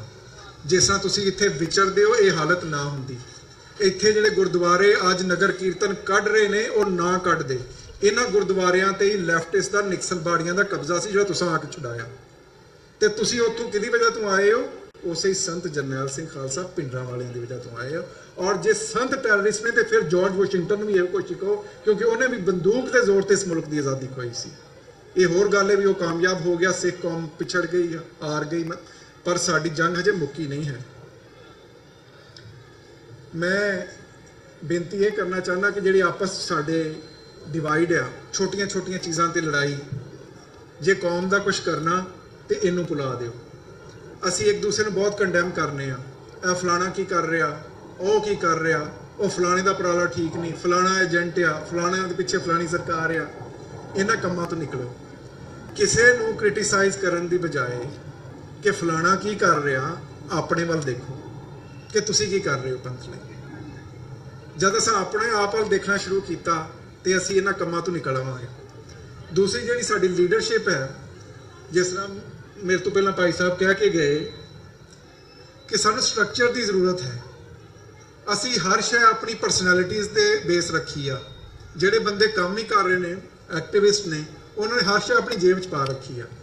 ਜੇ ਕੱਲ੍ਹ ਨੂੰ ਅਕਾਲ ਚਲਾਣਾ ਕਰ ਜਾਣ ਤੇ ਗੱਲ ਤਾਂ ਉੱਥੇ ਮੁੱਕ ਜਾਣੀ ਆ। ਸੋ ਸਾਨੂੰ ਆਪਣੀ ਸਟਰਗਲ ਨੂੰ ਇੰਸਟੀਟਿਊਸ਼ਨਲਾਈਜ਼ ਕਰਨ ਦੀ ਜ਼ਰੂਰਤ ਹੈ, ਸਟਰਕਚਰ ਬਣਾਉਣ ਦੀ ਜ਼ਰੂਰਤ ਹੈ, ਔਰ ਬੰਦਿਆਂ ਦੇ ਹੱਥੋਂ ਕੱਢ ਕੇ ਅਦਾਰਿਆਂ ਦੇ ਹੱਥ ਸੌਂਪਣ ਦੀ ਜ਼ਰੂਰਤ ਹੈ। ਸਾਨੂੰ ਸਿੱਖ ਇੰਸਟੀਟਿਊਸ਼ਨ ਦੀ ਜ਼ਰੂਰਤ ਹੈ ਤਾਂ ਕਿ ਕੱਲ੍ਹ ਨੂੰ ਬੰਦੇ ਰਹਿਣ ਨਾ ਰਹਿਣ, ਇਹ ਮਿਸ਼ਨ, ਇਹ ਕਾਜ਼ ਅੱਗੇ ਚੱਲਦਾ ਰਹੇ। ਔਰ ਜਦ ਸਾਡੇ ਲੀਡਰ ਸਿਰਫ ਫੋਟੋ ਲਵਾਉਣ ਤੇ ਸੋਸ਼ਲ ਮੀਡੀਆ ਤੋਂ ਪਾਉਣ ਦੀ ਬਜਾਏ ਪੰਥ ਦਾ ਸੋਚਣ ਲੱਗ ਪਏ ਔਰ ਅੱਗੇ ਸਟੇਜਾਂ ਤੇ ਬੋਲਣ ਦੀ ਬਜਾਏ ਉਹ ਪਿਛਲੀ ਕੁਰਸੀ ਤੇ ਬਹਿ ਕੇ ਪੰਥ ਦੀ ਸੇਵਾ ਕਰਦੇ ਨਜ਼ਰ ਆਏ, ਉਸ ਦਿਨ ਖਾਲਿਸਤਾਨ ਜ਼ਰੂਰ ਪਹੁੰਚਾਏਗਾ। ਗੁਰੂ ਸਾਹਿਬ ਦਾ ਕਿਉਂਕਿ 550 ਸਾਲਾ ਵੀ ਆ, ਤੇ ਇਸ ਵਾਸਤੇ ਮੈਂ ਕੁਝ ਗੱਲਾਂ ਕਰਨਾ ਚਾਹਨਾ। ਜੇ ਮਾੜੀਆਂ ਲੱਗਣ ਤਾਂ ਮੈਂ ਪਹਿਲਾਂ ਹੀ ਮਾਫੀ ਮੰਗ ਲੈਣਾ। ਇੱਕ ਚੀਜ਼ ਤੇ ਇਹ ਹੈ ਕਿ ਜਿਹੜਾ ਕਰਮ ਕਾਂਡ ਆ, ਗੁਰੂ ਸਾਹਿਬ ਸਾਨੂੰ ਉਹ ਤੋਂ ਕੱਢਿਆ। ਹਿੰਦੁਸਤਾਨ ਦੇ ਵਿੱਚ ਕਰਮ ਕਾਂਡ ਇਸ ਹੱਦ ਤੱਕ, ਇੰਨੇ ਦੇਵੀ ਦੇਵਤਾ, ਇੰਨੀ ਬੁੱਤ ਪੂਜਾ, ਗੁਰੂ ਸਾਹਿਬ ਨੇ ਉਸ ਕਰਮ ਕਾਂਡ 'ਚ ਇਸ ਪੰਥ ਨੂੰ ਕੱਢਿਆ। ਪਰ ਜੇ ਅਸੀਂ ਫੇਰ ਹੀ ਉਸ ਕਰਮ ਕਾਂਡ 'ਚ ਪੈ ਜਾਈਏ ਤੇ ਫਿਰ ਗੁਰੂ ਦਾ ਮਿਸ਼ਨ ਕਿੱਥੇ ਗਿਆ। ਹੁਣ ਮੈਂ ਦੇਖਦਾ ਗੁਰੂ ਸਾਹਿਬ ਦੀ ਪੋਰਟਰੇਟਸ ਨੂੰ, ਇੱਕ ਤਾਂ ਗੁਰੂ ਸਾਹਿਬ ਦੇ ਪੋਰਟਰੇਟ ਅਜੀਬ ਤਰ੍ਹਾਂ ਦੇ ਬਣਾਏ ਹੋਏ ਆ। ਉਹ ਲੱਗਦਾ ਵੀ ਕਿਸੇ ਰਾਮ ਦਾ, ਕਿਸੇ ਕਿਸ਼ਨ ਦਾ ਉਤਾਰ ਆ। ਪਿੱਛੇ ਐਡਾ ਵੱਡਾ ਭਗਵਾਨ ਜਿਹਾ ਚੋਲਾ ਪਾਇਆ ਹੁੰਦਾ, ਗੁਰੂ ਸਾਹਿਬ ਦਾ ਐਡਾ ਵੱਡਾ ਦਮਾਲਾ, ਪਿੱਛੋਂ ਚੁਲਾਟਾਂ ਨਿਕਲ ਰਹੀਆਂ। ਇਦਾਂ ਦੀਆਂ ਚੀਜ਼ਾਂ ਮੈਂ ਦੇਖਦਾ। ਗੁਰੂ ਸਾਹਿਬ ਜਿਨ੍ਹਾਂ ਨੇ 42,000 ਮੀਲ ਪੈਦਲ ਤੁਰਿਆ ਹੋਵੇ, ਉਹਨਾਂ ਦੇ ਏਡੇ ਵੱਡੇ ਪਿੰਨੇ ਹੋਣੇ ਆ। ਜਿਸ ਬ੍ਰਾਹਮਣ ਜੋਗੀ ਮੁੱਲਾ ਨੂੰ ਗੁਰੂ ਸਾਹਿਬ ਕੰਡੈਮ ਕਰਦੇ ਰਹੇ, ਉਦਾਂ ਦੀ ਮਾਲਾ ਉਹਨਾਂ ਗਲ 'ਚ ਪਾਈ ਹੋਣੀ ਆ, ਉਦਾਂ ਦਾ ਭਗਵਾਂ ਚੋਲਾ ਪਾ ਕੇ ਗੁਰੂ ਸਾਹਿਬ ਫਿਰਦੇ ਹੋਣੇ ਆ। ਅਸਾਂ ਗੁਰੂ ਸਾਹਿਬ ਨੂੰ ਕੀ ਬਣਾ ਦਿੱਤਾ, ਉਹਨਾਂ ਦਾ ਕਨਸੈਪਟ ਕੀ ਦੇ ਰਹੇ ਆ। ਇੰਜ ਲੱਗਦਾ ਵੀ ਗੁਰੂ ਸਾਹਿਬ ਹਰ ਵਾਰੀ ਬਹਿ ਕੇ ਸ਼ਾਇਦ ਭਾਈ ਮਰਦਾਨੇ ਦੇ ਨਾਲ ਰਬਾਬ ਹੀ ਸੁਣਦੇ ਹੋਣੇ ਆ। ਗੁਰੂ ਸਾਹਿਬ ਜਿੰਨਾ ਗਿਆਨ ਉਸ ਸਮੇਂ ਕਿਸੇ ਨੂੰ ਨਹੀਂ ਸੀ। ਵਰਲਡ ਪੋਲਿਟਿਕਸ ਨੂੰ ਉਹਨਾਂ ਤੋਂ ਜ਼ਿਆਦਾ ਸਮਝਦਾ ਕੋਈ ਨਹੀਂ ਸੀ। ਗੁਰੂ ਸਾਹਿਬ ਦੀਆਂ ਉਦਾਸੀਆਂ ਦਾ ਮਕਸਦ ਕੀ ਹੈ? ਮਕਸਦ ਸੀ ਡਾਇਲੌਗ ਵਿਦ ਅਦਰਸ, ਦੂਸਰੇ ਧਰਮਾਂ ਤੱਕ ਜਾਣਾ, ਉਹਨਾਂ ਦੀ ਗੱਲ ਸੁਣਨਾ, ਉਹਨਾਂ ਨੂੰ ਆਪਣੀ ਗੱਲ ਸੁਣਾਉਣਾ, ਉਹਨਾਂ ਨੂੰ ਇੱਕ ਓਂਕਾਰ ਨਾਲ ਜੋੜਨਾ। ਅਸੀਂ ਦੂਸਰੇ ਧਰਮਾਂ ਤੱਕ ਤੇ ਕੀ ਪਹੁੰਚਣਾ, ਅਸੀਂ ਤੇ ਆਪਸ 'ਚ ਗੱਲ ਕਰਨ ਨੂੰ ਤਿਆਰ ਨਹੀਂ ਹੈਗੇ। ਅੱਜ ਗੁਰੂ ਗ੍ਰੰਥ ਸਾਹਿਬ ਜੀ ਦੀ ਹਜ਼ੂਰੀ ਦੇ ਵਿੱਚ ਸਾਡੀਆਂ ਦਸਤਾਰਾਂ ਲੈ ਜਾਂਦੀਆਂ। ਸਾਡੇ 'ਚ ਹਮਾ ਤੇ ਹੰਕਾਰ ਇੰਨਾ ਕਿ ਅਸੀਂ ਇਹ ਵੀ ਨਹੀਂ ਦੇਖਦੇ ਕਿ ਅਸੀਂ ਗੁਰੂ ਗ੍ਰੰਥ ਸਾਹਿਬ ਜੀ ਦੀ ਹਜ਼ੂਰੀ ਜੁੜੇ ਬੈਠੇ ਹਾਂ। ਸੋ ਗੁਰੂ ਸਾਹਿਬ ਦਾ ਜਿਹੜਾ ਅਸਲ ਮਿਸ਼ਨ ਹੈ ਉਹ ਸਮਝਣ ਦੀ ਲੋੜ ਹੈ। ਕਰਮ ਕਾਂਡ ਤੋਂ ਨਿਕਲੋ। RSS ਦਾ ਤਾਂ ਮਕਸਦ ਹੀ ਇਹ ਹੈ ਕਿ ਸਿੱਖ ਭਾਵੇਂ 5 ਕਕਾਰ ਪਾਉਂਦੇ ਹੋਣ, ਪਰ ਜਿਹੜੀ ਇਹਨਾਂ 'ਚ ਸਿੱਖੀ ਆ ਉਹ ਮੁੱਕ ਜਾਏ, ਉਹ ਸਿੱਖੀ ਨੂੰ ਬਚਾ ਲਓ। ਇੱਕ ਜਿਹੜੇ ਵਿਕਟਮਹੁੱਡ ਹੈ ਨਾ, ਇਹ ਤੋਂ ਵੀ ਨਿਕਲਣ ਦੀ ਲੋੜ ਹੈ। ਜਦੋਂ ਦੇਖੋ ਅਸੀਂ ਰੋ ਹੀ ਰਹੇ ਹੁੰਨੇ ਆ ਕਿ ਸਾਡਾ ਪਹਿਲਾਂ ਮੁਗਲਾਂ ਨੇ ਘੱਲੂਕਾਰਾ ਕੀਤਾ, ਫਿਰ ਉਹਦੇ ਬਾਅਦ ਅੰਗਰੇਜ਼ਾਂ ਨੇ ਸਾਡੇ ਤੇ ਜ਼ੁਲਮ ਕੀਤੇ, ਫਿਰ ਉਹਦੇ ਬਾਅਦ ਇੰਡੀਅਨ ਸਰਕਾਰ ਨੇ ਸਾਡਾ ਘੱਲੂਕਾਰਾ ਕੀਤਾ। ਵਿਕਟਮਹੁੱਡ 'ਚ ਰਹਿਣਾ ਕੋਈ ਅਕਲਮੰਦੀ ਦੀ ਗੱਲ ਨਹੀਂ ਹੈਗੀ। ਇੱਕ ਹੋਰ ਕੌਮ ਦੇ ਵੀ ਘੱਲੂਕਾਰੇ ਹੋਏ ਸੀ, ਉਹਨਾਂ ਨੇ ਇੱਕ ਮੋਟੋ ਅਡਾਪਟ ਕੀਤਾ, ਨੈਵਰ ਅਗੇਨ, ਵੀ ਦੁਬਾਰਾ ਨਹੀਂ। ਸਿੱਖਾਂ ਨੇ ਕੋਈ ਠੇਕਾ ਲਿਆ ਹੋਇਆ ਕਿ ਹਰ ਵਾਰੀ ਸਿੱਖਾਂ ਨਹੀਂ ਵੱਢਿਆ ਕੱਟਿਆ ਜਾਣਾ, ਜਾਂ ਹਰ ਵਾਰੀ ਸਿੱਖਾਂ ਦੀ ਜੈਨੋਸਾਈਡ ਹੋਣੀ? ਕਿਉਂ ਹੋਵੇ? ਅਸਾਂ ਜੋ ਹੋ ਗਿਆ, ਅੱਗੋਂ ਨਹੀਂ ਹੋਣ ਦੇਣੀ, ਔਰ ਆਪਣਾ ਦੇਸ਼, ਆਪਣਾ ਮੁਲਕ, ਆਪਣਾ ਕਾਰ ਹਾਸਲ ਕਰਨਾ ਹੈ। ਇਸ ਵਾਸਤੇ ਵਿਕਟਮਹੁੱਡ ਤੋਂ ਬਾਹਰ ਨਿਕਲਣ ਦੀ ਲੋੜ ਹੈ। ਸੋ ਜਿਹੜਾ ਵਿਕਟਮਹੁੱਡ ਹੈ ਨਾ, ਇਹ ਤੋਂ ਨਿਕਲੋ ਔਰ ਸੈਲਫ ਕੰਡੈਮੀਨੇਸ਼ਨ ਵੀ ਛੱਡੋ। ਹੁਣ ਵਿਦਵਾਨ ਹੋਣ, ਸਿੱਖ ਐਕਟਿਵਿਸਟ ਹੋਣ, ਆਪਣੇ ਆਪ ਨੂੰ ਨਿੰਦੀ ਜਾਂਦੇ ਆ, ਖਾਲਸਾ ਪੰਥ ਨੂੰ ਨਿੰਦੀ ਜਾਂਦੇ ਆ ਵੀ ਸਾਨੂੰ ਸਮਝ ਨਹੀਂ ਜੀ, ਕੌਮ ਕਿਸੇ ਪਾਸੇ ਚੱਲ ਨਹੀਂ ਰਹੀ ਜੀ, ਇਹਦਾ ਕੁਝ ਬਣਨਾ ਨਹੀਂ ਜੀ।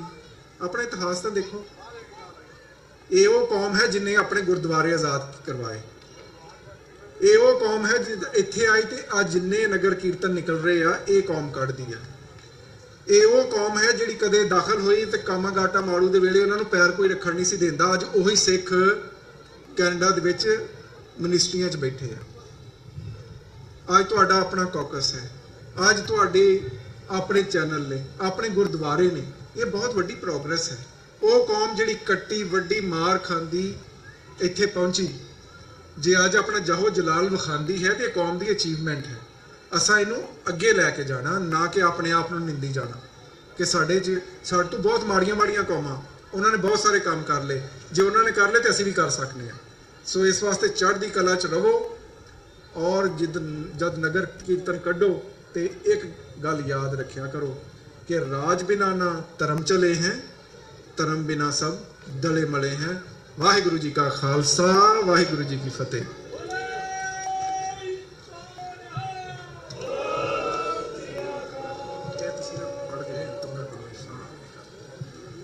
ਵਾਹਿਗੁਰੂ ਜੀ ਕਾ ਖਾਲਸਾ, ਵਾਹਿਗੁਰੂ ਜੀ ਕੀ ਫਤਿਹ। ਬਹੁਤ ਬਹੁਤ ਧੰਨਵਾਦ ਡਾਕਟਰ ਇਕਤਦਾਰ ਚੀਮਾ ਜੀ ਦਾ, ਜਿਹੜੀ ਕਿ ਬਹੁਤ ਵੱਡੀ ਪਰਸਨੈਲਿਟੀ ਆ। ਕਈ ਵਾਰੀ ਆਪਾਂ ਨੂੰ ਇਸ ਤਰ੍ਹਾਂ ਲੱਗਦਾ ਵੀ ਜਦੋਂ ਆਪਣੀ ਸਟੇਜ ਤੋਂ ਆ ਕੇ ਬੋਲਦੇ ਆ ਵੀ ਸਾਡੇ ਵਰਗੇ ਹੀ ਆ, ਪਰ ਬਹੁਤ ਜ਼ਿਆਦਾ ਗਲੋਬਲ ਪਰਸਨੈਲਿਟੀ ਆ। ਬਹੁਤ ਜ਼ਿਆਦਾ ਵਧੀਆ ਕੰਮ ਇਹਨਾਂ ਨੇ ਸਿੱਖਾਂ ਲਈ ਕੀਤਾ। ਇਹ ਰੀਅਲਾਈਜ਼ ਬਹੁਤ ਘੱਟ ਸਿੱਖ ਕਰ ਰਹੇ ਆ ਵੀ ਇਹਨਾਂ ਨੇ ਕੀ ਕੰਮ ਕੀਤਾ ਸਾਡੇ ਲਈ। ਚਲੋ ਗੁਰੂ ਸਾਹਿਬ ਬਖਸ਼ਿਸ਼ ਕਰਨ, ਆਪਾਂ ਇਹੋ ਜਿਹੇ ਵਿਦਵਾਨਾਂ ਨੂੰ, ਇਹੋ ਜਿਹੇ ਜਿਹੜੇ ਇਨਸਾਨ ਨੇ ਜਿਹੜੇ ਦੂਜੇ ਧਰਮਾਂ ਦੇ ਵਿੱਚ ਰਹਿ ਕੇ ਸਿੱਖੀ ਲਈ, ਸਿੱਖਾਂ ਲਈ ਹਾਂ ਦਾ ਨਾਰਾ ਮਾਰ ਰਹੇ ਆ, ਜਿਨ੍ਹਾਂ ਨੇ ਇੰਟਰਨੈਸ਼ਨਲ ਲੈਵਲ ਤੇ ਸਿੱਖੀ ਦੀ ਗੱਲ ਕੀਤੀ ਆ, ਸਤਿਗੁਰੂ ਸਾਹਿਬ ਉਹਨਾਂ ਨੂੰ ਚੜ੍ਹਦੀ ਕਲਾ ਬਖਸ਼ਣ। ਸੋ ਹੁਣ ਇੱਕ ਪਹਿਲਾਂ ਬੇਨਤੀ ਇਹ ਹੈ ਕਿ 2 ਕਾਰਾਂ ਨੇ, ਇੱਕ 2013 ਦੀ ਸਿਲਵਰ ਟਿਓਟਾ ਕੈਮਰੀ, ਇਹ ਬਲਦੇਵ ਸਿੰਘ ਦੀ ਕਾਰ ਹੈ। ਦੂਸਰੀ 2013 ਗ੍ਰੀਨ ਟਿਓਟਾ ਕੈਮਰੀ ਹੈ, ਰਜੀਵ ਕੁਮਾਰ ਦੀ ਕਾਰ ਆ। ਸੋ ਪੁਲਿਸ ਵਾਲਿਆਂ ਨੇ ਸਾਨੂੰ ਇਨਫੋਰਮੇਸ਼ਨ ਦਿੱਤੀ ਉਹਨਾਂ ਦੇ ਓਨਰਸ ਬਾਰੇ। ਇਹ ਦੋਨੇ ਕਾਰਾਂ ਕਾਰਟਡ ਐਵਨਿਊ ਦੇ ਉੱਪਰ ਜਿਹੜਾ ਕਿਸੇ ਦਾ ਡਰਾਈਵੇ ਆ ਉਹਨੂੰ ਬਲੌਕ ਕਰ ਰਹੇ ਆ। ਦੂਸਰਾ ਜਿਹੜੀਆਂ ਸਾਈਪਰਸ ਸਟਰੀਟ ਦੇ ਉੱਪਰ ਕਾਰਾਂ ਲੱਗੀਆਂ, ਉਹਨਾਂ ਨੂੰ ਰਿਕੁਐਸਟ ਹੈ ਵੀ ਉਹ ਕਾਰਾਂ ਮੂਵ ਕਰ ਲਓ ਉੱਥੋਂ। ਸਾਈਪਰਸ ਸਟਰੀਟ ਦੇ ਉੱਪਰ ਕਿਸੇ ਦੀ ਕਾਰ ਨਹੀਂ ਲੱਗ ਸਕਦੀ। ਸੋ ਹੁਣ ਆਪਾਂ ਡਾਕਟਰ ਚੀਮਾ ਜੀ ਨੂੰ ਸਨਮਾਨਿਤ ਕਰਨਾ। ਉਸ ਦੇ ਵਿੱਚੋਂ ਕੁਝ ਵੀਰ ਇੱਥੋਂ ਉੱਠ ਕੇ ਚੱਲ ਗਿਆ, ਮੈਂ ਉਹਨਾਂ ਦੇ ਨਾਂ ਪਹਿਲਾਂ ਲਾ ਦੇਣਾ। ਭਾਈ ਕੁਲਦੀਪ ਸਿੰਘ ਜੀ ਢਿੱਲੋਂ, ਜਿਹੜੇ ਕਿ ਪ੍ਰਧਾਨ ਨੇ ਗੁਰਦੁਆਰਾ ਸਿੱਖ ਕਲਚਰ ਸੁਸਾਇਟੀ ਦੇ। ਭਾਈ ਬਖਸ਼ੀਸ਼ ਸਿੰਘ ਜੀ ਮੂਦਲ, ਜਿਹੜੇ ਪ੍ਰਧਾਨ ਨੇ ਜਰਸੀ ਸਿਟੀ ਗੁਰੂ ਘਰ ਦੇ। ਭਾਈ ਜਗਰਾਜ ਸਿੰਘ ਜੀ ਸਾਊਥ ਜਰਸੀ ਤੋਂ। ਭਾਈ ਗੁਰਿੰਦਰਜੀਤ ਸਿੰਘ ਜੀ ਮਾਨਾ, ਭਾਈ ਅਵਤਾਰ ਸਿੰਘ ਜੀ ਪੰਨੂ, ਡਾਕਟਰ ਬਖਸ਼ੀਸ਼ ਸਿੰਘ ਸੰਧੂ ਤੇ ਹਰਵਿੰਦਰ ਸਿੰਘ ਲਾਲੀ। ਮੈਂ ਜਿਨ੍ਹਾਂ ਦੇ ਨਾਂ ਲਏ ਉਹ ਪਲੀਜ਼ ਸਟੇਜ ਤੇ ਆ ਜਾਓ। ਆਪਾਂ ਡਾਕਟਰ ਇਕਤਦਾਰ ਚੀਮਾ ਜੀ ਨੂੰ ਸਨਮਾਨਿਤ ਕਰਨਾ। ਸੋ ਆਪ ਸਾਰਿਆਂ ਨੂੰ ਬੇਨਤੀ ਆ ਕਿ ਆਪ ਜੀ ਸਟੇਜ ਤੇ ਆ ਜਾਓ। ਤੁਹਾਡਾ ਭਾਈ ਕੁਲਦੀਪ ਸਿੰਘ ਜੀ ਢਿੱਲੋਂ, ਆਪ ਜੀ ਆ ਜਾਓ, ਦੂਰ ਖੜੇ ਹੋ ਪਰ ਆ ਜਾਓ। ਚਲੋ ਪਹੁੰਚ ਗਏ, ਆ ਜਾਓ ਜੀ। ਸੋ ਬਾਕੀ ਜਿਹੜੇ ਸਟੇਜ ਤੇ ਜਿੰਨੇ ਮੇਰੇ ਵੀਰ ਬੈਠੇ ਹਨ ਨੁਮਾਇੰਦੇ, ਉਹਨਾਂ ਨੂੰ ਬੇਨਤੀ ਆ ਵੀ ਅੱਗੇ ਆ ਜਾਓ। ਸੋ ਡਾਕਟਰ ਸਾਹਿਬ ਨੂੰ ਵੀ ਬੇਨਤੀ ਹੈ ਕਿ ਆਪ ਜੀ ਆ ਜਾਓ ਅੱਗੇ।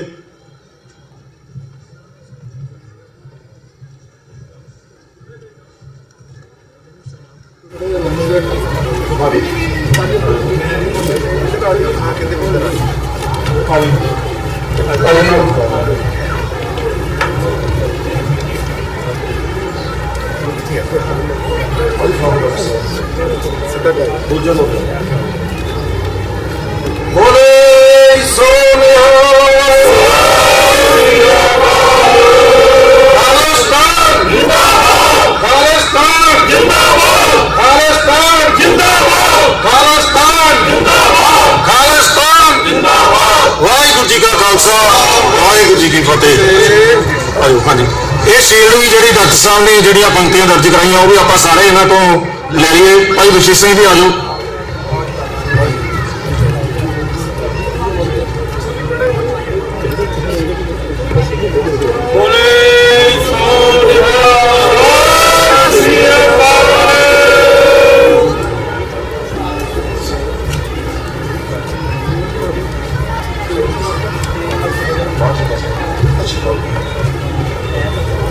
ਸੋ ਬਹੁਤ ਬਹੁਤ ਧੰਨਵਾਦ ਡਾਕਟਰ ਇਕਤਦਾਰ ਚੀਮਾ ਜੀ ਤੇ ਇਹਨਾਂ ਦਾ ਨਾਲ ਜਿਹੜੇ ਪਤਵੰਤੇ ਸੱਜਣ ਸਟੇਜ ਤੇ ਆਏ ਨੇ ਤੇ ਇਹਨਾਂ ਦਾ ਵੀ ਧੰਨਵਾਦ।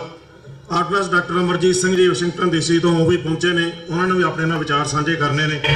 ਸੋ ਮੈਂ ਇੱਕ ਦੋ ਬੁਲਾਇਆ ਆਪਾਂ ਹੋਰ ਉਹਨਾਂ ਤੋਂ ਪਹਿਲਾਂ ਇੱਥੇ ਬੁਲਾਉਂਦੇ ਆ। ਸੋ ਮੈਂ ਬੇਨਤੀ ਕਰਾਂ ਪਹਿਲਾਂ ਭਾਈ ਬਖਸ਼ੀਸ਼ ਸਿੰਘ ਜੀ ਮੂਦਲ, ਚਲੋ ਮੈਨੂੰ ਕਹਿ ਰਿਹਾ ਵੀ ਨਹੀਂ ਮੈਂ ਠੀਕ ਆ। ਸੋ ਮੈਂ ਬੇਨਤੀ ਕਰਾਂ ਭਾਈ ਹਿੰਮਤ ਸਿੰਘ ਜੀ ਜਿਹੜੇ ਕੋਆਰਡੀਨੇਟਰ ਨੇ ਈਸਟ ਕੋਸਟ ਕਮੇਟੀ ਦੇ, 1-2 ਮਿੰਟ ਵਾਸਤੇ ਉਹ ਸਟੇਜ ਤੋਂ ਹਾਜ਼ਰੀ ਲਗਾਉਣ। ਉਸ ਤੋਂ ਬਾਅਦ ਅਗਲਾ ਪ੍ਰੋਗਰਾਮ ਅਨਾਉਂਸ ਕਰਦੇ ਹਾਂ। ਵਾਹਿਗੁਰੂ ਜੀ ਕਾ ਖਾਲਸਾ, ਵਾਹਿਗੁਰੂ ਜੀ ਕੀ ਫਤਿਹ।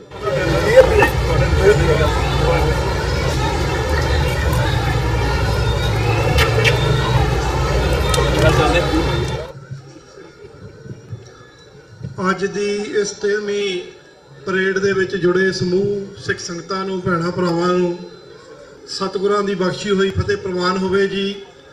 ਬੁਲਾਓ ਜੀ ਗੱਜ ਵੱਜ ਕੇ, ਵਾਹਿਗੁਰੂ ਜੀ ਕਾ ਖਾਲਸਾ, ਵਾਹਿਗੁਰੂ ਜੀ ਕੀ ਫਤਿਹ। ਸੋ ਹਰ ਸਾਲ ਇਹ ਪਰੇਡ ਜੋ ਸਜਾਈ ਜਾਂਦੀ ਆ, ਆਪ ਜੀ ਸਹਿਯੋਗ ਦਿੰਦੇ ਹੋ। ਜਿਵੇਂ ਮੇਰੇ ਤੋਂ ਪਹਿਲਾਂ ਡਾਕਟਰ ਚੀਮਾ ਸਾਹਿਬ ਜੀ ਉਹਨੇ ਬੋਲ ਕੇ ਗਏ ਆ, ਸੋ ਮੇਰੇ ਖਿਆਲ 'ਚ ਸਾਰੇ ਹੀ ਇਹਨਾਂ ਨੇ ਕਵਰ ਕੀਤੇ ਆ ਮੁੱਦੇ ਜੋ ਪੰਜਾਬ ਦੀ ਖਾਲਿਸਤਾਨ ਦੀ ਗੱਲ ਆ ਔਰ ਕਿਵੇਂ ਅਸੀਂ ਗੁਲਾਮੀ ਵਾਲੀ ਜਿਹੜੀ ਜ਼ਿੰਦਗੀ ਜੀ ਰਹੇ ਆ। ਸੋ ਮੈਂ ਜ਼ਿਆਦਾ ਸਮਾਂ ਨਹੀਂ ਲਵਾਂਗਾ, ਆਪ ਜੀ ਨੂੰ ਇਹ ਦੱਸਣਾ ਚਾਹਾਂਗਾ ਕਿ ਜਿਵੇਂ ਪੰਜਾਬ ਦੇ ਵਿੱਚ ਬੰਦੀ ਸਿੰਘਾਂ ਦੀ ਗੱਲ ਜੋ ਸਮੇਂ-ਸਮੇਂ ਤੇ ਆਪਾਂ ਅਲੱਗ-ਅਲੱਗ ਜਥੇਬੰਦੀਆਂ ਕੌਮ ਵੱਡੇ ਪੈਮਾਨੇ ਤੇ ਉਠਾ ਰਹੀ ਆ, ਜਿਵੇਂ ਇਸ ਗੱਲ ਦਾ ਕ੍ਰੈਡਿਟ ਜਿਹੜਾ ਆ ਮੈਂ ਭਾਈ ਗੁਰਬਖਸ਼ ਸਿੰਘ ਖਾਲਸਾ ਜਿਹੜੇ ਸ਼ਹੀਦੀ ਪਾ ਚੁੱਕੇ ਹਨ ਉਹਨਾਂ ਨੂੰ, ਜਾਂ ਅੱਜ ਬਾਪੂ ਸੂਰ ਸਿੰਘ ਜੀ ਖਾਲਸਾ ਉਹਨਾਂ ਨੇ ਇਸ ਗੱਲ ਦੀ ਜਿਹੜੀ ਉਪਜ ਜਿਹੜੀ ਉਹਨਾਂ ਨੇ ਇਸ ਗੱਲ ਨੂੰ, ਮੁਹਿੰਮ ਨੂੰ ਪੂਰੇ ਵਰਲਡ ਵਾਈਜ਼ ਖੜਾ ਕਰ ਦਿੱਤਾ ਕਿ ਜੋ ਸਾਡੇ ਨੌਜਵਾਨ ਭਾਰਤੀ ਕਾਨੂੰਨ ਤਹਿਤ ਸਜ਼ਾਵਾਂ ਭੁਗਤ ਚੁੱਕੇ ਆ, ਅੱਜ ਤੱਕ ਵੀ ਭਾਰਤੀ ਸਟੇਟ ਉਹਨਾਂ ਨੂੰ ਰਿਹਾ ਨਹੀਂ ਕਰ ਰਹੀ। ਸੋ ਜਿਵੇਂ ਪਿਛਲੇ ਦਿਨੀ ਹੁਸ਼ਿਆਰਪੁਰ ਦੇ ਵਿੱਚ ਉਹ 3 ਨੌਜਵਾਨ ਜਿਨ੍ਹਾਂ ਨੇ ਸਿਰਫ ਤੇ ਸਿਰਫ ਉਹਨਾਂ ਕੋਲ ਬੁੱਕਾਂ ਸਨ ਸਿੱਖ ਲਿਟਰੇਚਰ, ਜਿਹੜੇ ਕਿ ਆਪਣੀ ਕੌਮ ਪ੍ਰਤੀ ਕੁਝ ਪੜ੍ਹਨ ਦੀ ਚਾਹਨਾ ਰੱਖਦੇ ਸਨ, ਉਹਨਾਂ ਨੂੰ ਇਸ ਗੱਲ ਤੇ ਹੀ ਉਸ ਸਟੇਟ ਭਾਰਤੀ ਕਾਨੂੰਨ ਕਾਨੂੰਨਾਂ ਨੇ ਉਮਰ ਭਰ ਦੀ ਸਜ਼ਾ ਦੇ ਦਿੱਤੀ। ਔਰ ਇਸ ਤੋਂ ਉਪਰੰਤ ਪਿਛਲੇ ਦਿਨੀ ਜੱਗੀ ਜਵਾਹਰੀ ਔਰ ਸ਼ੇਰੇ ਹੋਣੀ ਜੋ ਨੌਜਵਾਨ, ਉਹਨਾਂ ਨੂੰ ਪੰਜਾਬ ਦੀ ਜੇਲ੍ਹ ਚੋਂ ਕੱਢ ਕੇ ਦਿੱਲੀ ਜੇਲ੍ਹ ਤੇ ਤਿਹਾੜ ਜੇਲ੍ਹ ਦੇ ਵਿੱਚ ਤਬਦੀਲ ਕਰ ਦਿੱਤਾ। ਭਾਰਤ ਦੇ ਕਾਨੂੰਨ ਕਹਿੰਦੇ ਆ ਕਿ ਜਿਸ ਸਟੇਟ ਦੇ ਵਿੱਚ ਸਜ਼ਾ ਜੋ ਉੱਥੇ ਕੇਸ ਚੱਲ ਰਹੇ ਆ ਉਸੇ ਸਟੇਟ ਦੇ ਵਿੱਚ ਉਸ ਮੁਜਰਮ ਨੂੰ ਰੱਖਿਆ ਜਾਂਦਾ ਆ। ਜਿਵੇਂ ਕਿ ਗੈਰ ਕਾਨੂੰਨੀ ਤਰੀਕੇ ਨਾਲ ਸਿੰਘ ਸਾਹਿਬ ਜਥੇਦਾਰ ਜਗਤਾਰ ਸਿੰਘ ਹਵਾਰਾ ਜੀ ਨੂੰ ਵੀ ਤਿਹਾੜ ਜੇਲ੍ਹ ਦਿੱਲੀ ਦੇ ਵਿੱਚ ਰੱਖਿਆ ਹੋਇਆ ਆ। ਸੋ ਸਾਨੂੰ ਲੋੜ ਆ ਜੋ ਖਾਲਿਸਤਾਨ ਦੀ ਗੱਲ ਸਮੇਂ-ਸਮੇਂ ਤੇ ਨਗਰ ਕੀਰਤਨਾਂ ਦੇ ਵਿੱਚ ਔਰ ਖਾਸ ਪ੍ਰੋਗਰਾਮ ਰੱਖ ਕੇ ਜਿਹੜੀ ਆ ਇਸ ਦੀ ਗੱਲ ਦੀ ਜਿਹੜੀ ਮਜ਼ਬੂਤੀ ਦੇ ਨਾਲ ਖਾਲਿਸਤਾਨ ਦੀ ਗੱਲ ਨੂੰ ਬੁਲੰਦ ਕੀਤਾ ਜਾਂਦਾ ਨਾਰਾ, ਉਹਦੇ ਵਿੱਚ ਅਸੀਂ ਆਪਣੇ ਬੱਚਿਆਂ ਨੂੰ ਵੀ ਪਰਿਵਾਰਾਂ ਨੂੰ ਜੋੜਨ ਦੀ ਲੋੜ ਆ। ਜਿਵੇਂ ਚੀਮਾ ਸਾਹਿਬ ਨੇ ਦੱਸਿਆ ਕਿ ਕਈ ਵਾਰੀ ਅਸੀਂ ਸਾਡੀ ਕੌਮ ਦੇ ਵਿੱਚ ਕੁਝ ਲੋਕ ਖਾਲਿਸਤਾਨ ਦੀ ਗੱਲ ਗੱਲ ਕਰਨ ਤੋਂ ਘਬਰਾਉਂਦੇ ਆ। ਸਾਨੂੰ ਘਬਰਾਉਣ ਦੀ ਕੋਈ ਲੋੜ ਨਹੀਂ।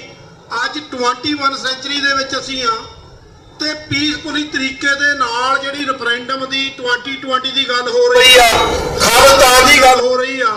ਸੋ ਹੁਣ ਜੂਨ 6 ਤਰੀਕ ਨੂੰ ਜੋ ਵਾਸ਼ਿੰਗਟਨ ਡੀਸੀ ਮੈਮੋਰੀਅਲ ਪਾਰਕ ਦੇ ਵਿੱਚ ਜਿਹੜੀ ਆ ਇੱਕ ਖਾਲਿਸਤਾਨ ਰੈਫਰੈਂਡਮ ਜਿਹੜੀ ਰੈਲੀ ਰੱਖੀ ਗਈ ਆ, ਉਹਦੇ ਵਿੱਚ ਵੀ 35 ਵਰ੍ਹੇ ਹੋ ਗਏ ਆ। ਸੋ 35 ਵਰ੍ਹਿਆਂ ਤੱਕ ਅੱਜ ਵੀ ਕੋਈ ਜਿਹੜੀ ਮੁਜਰਮਾਂ ਨੂੰ ਫੜ ਕੇ ਕੋਈ ਸਜ਼ਾ ਨਹੀਂ, ਕੋਈ ਕੌਮ ਨੂੰ ਇਨਸਾਫ ਨਹੀਂ। ਅਸੀਂ ਆਪਣੀ ਖਾਲਿਸਤਾਨ ਦੀ ਗੱਲ ਨੂੰ ਦ੍ਰਿੜਤਾ ਦੇ ਨਾਲ ਵਾਸ਼ਿੰਗਟਨ ਡੀਸੀ ਦੇ ਵਿੱਚ ਉਠਾਉਣਾ ਆ। ਸੋ ਲੋੜ ਆ ਅਸੀਂ ਸਾਰੇ ਹੀ ਆਪਣੇ ਪਰਿਵਾਰਾਂ ਸਹਿਤ ਉਸ ਰੈਫਰੈਂਡਮ ਖਾਲਿਸਤਾਨ ਰੈਲੀ ਦੇ ਵਿੱਚ ਲਿੰਕਨ ਮੈਮੋਰੀਅਲ ਪਾਰਕ ਦੇ ਵਿੱਚ ਵਾਸ਼ਿੰਗਟਨ ਡੀਸੀ 6 ਜੂਨ ਨੂੰ ਆਪਣੀਆਂ ਗੱਡੀਆਂ ਦੇ ਨਾਲ ਔਰ ਬੱਸਾਂ ਦੇ ਵੀ ਪ੍ਰਬੰਧ ਗੁਰਦੁਆਰਿਆਂ ਦੇ ਵੱਲੋਂ ਅਲੱਗ-ਅਲੱਗ ਜਗ੍ਹਾ ਤੋਂ ਕੀਤੇ ਹੋਏ ਆ। ਸੋ ਸਾਨੂੰ ਲੋੜ ਆ ਅਸੀਂ ਆਪਣੇ ਪਰਿਵਾਰਾਂ ਦੇ ਨਾਲ ਪੂਰੇ ਉੱਤੇ ਜਾਹੋ ਜਲਾਲ ਦੇ ਨਾਲ ਇੱਕ ਮੈਸੇਜ ਜਿਹੜਾ ਉੱਥੇ ਖਾਲਿਸਤਾਨ ਦੀ ਗੱਲ ਨੂੰ ਬੁਲੰਦ ਕਰੀਏ, ਨਾਰੇ ਨੂੰ ਔਰ ਦ੍ਰਿੜਤਾ ਦੇ ਨਾਲ ਉਠਾਈਏ, ਕਿਉਂਕਿ ਵਾਸ਼ਿੰਗਟਨ ਡੀਸੀ ਦੀ ਧਰਤੀ ਜਿਹੜੀ ਆ ਉਹ ਇੱਕ ਪੋਲੀਟੀਕਲ ਹੱਬ ਆ। ਉੱਥੇ ਅਮਰੀਕਨ ਐਜੂਕੇਸ਼ਨ ਸਿਸਟਮ ਵੀ ਤੁਹਾਨੂੰ ਦੇਖਦਾ ਅੱਜ ਦਾ ਜਿਹੜਾ ਜਵਾਨਾ ਯੁੱਗ ਆ ਉਹ ਨੰਬਰਾਂ ਦੀ ਜਿਹੜਾ ਹੈਡ ਕਾਊਂਟ ਤੁਹਾਡੇ ਹੁੰਦੇ ਆ ਕਿੱਡੀ ਵੱਡੀ ਤਾਦਾਦ ਦੇ ਵਿੱਚ ਤੁਸੀਂ ਜੁੜਦੇ ਹੋ। ਜਿਵੇਂ ਖਾਲਿਸਤਾਨ ਐਲਾਨਨਾਮਾ ਲੰਡਨ ਦੇ ਵਿੱਚ ਟ੍ਰਫਾਲਗਰ ਸਕੁਏਅਰ ਦੇ ਵਿੱਚ ਹੋਇਆ, ਬੜਾ ਸਾਥ ਦਿੱਤਾ ਕੌਮ ਨੇ, ਵਰਲਡ ਵਾਈਡ ਜਿਹੜੀਆਂ ਅਲੱਗ-ਅਲੱਗ ਕੰਟਰੀਆਂ ਦੇ ਵਿੱਚੋਂ ਲੋਕ ਜੁੜੇ। ਸੋ ਹੁਣ ਫੇਰ ਸਾਨੂੰ ਉੱਤੇ ਜੁੜਨ ਦੀ ਲੋੜ ਆ। ਅਸੀਂ ਸਿੱਖ ਕੋਆਰਡੀਨੇਸ਼ਨ ਕਮੇਟੀ ਈਸਟ ਕੋਸਟ ਵੱਲੋਂ ਵੀ ਅਸੀਂ ਸਾਰਿਆਂ ਨੂੰ ਬੇਨਤੀ ਕਰਦੇ ਹਾਂ ਔਰ ਵਰਕ ਵੀ ਕਰਾਵਾਂਗੇ ਔਰ ਪੂਰੇ ਸਾਡੇ ਅਲੱਗ-ਅਲੱਗ ਗੁਰਦੁਆਰਾ ਪ੍ਰਬੰਧਕ ਕਮੇਟੀਆਂ ਨੂੰ ਅਸੀਂ ਰਿਕੁਐਸਟ ਬੇਨਤੀਆਂ ਕਰ ਰਹੇ ਹਾਂ ਕਿ ਬੱਸਾਂ ਦੇ ਪ੍ਰਬੰਧ ਕਰੋ, ਅਸੀਂ ਵੱਡੀ ਤਾਦਾਦ ਦੇ ਵਿੱਚ ਉੱਤੇ ਜੁੜੀਏ ਔਰ ਆਪਣੇ ਉਸ ਨਾਅਰੇ ਨੂੰ, ਖਾਲਿਸਤਾਨ ਦੀ ਗੱਲ ਨੂੰ ਦ੍ਰਿੜਤਾ ਦੇ ਨਾਲ ਉਠਾਈਏ। ਪਿਛਲੇ ਦਿਨੀ ਅਸੀਂ 29 ਅਪ੍ਰੈਲ ਦਾ ਜਿਹੜਾ ਖਾਲਿਸਤਾਨ ਐਲਾਨਨਾਮਾ ਅਲੱਗ-ਅਲੱਗ ਗੁਰਦੁਆਰੇ ਸਾਹਿਬਾਨਾਂ ਦੇ ਵਿੱਚ ਮਨਾਇਆ ਗਿਆ, ਅਸੀਂ ਉਸ ਗੱਲ ਨੂੰ, ਐਲਾਨਨਾਮੇ ਨੂੰ ਜਿਹੜਾ ਹਰ ਸਾਲ ਮਨਾਉਂਦੇ ਆ, ਅਸੀਂ ਉਸ ਗੱਲ ਦੇ ਉੱਤੇ ਪਹਿਰਾ ਦਿੱਤਾ ਹੋਇਆ ਜਿਨ੍ਹਾਂ ਗੱਲਾਂ ਦੇ ਉੱਤੇ ਸਾਡੇ ਕੌਮ ਦੇ ਨੌਜਵਾਨ ਜੇਲ੍ਹਾਂ ਦੇ ਵਿੱਚ ਬੰਦੇ ਆ ਔਰ ਸ਼ਹੀਦੀਆਂ ਦੇ ਚੁੱਕੇ ਆ ਔਰ ਉਹ ਬਚਨਾਂ ਦੇ ਉੱਤੇ ਪਹਿਰਾ ਦੇ ਰਹੇ ਜਿਹੜੇ ਸਤਿਗਿਆਨੀ ਜਰਨੈਲ ਸਿੰਘ ਖਾਲਸਾ ਭਿੰਡਰ ਵਾਲਿਆਂ ਨੇ ਕਹੇ ਸੀ ਕਿ ਜਿਸ ਦਿਨ ਭਾਰਤੀ ਫੌਜ ਦੇ ਕਦਮ ਜਿਹੜੇ ਆ ਉਹ ਦਰਬਾਰ ਸਾਹਿਬ ਦੀਆਂ ਪ੍ਰਕਰਮਾਂ ਦੇ ਵਿੱਚ ਪਏ, ਉਸ ਦਿਨ ਖਾਲਿਸਤਾਨ ਦੀ ਨੀਂਹ ਰੱਖੀ ਜਾਏਗੀ। ਔਰ ਉਹਨਾਂ ਨੌਜਵਾਨਾਂ ਨੇ ਸ਼ਹੀਦੀਆਂ ਵੀ ਇਸੇ ਕਰਕੇ ਪਾਈਆਂ ਕਿ ਸਾਡੀ ਕੌਮ ਸਾਡੇ ਪਿੱਛੇ ਖੜੀ ਆ। ਅੱਜ ਸਾਨੂੰ ਲੋੜ ਆ ਆਪਣੇ ਆਪ ਨੂੰ ਪਛਾਣਨ ਦੀ ਕਿ ਅਸੀਂ ਉਹਨਾਂ ਗੱਲਾਂ ਦੇ ਉੱਤੇ ਪਹਿਰਾ ਦੇ ਰਹੇ ਹਾਂ। ਸੋ ਮੈਂ ਇੱਥੇ ਹੀ ਆਪਣੇ ਵਿਚਾਰਾਂ ਨੂੰ ਸੀਮਿਤ ਕਰਦਾ ਹਾਂ ਔਰ 5 ਨਾਅਰੇ ਖਾਲਿਸਤਾਨ ਦੇ ਲਾਉਣੇ ਆ, ਭਾਵੇਂ ਕਿ ਮੇਰੇ ਤੋਂ ਬਾਅਦ 1-2 ਬੁਲਾਰੇ ਹੈਗੇ ਆ, ਪਰ ਤੁਸੀਂ ਸਾਰਿਆਂ ਨੇ ਜੋ ਨਾਅਰਿਆਂ ਦਾ ਜਵਾਬ ਜ਼ਰੂਰ ਹੌਸਲੇ ਦੇ ਨਾਲ, ਜੋਸ਼ੋ ਖਰੋਸ਼ ਦੇ ਨਾਲ ਦੇਣਾ ਆ। ਖਾਲਿਸਤਾਨ ਖਾਲਿਸਤਾਨ ਖਾਲਿਸਤਾਨ ਖਾਲਿਸਤਾਨ ਖਾਲਿਸਤਾਨ ਬਣੇ ਸੋਨਿਹਾ।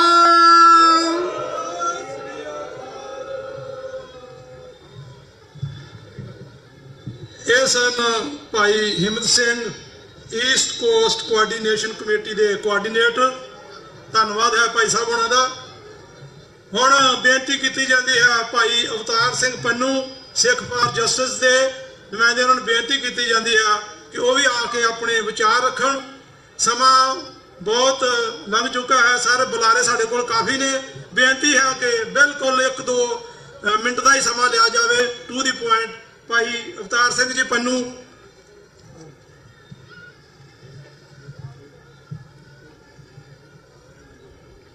ਸਿੱਖ ਕੌਮ ਦੇ ਵਾਰਸੋ, ਆਓ ਦਸਮ ਪਿਤਾ ਸ੍ਰੀ ਗੁਰੂ ਗੋਬਿੰਦ ਸਿੰਘ ਜੀ ਮਹਾਰਾਜ ਦੇ ਵੱਲੋਂ ਬਖਸ਼ੀ ਹੋਈ ਚੜ੍ਹਦੀ ਕਲਾ ਦੀ ਪ੍ਰਤੀਕ ਫਤਿਹ ਦੀ ਸਾਂਝ ਕਰੀਏ। ਵਾਹਿਗੁਰੂ ਜੀ ਕਾ ਖਾਲਸਾ, ਵਾਹਿਗੁਰੂ ਜੀ ਕੀ ਫਤਿਹ।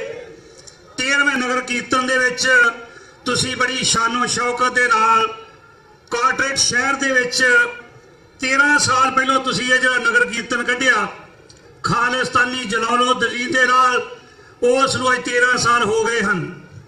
ਆਪਾਂ ਸਾਰਿਆਂ ਨੇ ਇਸ ਨਗਰ ਕੀਰਤਨ ਦੇ ਵਿੱਚ ਆਪਣੀ ਸ਼ਿਰਕਤ ਕੀਤੀ ਹੈ, ਪਰ ਇਸੇ ਸਟੇਜ ਤੋਂ ਅੱਜ ਗੱਲ ਰਾਈਟ ਟੂ ਸੈਲਫ ਡਿਟਰਮੀਨੇਸ਼ਨ ਦੀ ਹੋ ਰਹੀ ਹੈ। ਬਾਰ-ਬਾਰ ਸਿੱਖ ਕੌਮ ਨੇ ਯੂਨਾਈਟਿਡ ਨੇਸ਼ਨ ਦੀਆਂ ਇਹਨਾਂ ਧਾਰਾਵਾਂ ਨੂੰ ਤੁਹਾਡੇ ਤੱਕ, ਹਰ ਘਰ ਤੱਕ ਪਹੁੰਚਾਉਣ ਦੀ ਕੋਸ਼ਿਸ਼ ਕੀਤੀ ਜਾ ਰਹੀ ਹੈ। ਮੈਂ ਸਮਝਦਾ ਸਿੱਖ ਫਾਰ ਜਸਟਿਸ ਤੁਹਾਡੀ ਆਪਣੀ ਇੱਕ ਐਡਵੋਕੇਸੀ ਗਰੁੱਪ ਹੈ ਜਿਸ ਨੇ ਹਰ ਘਰ ਦੇ ਵਿੱਚ ਰੂਟ ਕਨਾਲ ਤੋਂ ਲੈ ਕੇ ਅੱਜ ਤੱਕ ਜਿੰਨੇ ਵੀ ਮੁੱਦੇ ਲਿਆਂਦੇ ਹਨ ਉਹ ਕਾਨੂੰਨ ਦੇ ਦਾਇਰੇ ਦੇ ਅੰਦਰ ਰਹਿੰਦੇ ਆ। ਹਰ ਕੰਟਰੀ ਦੇ ਵਿੱਚ ਇਸ ਆਵਾਜ਼ ਨੂੰ ਬੁਲੰਦ ਕੀਤਾ ਹੈ। ਇਹ ਆਵਾਜ਼ ਅੱਜ ਘਰ ਘਰ ਤੱਕ ਪਹੁੰਚੀ ਹੈ।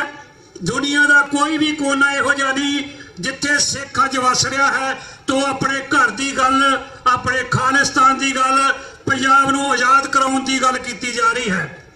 ਆਓ ਜਿਹੜਾ ਪ੍ਰੋਗਰਾਮ ਲਿਖਿਆ ਜਾਂਦਾ ਹੈ ਹਰ ਟਾਈਮ, ਹਰ ਕੜੀ, ਹਰ ਜਥੇਬੰਦੀ ਦੇ ਸਹਿਯੋਗ ਦੇ ਨਾਲ, ਗੁਰਦੁਆਰਾ ਪ੍ਰਬੰਧਕ ਕਮੇਟੀਆਂ ਦੇ ਸਹਿਯੋਗ ਦੇ ਨਾਲ ਸਾਰਿਆਂ ਨੂੰ ਇੱਕ ਕਲਾਵੇ ਦੇ ਵਿੱਚ ਰਹਿਣ ਦੀ ਕੋਸ਼ਿਸ਼ ਕੀਤੀ ਜਾਂਦੀ ਹੈ। ਆਪਾਂ ਟਰਾਈ ਕਰ ਰਹੇ ਹਾਂ ਕਿ ਸਾਰੇ ਸਿੱਖਾਂ ਨੂੰ ਇੱਕ ਪਲੇਟਫਾਰਮ ਦੇ ਥੱਲੇ, ਇੱਕ ਨਿਸ਼ਾਨ ਸਾਹਿਬ ਦੇ ਥੱਲੇ ਲਿਆਂਦਾ ਜਾਵੇ ਤਾਂ ਆਪਣੇ ਦੇਸ਼ ਪੰਜਾਬ ਨੂੰ ਆਜ਼ਾਦ ਕਰਾਉਣ ਦੀ ਗੱਲ, ਖਾਲਿਸਤਾਨ ਨੂੰ ਆਜ਼ਾਦ ਕਰਾਉਣ ਦੀ ਗੱਲ ਉਹ ਕੀਤੀ ਜਾਵੇ। ਯੂਨਾਈਟਿਡ ਨੇਸ਼ਨ ਦੀਆਂ ਧਾਰਾਵਾਂ ਤੁਹਾਨੂੰ ਇਹ ਦੱਸਦੀਆਂ ਹਨ ਕਿ ਜੇਕਰ ਤੁਸੀਂ ਆਪਣੇ ਦੇਸ਼ ਨੂੰ ਆਜ਼ਾਦ ਕਰਾਉਣਾ ਹੈ, ਜੇ ਖਾਲਿਸਤਾਨ ਆਪਾਂ ਲੈਣਾ ਹੈ ਤਾਂ ਤੁਹਾਨੂੰ ਸੂਈ ਦੇ ਨੱਕੇ ਦੇ ਥਾਣੀ ਨਿਕਲਣਾ ਪਏਗਾ ਜਿਹੜੀਆਂ ਯੂਨਾਈਟਿਡ ਨੇਸ਼ਨ ਦੀਆਂ ਧਾਰਾਵਾਂ ਕਹਿੰਦੀਆਂ ਹਨ। ਆਪਾਂ ਉਸੇ ਹੀ ਚੀਜ਼ ਨੂੰ ਫਾਲੋ ਕਰ ਰਹੇ ਹਾਂ। 6 ਜੂਨ ਦਾ ਮੁੱਦਾ ਆਪਾਂ ਹਰ ਸਾਲ ਹਰ ਗੁਰਦੁਆਰੇ ਦੇ ਵਿੱਚ ਮਨਾਉਂਦੇ ਹਾਂ, ਪਰ ਕਰਦੇ ਕੀ ਹਾਂ, ਮੈਸੇਜ ਤੇ ਕੋਈ ਮਿਲਦਾ ਨਹੀਂ। ਮੈਸੇਜ ਲੈ ਕੇ ਗੁਰਦੁਆਰੇ ਦੇ ਸਟੇਜਾਂ ਤੋਂ ਬੋਲ ਕੇ ਚਲੇ ਜਾਂਦੇ ਹਾਂ। ਅੱਜ ਤੁਹਾਨੂੰ ਇੰਟਰਨੈਸ਼ਨਲ ਇੱਕ ਪਲੇਟਫਾਰਮ ਮਿਲਿਆ ਹੈ, ਉਸ ਪਲੇਟਫਾਰਮ ਦੇ ਉੱਤੇ ਖਲੋ ਕੇ ਇਹ ਵਰਲਡ ਵਾਈਡ ਕੰਪੇਨ ਕੀਤੀ ਗਈ ਹੈ। ਹਰ ਕੰਟਰੀ ਦੇ ਵਿੱਚੋਂ ਕੋਈ ਨਾ ਕੋਈ, ਭਾਵੇਂ 2 ਤੇ ਭਾਵੇਂ 4 ਜੀ ਉੱਥੇ ਆ ਰਹੇ ਹਨ ਨੈਸ਼ਨਲ ਮੈਮੋਰੀਅਲ ਪਾਰਕ ਦੇ ਵਿੱਚ, ਜਿੱਥੇ ਕਿ ਮੈਂ ਇੱਕ ਦੱਸਣਾ ਜ਼ਰੂਰ ਚਾਹੁੰਦਾ ਹਾਂ, ਉੱਥੇ ਜੈਸੀ ਜੈਕਸਨ ਜਿਹੜਾ ਕਿ 2 ਵਾਰੀ ਅਮਰੀਕਾ ਦੀ ਪ੍ਰੈਜ਼ੀਡੈਂਟ ਦੀ ਇਲੈਕਸ਼ਨ ਲੜ ਰਹੇ ਹਨ, ਉਹ ਪਹੁੰਚ ਰਹੇ ਹਨ। ਜਿਹੜਾ ਕਿ ਵਾਸ਼ਿੰਗਟਨ DC ਦੇ ਵਿੱਚ ਸੈਨੇਟਰ ਬੜੇ ਧੜੱਲੇ ਵਾਲਾ ਬੰਦਾ ਹੋਇਆ ਹੈ, ਉਹ ਹੈ, ਜਿਹਦੇ ਵਿੱਚ ਕਿੰਗ ਮਾਰਟਨ ਲੂਥਰ ਜਿਹਦੇ ਸਲਾਹਕਾਰ ਸਨ ਜੈਸੀ ਜੈਕਸਨ, ਉਹ ਉੱਥੇ ਆ ਰਹੇ ਹਨ। ਸਾਰਿਆਂ ਵੀਰਾਂ ਭੈਣਾਂ ਜਥੇਬੰਦੀਆਂ ਨੂੰ, ਗੁਰਦੁਆਰਾ ਪ੍ਰਬੰਧਕ ਕਮੇਟੀਆਂ ਨੂੰ ਬੇਨਤੀ ਹੈ ਕਿ ਤੁਸੀਂ ਉੱਥੇ ਪਹੁੰਚੋ।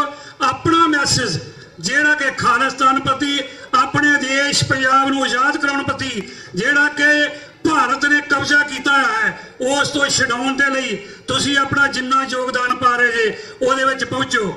ਜਿਸ ਤਰ੍ਹਾਂ ਨਿਊਯਾਰਕ ਦੇ ਵਿੱਚੋਂ ਗੁਰਦੁਆਰਾ ਰਿਚਮੰਡ ਹਿੱਲ ਤੋਂ, ਗੁਰਦੁਆਰਾ ਸਿੱਖ ਸੈਂਟਰ ਫਲੈਸ਼ਨ ਦੇ ਵਿੱਚੋਂ, ਗੁਰਦੁਆਰਾ ਕਾਰਟਰੇਟਾ ਦੇ ਵਿੱਚੋਂ ਬੱਸਾਂ ਚੱਲ ਰਹੀਆਂ ਹਨ। ਇਸੇ ਤਰ੍ਹਾਂ ਹੀ ਫਿਲਾਡੈਲਫੀਆ ਦੇ ਵਿੱਚੋਂ ਅਸੀਂ ਹਵਾਈਓ ਦੇ ਵਿੱਚ ਜਾ ਕੇ ਆਏ ਹਾਂ ਪਿਛਲੇ ਦਿਨੀ। 3 ਬੱਸਾਂ ਦਾ ਪ੍ਰਬੰਧ ਉੱਥੋਂ ਕੀਤਾ ਗਿਆ ਹੈ। ਇੱਕ ਬੱਸ ਕੋਲੰਬਸ ਦੇ ਵਿੱਚੋਂ ਆ ਰਹੀ ਹੈ। ਅਗਲੇ ਦਿਨਾਂ ਦੇ ਵਿੱਚ ਅਸੀਂ ਸਾਊਥ ਦੇ ਵਿੱਚ ਜਾਵਾਂਗੇ, ਜਿੱਥੇ ਕਿ ਜਾਰਜੀਆ ਦੇ ਵਿੱਚ ਆਪਾਂ ਜਾਣ ਦੀ ਤਿਆਰੀ ਕਰ ਰਹੇ ਹਾਂ, ਅਟਲਾਂਟਾ ਦੇ ਵਿੱਚ। ਆਸ ਰੱਖਦੇ ਹਾਂ ਕਿ ਸਿੱਖ ਕੌਮ ਦਾ ਐਡਾ ਵੱਡਾ ਇਕੱਠ ਹੋਏ, ਜਿਹੜੀ ਅਸੀਂ ਆਵਾਜ਼ ਯੂਨਾਈਟਿਡ ਨੇਸ਼ਨ ਦੇ ਅੰਦਰ ਵਾਈਟ ਹਾਊਸ ਦੇ ਵਿੱਚ ਕੈਪੀਟਲ ਹਿੱਲ ਦੇ ਉੱਤੇ ਆਪਾਂ ਪਹੁੰਚਾ ਸਕੀਏ। ਮੈਂ ਦੋਨਾਂ ਹੀ ਗੁਰਦੁਆਰੇ ਦੇ ਪ੍ਰਬੰਧਕ ਸੱਜਣਾਂ ਨੂੰ ਲੱਖ ਲੱਖ ਮੁਬਾਰਕਬਾਦ ਦਿੰਦਾ ਹਾਂ, ਜਿਹੜੇ ਹਰ ਸਾਲ ਇਹ ਪਲੇਟਫਾਰਮ ਸਿੱਖ ਕੌਮ ਪ੍ਰਤੀ ਰੱਖਦੇ ਹਨ, ਜਿੱਥੋਂ ਸਿੱਖ ਕੌਮ ਆਪਣੀ ਆਵਾਜ਼ ਜਿਹੜੀ ਬੁਲੰਦ ਕਰਦੀ ਹੈ। ਜਿੰਨੀਆਂ ਵੀ ਦੂਰੋਂ ਨੇੜੋਂ ਚੱਲ ਕੇ ਆਈਆਂ ਪੰਥਕ ਜਥੇਬੰਦੀਆਂ, ਜਿੰਨੇ ਵੀ ਗੁਰਦੁਆਰਾ ਸਾਹਿਬਾਨ ਇੱਥੇ ਪਹੁੰਚੇ ਹਨ, ਮੈਂ ਸਾਰਿਆਂ ਦਾ ਧੰਨਵਾਦ ਕਰਦਾ ਹਾਂ। ਕਿਸੇ ਵੀ ਭੁੱਲ ਚੁੱਕ ਦੀ ਖਿਮਾ। ਵਾਹਿਗੁਰੂ ਜੀ ਕਾ ਖਾਲਸਾ, ਵਾਹਿਗੁਰੂ ਜੀ ਕੀ ਫਤਿਹ। ਵਾਹਿਗੁਰੂ ਜੀ ਕਾ ਖਾਲਸਾ, ਵਾਹਿਗੁਰੂ ਜੀ ਕੀ ਫਤਿਹ। ਬਹੁਤ ਬਹੁਤ ਧੰਨਵਾਦ ਭਾਈ ਅਵਤਾਰ ਸਿੰਘ ਜੀ ਪੰਨੂ ਤਿੰਨਾਂ ਦਾ। ਸੋ ਮੈਂ ਬੇਨਤੀ ਕਰਾਂ ਭਾਈ ਹਰਜਿੰਦਰ ਸਿੰਘ ਜੀ ਸਾਊਥ ਜਰਸੀ ਤੋਂ 1-2 ਮਿੰਟ ਵਾਸਤੇ ਆ ਕੇ ਹਾਜ਼ਰੀ ਲਵਾਉਣ। ਸੋ ਉਸ ਤੋਂ ਉਪਰੰਤ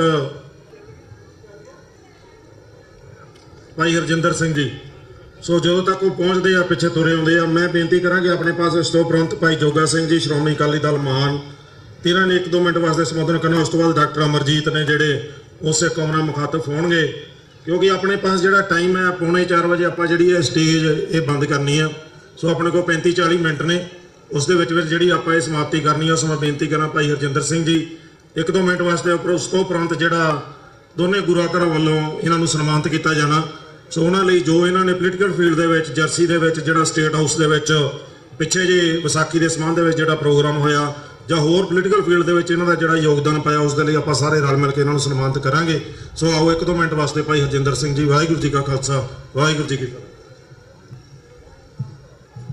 ਗੁਰੂ ਪਿਆਰੇ ਖਾਲਸਾ ਜੀ, ਵਾਹਿਗੁਰੂ ਜੀ ਕਾ ਖਾਲਸਾ, ਵਾਹਿਗੁਰੂ ਜੀ ਕੀ ਫਤਿਹ। ਸਾਡੇ ਤੋਂ ਪਹਿਲਾਂ ਤੁਸੀਂ ਸੁਣੀ ਡਾਕਟਰ ਚੀਮਾ ਨੂੰ ਤੁਸੀਂ ਸੁਣਿਆ, ਉਹਨਾਂ ਨੇ he has made an excellent case ਕਿ ਖਾਲਿਸਤਾਨ ਕਿਵੇਂ ਬਣਨਾ ਚਾਹੀਦਾ ਜਾਂ ਕਿਉਂ ਬਣਨਾ ਚਾਹੀਦਾ। ਇਸ ਕਰਕੇ ਸਾਨੂੰ ਇਸ ਚੀਜ਼ ਤੋਂ ਬਿਲਕੁਲ ਪਿੱਛੇ ਨਹੀਂ ਹਟਣਾ ਚਾਹੀਦਾ, ਕਿਉਂਕਿ ਸਾਰਾ ਸਿੱਖ ਜਿਹੜਾ ਹੈ, ਗੁਰੂ ਗੋਬਿੰਦ ਸਿੰਘ ਨੇ ਸਾਨੂੰ ਸੋਵਰਨ ਬਣਾਇਆ ਹੈ, ਤੇ ਸੋਵਰੈਨਿਟੀ ਲੈਣਾ ਸਾਡਾ ਜਿਹੜਾ ਬਰਥ ਰਾਈਟ ਹੈ। ਇਸ ਕਰਕੇ ਸੋਵਰੈਨਿਟੀ ਮੰਗਣਾ ਜਿਹੜਾ ਹੈ, ਉਹਦੇ ਤੋਂ ਕਦੀ ਝਿਜਕਿਆ ਨਾ ਕਰੋ। ਸਾਹਮਣੇ ਆ ਕੇ ਖਾਲਿਸਤਾਨ ਜਾਂ ਸਿੱਖ ਨੇਸ਼ਨ ਜਿਹੜਾ ਹੈ, ਉਹਦੀ ਸਥਾਪਨਾ ਵਾਸਤੇ ਆਪਣੀ ਜਿਹੜੀ ਹੈ, ਜਿਸ ਤਰ੍ਹਾਂ ਸਿੱਖ ਫॉर ਜਸਟਿਸ ਹੁਣ ਇਸ ਵੇਲੇ ਤੁਹਾਡੇ ਵਾਸਤੇ ਪ੍ਰੋਗਰਾਮ ਲੀਕ ਰਹੇ ਨੇ, ਉਹਦੇ 'ਚ ਪਾਰਟਿਸਿਪੇਟ ਕਰੋ, ਉਹਨਾਂ ਦੀ ਸਪੋਰਟ ਕਰੋ। ਇਸੇ ਲਾਈਨਸ ਦੇ ਉੱਪਰ ਜਿਹੜਾ ਖਾਲਿਸਤਾਨ ਦਾ ਸਿੰਬਲ ਜਿਹੜਾ ਹੈ, ਉਹਨੂੰ ਅਲਾਈਵ ਰੱਖਣ ਵਾਸਤੇ ਇਹ ਸਿਟੀ ਆਫ ਕਾਰਟਰੇਟ, ਜਿਨ੍ਹਾਂ ਨੇ ਕਿ 2003 ਦੇ ਵਿੱਚ, ਮੇਰਾ ਖਿਆਲ ਹੈ ਕਿ ਦੁਨੀਆ 'ਚ ਪਹਿਲਾ ਸਿਟੀ ਹੋਣਾ ਹੈ ਜਿੱਥੇ ਕਿ ਸਿੱਖ ਸੋਵਰਨਿਟੀ ਦਾ ਸਿੰਬਲ ਨਿਸ਼ਾਨ ਸਾਹਿਬ, ਜਿਹੜਾ ਕਿ ਇਹਨਾਂ ਦੀ ਮੇਅਰ ਦੇ ਆਫਿਸ ਵਿੱਚ, ਕਾਰਟਰੇਟ ਦੇ ਜਿਹੜੇ ਟਾਊਨਸ਼ਿਪ ਦੇ ਆਫਿਸ ਦੇ ਵਿੱਚ ਜਿਹੜਾ ਚਲਾਇਆ ਜਾਂਦਾ ਹੈ, ਜਿਹੜਾ ਕਿ 30 ਡੇਜ਼ ਦੇ ਫਲੈਗ ਜਿਹੜਾ ਹੋਇਸਟ ਹੁੰਦਾ ਹੈ। ਇਸ ਕਰਕੇ ਮੈਂ ਇਹਨਾਂ ਨੂੰ ਬਹੁਤ ਬਹੁਤ ਵਧਾਈ ਦਿੰਦਾ। ਇਹ ਸਿੰਘ ਸਭਾ ਤੇ ਖਾਲਸਾ ਦਸ਼ਮੇਸ਼ ਦਰਬਾਰ ਜਿਹੜੇ 2 ਗੁਰੂ ਘਰ ਨੇ ਇੱਥੇ ਦੇ, ਉਹਨਾਂ ਨੇ ਇੱਕ ਐਗਜ਼ਾਮਪਲ ਸੈੱਟ ਕੀਤੀ ਹੈ ਸਾਰੇ ਵਰਲਡ ਵਾਸਤੇ ਹੁਣ ਉਸ ਤੋਂ ਬਾਅਦ ਤੇ ਵੈਸੇ ਟੋਰਾਂਟੋ ਓਨਟਾਰੀਓ ਦੇ ਵਿੱਚ ਵੀ ਜਿਹੜਾ ਸਿੱਖ ਨੇਸ਼ਨ ਦਾ ਫਲੈਗ ਜਿਹੜਾ ਉਠਾਇਆ ਗਿਆ ਸੀ। ਇਸੇ ਤਰ੍ਹਾਂ ਹੁਣ ਰੀਸੈਂਟਲੀ ਹੋਲੀਓਕ ਮੈਸੇਚੂਸਟਸ ਦੇ ਵਿੱਚ ਜਿਹੜਾ ਕਿ ਸਿੱਖ ਨੇਸ਼ਨ ਦਾ ਫਲੈਗ ਜਿਹੜਾ ਟਾਊਨ ਆਫ ਹੋਲੀਓਕ ਦੇ ਮੇਅਰ ਨੇ ਜਿਹੜਾ ਉਹ ਰੇਜ਼ ਕੀਤਾ ਸੀ। ਇਸ ਕਰਕੇ ਪਲੀਜ਼ ਇਸ ਚੀਜ਼ ਨੂੰ ਜਿਹੜੀ ਹੈ ਹਮੇਸ਼ਾ ਮੱਦੇਨਜ਼ਰ ਰੱਖਿਆ ਕਰੋ ਕਿ ਜਿਹੜਾ ਖਾਲਿਸਤਾਨ ਹੈ, ਜਿਹੜੀ ਸੋਵਰੇਨਿਟੀ ਹੈ, ਹਰ ਕੌਮ ਦਾ ਜਿਹੜਾ ਆਪਣਾ ਬਰਥ ਰਾਈਟ ਹੈ। ਇਸੇ ਲਾਈਨਸ ਦੇ ਵਿੱਚ ਮੈਂ ਇੱਕ ਦੋ ਮਿੰਟ ਹੋਰ ਤੁਹਾਡੇ ਨਾਲ ਲਵਾਂਗਾ। ਜਿਸ ਤਰ੍ਹਾਂ ਕਿ ਤੁਹਾਨੂੰ ਪਤਾ ਹੈ ਕਿ ਮਾਰਚ 25 ਨੂੰ ਇਸ ਸਾਲ ਟ੍ਰੈਂਟਨ ਦੇ ਵਿੱਚ ਨਿਊ ਜਰਸੀ ਦੇ ਵਿੱਚ ਇੱਕ ਪੋਇਨਰਿੰਗ ਇਵੈਂਟ ਹੋਇਆ ਸੀ, ਜਿਹਦੇ ਵਿੱਚ ਕਿ ਵਿਸਾਖੀ ਜਿਹੜੀ ਹੈ ਉਹਨੂੰ ਸੈਲੀਬ੍ਰੇਟ ਕੀਤਾ ਗਿਆ ਸੀ ਸਟੇਟ ਲੈਵਲ ਤੇ। ਸੈਨੇਟ ਦੇ ਪ੍ਰੈਜ਼ੀਡੈਂਟ ਸਟੀਵ ਸਵੀਨੀ ਨੇ ਆਪਣੇ ਡੀਅਰ ਕੋਲੀਗ ਲੈਟਰ ਕਰ ਲਿਖ ਕੇ ਜਿਹੜਾ ਨਿਊ ਜਰਸੀ ਸਟੇਟ ਦਾ ਸਭ ਤੋਂ ਵੱਡਾ ਕਮੇਟੀ ਹਾਲ ਹੈ, ਜਿਸ 'ਚ ਕਿ 350 ਜਿਹੜੇ ਸਿੱਖ ਜੀ ਉੱਥੇ ਇਕੱਠੇ ਹੋਏ, ਨਾਲ ਨਿਊ ਜਰਸੀ ਦੇ ਲੈਜਿਸਲੇਟਰਸ ਤੇ ਸੈਨੇਟਰ ਜਿਨ੍ਹਾਂ ਨੇ ਇਹਦੇ ਵਿੱਚ ਭਾਗ ਲਿਆ। ਤੇ ਇਹ ਜਿਹੜੀ ਹੈ is remarkable achievement for New Jersey Sikhs. ਤੇ ਇਹਦੇ ਨਾਲ ਹੀ ਮੈਂ ਕਹਾਂਗਾ ਜਿਹੜੀ ਇਹ ਪਰੇਡ ਹੁੰਦੀ ਹੈ, this is the only parade in new jersey ਜਿਹੜੀ ਸਿੱਖ ਡੇ ਪਰੇਡ ਹੋਈ ਜਿਹੜੀ ਇਹ ਹੁੰਦੀ ਹੈ। ਇੱਕ ਦੋ ਚੀਜ਼ਾਂ ਮੈਂ ਹੋਰ ਮੈਂਸ਼ਨ ਕਰਾਂਗਾ। ਨਿਊ ਜਰਸੀ ਦੇ ਵਿੱਚ ਜਿਹੜੇ 2 ਲਾਅ ਬਣੇ ਨੇ, ਇੱਕ ਜਿਹੜਾ ਕਿ ਪਿਛਲੇ ਸਾਲ ਬਣਿਆ ਸੀ ਅਪ੍ਰੈਲ 8, 2018 ਨੂੰ, ਜਿਹੜਾ ਕਿ ਫਿਲ ਮਰਫੀ ਨੇ ਸਾਈਨ ਕੀਤਾ ਸੀ, ਜਦੋਂ ਨਿਊ ਜਰਸੀ ਸੈਨੇਟ ਤੇ ਨਿਊ ਜਰਸੀ ਅਸੈਂਬਲੀ ਨੇ ਜਿਹੜੇ ਅਸੀਂ ਸਿੱਖ ਅਵੇਅਰਨੈਸ ਤੇ ਐਪਰੀਸ਼ੀਏਸ਼ਨ ਮੰਥ ਜਿਹੜਾ ਉਹਨੂੰ ਯੂਨਾਨੀਮਸਲੀ ਪਾਸ ਕੀਤਾ ਸੀ। 2018 ਵਿੱਚ ਜਿਹੜੇ ਨਿਊ ਜਰਸੀ ਸੈਨੇਟ ਨੇ ਅਪ੍ਰੈਲ 14 ਨੂੰ ਸਿੱਖ ਡੇ ਡਿਕਲੇਅਰ ਕਰਨ ਵਾਸਤੇ ਵੀ ਜਿਹੜਾ ਬਿੱਲ ਉਹ ਪਾਸ ਕੀਤਾ ਸੀ। ਪਰ ਜਿਹੜਾ ਅਸੈਂਬਲੀ ਦਾ ਬਿੱਲ ਜਿਹੜਾ ਸੀ ਦੈਟ ਵਾਸ ਹੈਲਡ ਅਪ, ਜਿਹੜਾ ਕਿ 25 ਮਾਰਚ ਨੂੰ 2019 ਨੂੰ, ਕਿਉਂਕਿ ਉਹਦੇ ਵਿੱਚ ਥੋੜੀ ਜਿਹੀ ਆਬਜੈਕਸ਼ਨਸ ਆਏ ਸੀ ਵੀ ਇਹਦਾ ਨੂੰ ਵਿਸਾਖੀ ਡੇ ਰੱਖਣਾ ਚਾਹੀਦਾ, ਸਿੱਖ ਡੇ ਨਹੀਂ ਰੱਖਣਾ ਚਾਹੀਦਾ। ਪਰ ਉਸ ਚੀਜ਼ ਨੂੰ ਅਸੀਂ ਓਵਰਕਮ ਕਰਕੇ 25 ਮਾਰਚ 2019 ਨੂੰ ਸਿੱਖ ਡੇ ਦਾ ਜਿਹੜਾ ਬਿੱਲ ਹੈ ਨਿਊ ਜਰਸੀ ਦੀ ਅਸੈਂਬਲੀ ਵਿੱਚ ਪਾਸ ਹੋਇਆ। ਤੇ ਵਿਸਾਖੀ ਵਾਲੇ ਦਿਨ ਅਪ੍ਰੈਲ 14 ਨੂੰ ਸੰਡੇ ਸਪੈਸ਼ਲ ਸੈਸ਼ਨ ਦੇ ਵਿੱਚ, ਸਪੈਸ਼ਲ ਫੰਕਸ਼ਨ ਦੇ ਵਿੱਚ ਫਿਲ ਮਰਫੀ ਨੇ ਜਿਹੜਾ ਕਿ ਐਤਵਾਰ ਦਾ ਦਿਨ ਸੀ ਤੇ ਵਿਸਾਖੀ ਦਾ ਦਿਨ ਸੀ, ਉਹਨੂੰ ਲਾਅ ਸਾਈਨ ਕੀਤਾ ਹੈ। ਇਸ ਕਰਕੇ ਸਾਰੇ ਸਿੱਖ ਜਿਹੜੇ ਨਿਊ ਜਰਸੀ ਦੇ ਵਧਾਈ ਦੇ ਪਾਤਰ ਨੇ। ਇਹਦੇ ਵਿੱਚ ਸਾਨੂੰ ਸਾਰੇ ਨਿਊ ਜਰਸੀ ਦੇ ਗੁਰਦੁਆਰਿਆਂ ਦਾ ਸਹਿਯੋਗ ਮਿਲਿਆ ਹੈ। ਸਾਰੀ ਆਰਗੇਨਾਈਜੇਸ਼ਨ ਸਿੱਖ ਕੋਆਰਡੀਨੇਸ਼ਨ ਕਮੇਟੀ ਈਸਟ ਕੋਸਟ, ਜਿਹੜਾ ਕਿ ਦਾਸ ਮੀਡੀਆ ਸਪੋਕਸਮੈਨ ਵੀ ਹੈ, ਤੇ ਇਸ ਤੋਂ ਇਲਾਵਾ ਅਮਰੀਕਨ ਸਿੱਖ ਕਾਕਸ ਡਾਕਟਰ ਪ੍ਰਿਤਪਾਲ ਸਿੰਘ ਤੇ ਉਹਨਾਂ ਦੇ ਸਹਿਯੋਗੀਆਂ ਨੇ ਇਹਦੇ ਵਿੱਚ ਸਾਡਾ ਸਾਰਾ ਸਾਥ ਦਿੱਤਾ ਹੈ। ਤੇ ਇਹਦੇ ਵਿੱਚ ਜਿਹੜੀ ਇਹ ਐਵਰਗ੍ਰੀਨ ਲਾਅ ਜਿਹੜਾ ਬਣਿਆ ਹੈ, ਇਹ ਕੰਟਰੀ ਦੇ ਵਿੱਚ USA ਦੇ ਵਿੱਚ ਪਹਿਲਾ ਲਾਅ ਹੈ ਜਿੱਥੇ ਕਿ ਸਟੇਟ ਨੇ ਨਿਊ ਜਰਸੀ ਨੇ ਸਿੱਖ ਡੇ ਡਿਕਲੇਅਰ ਉਹਨੂੰ ਰੈਕੋਗਨਾਈਜ਼ ਕੀਤਾ ਹੈ ਤੇ ਅਪ੍ਰੈਲ ਦਾ ਮਹੀਨਾ ਜਿਹੜਾ ਹੈ ਉਹਨੂੰ ਸਿੱਖ ਮੰਥ ਡਿਕਲੇਅਰ ਕੀਤਾ ਹੈ। ਜਿਸ ਤਰ੍ਹਾਂ ਕਿ ਫਰਵਰੀ ਦੇ ਵਿੱਚ ਬਲੈਕ ਹਿਸਟਰੀ ਮੰਥ ਹੁੰਦਾ ਹੈ, ਇਸੇ ਤਰ੍ਹਾਂ ਜਿਹੜਾ ਅਪ੍ਰੈਲ ਦੇ ਵਿੱਚ ਜਿਹੜਾ ਸਿੱਖ ਡੇ ਹੋਏਗਾ। ਇਸ ਕਰਕੇ ਇਹ ਸਾਰੀ ਦੀ ਸੰਗਤ ਜਿਹੜੀ ਹੈ ਨਿਊ ਜਰਸੀ ਦੀ ਕਮਿਊਨਿਟੀ ਸਿੱਖ ਸਾਰੇ ਇਸ ਚੀਜ਼ ਦੇ ਬਹੁਤ ਬਹੁਤ ਜਿਹੜੇ ਨੇ ਉਹਨਾਂ ਨੂੰ ਕੰਗ੍ਰੈਚੁਲੇਸ਼ਨਸ। ਤੇ ਇਹਦੇ ਨਾਲ ਹੀ ਮੈਂ ਇੱਥੇ ਦੇ ਪ੍ਰਬੰਧਕਾਂ ਨੂੰ ਬਹੁਤ ਬਹੁਤ ਵਧਾਈ ਦਿੰਦਾ। ਇੰਨੀ ਐਕਸਲੈਂਟ ਤੇ ਇੰਨੀ ਪਾਰਟਿਸਿਪੇਸ਼ਨ ਤੇ ਇੰਨੀ ਹੁਮ ਕੇ ਜਿਹੜੀ ਪਰੇਡ ਹੋਈ ਹੈ ਉਹਦੇ ਵਾਸਤੇ ਬਹੁਤ ਬਹੁਤ ਵਧਾਈ ਹੋਵੇ। ਵਾਹਿਗੁਰੂ ਜੀ ਕਾ ਖਾਲਸਾ, ਵਾਹਿਗੁਰੂ ਜੀ ਕੀ ਫਤਿਹ।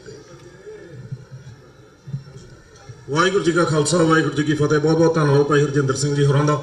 ਸੋ ਮੈਂ ਬੇਨਤੀ ਕਰਾਂ ਕਿ ਜਿੰਨੇ ਸਟੇਜ ਤੇ ਪਤਵੰਤ ਤੇ ਬੈਠੇ ਨੇ, ਨਾਲ ਹੀ ਭਾਈ ਜੁਗਰਾਜ ਸਿੰਘ ਜੀ ਆਪ ਜੀ ਆ ਜਾਓ ਸਟੇਜ ਤੇ, ਤਾਂ ਕਿ ਆਪਾਂ ਭਾਈ ਹਰਜਿੰਦਰ ਸਿੰਘ ਜੀ ਹੋਰਾਂ ਨੂੰ, ਤੁਸੀਂ ਆ ਜਾਓ ਭਾਈ ਸਾਹਿਬ ਨਾਲ, ਤੇ ਆ ਜਾਓ।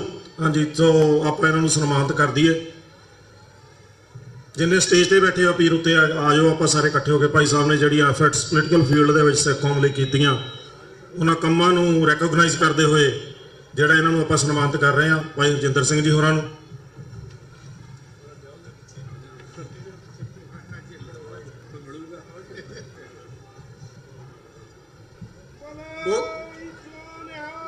ਸਤਿ ਸ੍ਰੀ ਅਕਾਲ। ਖਾਲਿਸਤਾਨ ਬਹੁਤ ਬਹੁਤ ਧੰਨਵਾਦ ਭਾਈ ਸਾਹਿਬ। ਸੋ ਹੁਣ ਆਪਣੇ ਪਾਸ ਬੇਸਿਕਲੀ 2 ਬੁਲਾਰੇ ਤੇ ਨਾਲ ਡਾਕਟਰ ਅਮਰਜੀਤ ਸਿੰਘ ਨੇ ਜਿਨ੍ਹਾਂ ਨੂੰ ਆਪਾਂ ਸੁਣਨਾ ਚਾਹੁੰਦੇ ਆ। ਇੱਕ ਭਾਈ ਜੋਗਾ ਸਿੰਘ ਜੀ ਨੇ, ਇੱਕ ਡਾਕਟਰ ਬਖਸ਼ੀਸ਼ ਸਿੰਘ ਜੀ ਨੇ ਕੌਂਸਲ ਆਫ ਖਾਲਿਸਤਾਨ ਤੋਂ। ਟਾਈਮ ਕਾਫੀ ਜ਼ਿਆਦਾ ਹੋ ਗਿਆ। ਮੈਂ ਭਾਈ ਜੋਗਾ ਸਿੰਘ ਨੂੰ ਬੇਨਤੀ ਕਰਾਂ ਕਿ 1-2 ਮਿੰਟ ਵਾਸਤੇ, ਇਸ ਤੋਂ ਜ਼ਿਆਦਾ ਉੱਪਰ ਨਾ ਜਾਇਆ ਜਾਵੇ। ਪਹਿਲਾਂ ਵੀ ਮੈਂ ਬੁਲਾਰਿਆਂ ਨੂੰ ਬੇਨਤੀਆਂ ਕਰੀ ਗਿਆ ਇਹਨਾਂ ਤੋਂ ਬਾਅਦ ਡਾਕਟਰ ਅਮਰਜੀਤ ਸਿੰਘ ਜੀ, ਉਹਨਾਂ ਤੋਂ ਬਾਅਦ ਡਾਕਟਰ ਬਖਸ਼ੀਸ਼ ਸਿੰਘ ਜੀ, ਉਸ ਤੋਂ ਬਾਅਦ ਜਿਹੜੀ ਹੈ ਸਮਾਪਤੀ ਆ। ਸੋ ਮੈਂ ਬੇਨਤੀ ਕਰਾਂ ਭਾਈ ਜੋਗਾ ਸਿੰਘ ਜੀ ਸ਼੍ਰੋਮਣੀ ਅਕਾਲੀ ਦਲ ਮਾਨ ਵੱਲੋਂ 1-2 ਮਿੰਟ ਵਾਸਤੇ ਹਾਜ਼ਰੀ ਲਗਾਉਣਗੇ। ਇਹਨਾਂ ਤੋਂ ਉਪਰੰਤ ਡਾਕਟਰ ਅਮਰਜੀਤ ਸਿੰਘ ਜੀ 15-20 ਮਿੰਟ ਵਾਸਤੇ ਸੰਗਤ ਨਾਲ ਸਾਂਝ ਪਾਉਣਗੇ। ਉਸ ਤੋਂ ਬਾਅਦ doctor Bakhshish Singh ji council of Khalistan 2-4 minute ਵਾਸਤੇ 1-2 ਮਿੰਟ ਵਾਸਤੇ ਉਹ ਸਾਂਝ ਪਾਉਣਗੇ। ਉਸ ਤੋਂ ਬਾਅਦ ਪ੍ਰੋਗਰਾਮ ਦੀ ਸਮਾਪਤੀ ਹੈ ਜੀ। ਆਓ ਭਾਈ ਜੋਗਾ ਸਿੰਘ ਜੀ ਸ਼੍ਰੋਮਣੀ ਅਕਾਲੀ ਦਲ ਮਾਨ।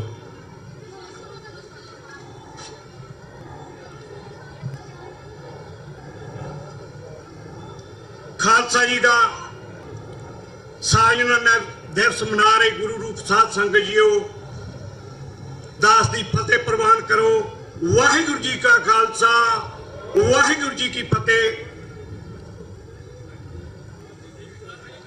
ਅੱਜ ਮਨ ਵਿੱਚ ਇੰਨੀ ਖੁਸ਼ੀ ਹੋਈ ਕਿ ਜਦੋਂ ਚੀਮਾ ਸਾਹਿਬ ਨੇ ਸਾਡੀਆਂ ਸੁੱਤੀਆਂ ਹੋਈਆਂ ਜ਼ਮੀਰਾਂ ਨੂੰ ਜਗਾ ਦਿੱਤਾ। ਸਾਡੇ ਜਿਹੜੇ ਵੀਰ ਪਛਾਣ ਖਿੱਚੂ ਗੱਲਾਂ ਕਰਦੇ ਨੇ ਕਿ ਖਾਲਿਸਤਾਨ ਨਹੀਂ ਬਣਨਾ ਜਾਂ ਖਾਲਿਸਤਾਨੀ ਕੁਝ ਮੁੱਠੀ ਭਰਨੇ, ਉਹਨਾਂ ਨੂੰ ਵੀ ਉਹਨਾਂ ਨੇ ਸੁਨੇਹਾ ਦਿੱਤਾ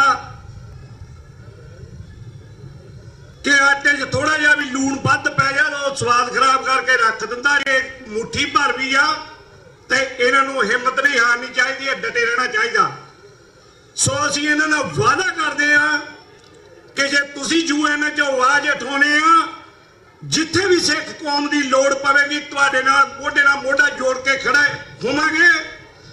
ਤੇ ਜਿਵੇਂ ਮਲੇਰਕੋਟਲੇ ਦੇ ਨਵਾਬ ਨੇ ਸਿੱਖ ਕੌਮ ਲਈ, ਸਾਹਿਬਜ਼ਾਦਿਆਂ ਲਈ ਹਾਂ ਦਾ ਨਾਰਾ ਮਾਰਿਆ ਸੀ, ਉਹਨਾਂ ਨੂੰ ਕੌਮ ਅਜੇ ਤੱਕ ਨਹੀਂ ਭੁਲਾਉਂਦੀ। ਹਿੰਦੁਸਤਾਨ ਦੇ ਵਿੱਚ, ਭਾਰਤ ਦੇ ਵਿੱਚ ਕੁਝ ਵੀ ਹੁੰਦਾ ਰਹੇ, ਲੇਕਿਨ ਮਲੇਰਕੋਟਲੇ ਦੇ ਵਿੱਚ ਕਿਸੇ ਵੀ ਮੁਸਲਮਾਨ ਵੀਰ ਦੇ ਝਰੀਟ ਨਹੀਂ ਆਉਂਦੀ। ਇਸੇ ਤਰ੍ਹਾਂ ਹੀ ਇਹਨਾਂ ਦੀ ਵੀ ਕੌਮ ਰੀਣੀ ਰਹੇਗੀ ਜਿੰਨਾ ਇਹਨਾਂ ਨੇ ਕੌਮ ਲਈ ਕੰਮ ਕੀਤਾ। ਦੂਸਰੀ ਬੇਨਤੀ ਆ ਕਿ ਸਾਰੇ ਵੀਰਾਂ ਨੇ ਆਪਣੇ ਆਪਣੇ ਵਿਚਾਰ ਦਿੱਤੇ, ਕੌਮ ਲਈ ਕੀਤਾ। ਅਸੀਂ ਸਾਰਿਆਂ ਦਾ ਸ਼੍ਰੋਮਣੀ ਅਕਾਲੀ ਦਲ ਅੰਮ੍ਰਿਤਸਰ ਤਹਿ ਦਿਲੋਂ ਧੰਨਵਾਦ ਕਰਦਾ ਹੈ। ਦਾਸ ਤੇ ਸ਼੍ਰੋਮਣੀ ਅਕਾਲੀ ਦਲ ਦੇ ਕਨਵੀਨਰ ਬੂਟਾ ਸਿੰਘ ਤੇ ਭੁਪਿੰਦਰ ਸਿੰਘ, ਅਸੀਂ ਸਾਰਾ ਵੀਕ ਪਿਛਲਾ ਸੈਨੇਟਰ ਸਾਹਿਬਾਨਾਂ ਨੂੰ, ਕਾਂਗਰਸਮੈਨਾਂ ਨੂੰ ਮਿਲ ਕੇ ਲਾਇਆ ਤੇ ਉਹਨਾਂ ਨੇ ਸਾਡੇ ਨਾਲ ਕੁਝ ਵਾਅਦੇ ਕੀਤੇ, ਉਹ ਆਉਣ ਵਾਲੇ ਦਿਨਾਂ ਵਿੱਚ ਤੁਹਾਡੇ ਸਾਹਮਣੇ ਆ ਜਾਣਗੇ। ਸੋ ਕੁਛ ਨਾ ਕੁਛ ਕਰਦੇ ਰਹੀਏ ਆਪਣੀ ਮੰਜ਼ਿਲ ਵੱਲ। ਇਹ ਬ੍ਰਾਹਮਣਵਾਦ ਨੂੰ ਘੇਰਾ ਪਾ ਕੇ ਰੱਖੀਏ ਚਾਰੇ ਪਾਸਿਓਂ। ਬਾਕੀ ਰਹੀ ਗੱਲ ਸਾਡੀ ਏਕਤਾ ਦੀ, ਹੁਣ ਏਕਤਾ ਦਾ ਸਬੂਤ ਦਈਏ। ਚੀਮਾ ਸਾਹਿਬ ਨੇ ਵੀ ਗੱਲ ਕੀਤੀ ਕਿ ਲੋਕ ਕਹਿੰਦੇ ਪੰਜਾਬ 'ਚ ਕੋਈ ਗੱਲ ਨਹੀਂ ਕਰਦਾ, ਗੱਲ ਪੰਜਾਬ 'ਚ ਵੀ ਹੁੰਦੀ ਆ, ਪਰ ਇਹ ਭਾਰਤੀ ਬ੍ਰਾਹਮਣਵਾਦ ਮੀਡੀਆ ਇਹ ਉਹਨਾਂ ਦੇ ਸਾਹਮਣੇ, ਉੱਥੇ ਵੀ ਦਲ ਖਾਲਸਾ ਤੇ ਸਰਦਾਰ ਸਿਮਰਨਜੀਤ ਸਿੰਘ ਮਾਨ ਕਿਹੜਾ ਫੰਕਸ਼ਨ ਹੋਵੇ ਜਿੱਥੇ ਖਾਲਿਸਤਾਨ ਦੀ ਗੱਲ ਨਹੀਂ ਕਰਦੇ। ਹੁਣ ਫਿਰ ਸਿੱਖੋ ਤੁਹਾਡੇ ਮੋਹਰੇ ਵੀ ਮੇਰੀ ਹੱਥ ਜੋੜ ਕੇ ਬੇਨਤੀ ਆ, ਉਹ ਜਿਹੜੇ ਸਿਮਰਨਜੀਤ ਸਿੰਘ ਮਾਨ ਪੰਜਾਬ ਵਿੱਚੋਂ ਸਾਡੇ ਧੱਕੇ ਹੋਏ ਵੀਰਾਂ ਨੂੰ, ਜਿਹਨਾਂ ਨੂੰ ਕੁੱਟ ਪਈ, ਜਿਹਨਾਂ ਦਾ ਕੇਸ ਪਏ, ਮਾਨ ਸਾਹਿਬ ਦੀ ਚਿੱਠੀ ਇੱਥੇ ਉਹਨਾਂ ਨੂੰ ਵੀ ਪਨਾਹ ਦਵਾਉਂਦੀ ਆ। ਉਸ ਮਾਨ ਸਾਹਿਬ ਨੂੰ ਪਾਰਲੀਮੈਂਟ 'ਚ ਭੇਜੋ ਫੇਰ ਦੁਬਾਰਾ, ਉਹ ਤੁਹਾਡੀ ਗੱਲ ਪਾਰਲੀਮੈਂਟ ਵੀ ਡੈਮੋਕ੍ਰੇਸੀ ਨਾਲ ਕਰਨਗੇ। ਸੋ ਇਸ ਗੱਲ ਦਾ ਸਬੂਤ ਕੱਲ ਨੂੰ ਦੇਵੋ ਸੰਗਰੂਰ ਵਿਖੇ ਤੇ ਬੀਬੀ ਖਾਲੜਾ ਜੀ ਨੂੰ ਵੋਟਾਂ ਪਾਉਣ ਲਈ ਘਰ ਘਰ ਕਾਲਾਂ ਕਰੋ, ਫੇਰ ਪਤਾ ਲੱਗਦਾ ਅਸੀਂ ਕਿੰਨੀ ਏਕਤਾ ਦੇ ਹਾਮੀ ਆ। ਅਸੀਂ ਵਾਸ਼ਿੰਗਟਨ ਵੀ ਜਾਣਾ, ਅਸੀਂ 2020 ਦਾ ਮਿਸ਼ਨ ਵੀ ਕੰਪਲੀਟ ਕਰਨਾ, ਪਰ ਏਕਤਾ ਤੋਂ ਬਿਨਾਂ ਨਹੀਂ। ਸੱਦੇ ਪੱਤਰ ਦੇਵੋ ਸਾਰਿਆਂ ਨੂੰ ਗੱਲ 'ਚ ਜੱਫੀਆਂ ਪਾ ਕੇ ਤੋਰੀਏ ਆਪਾਂ।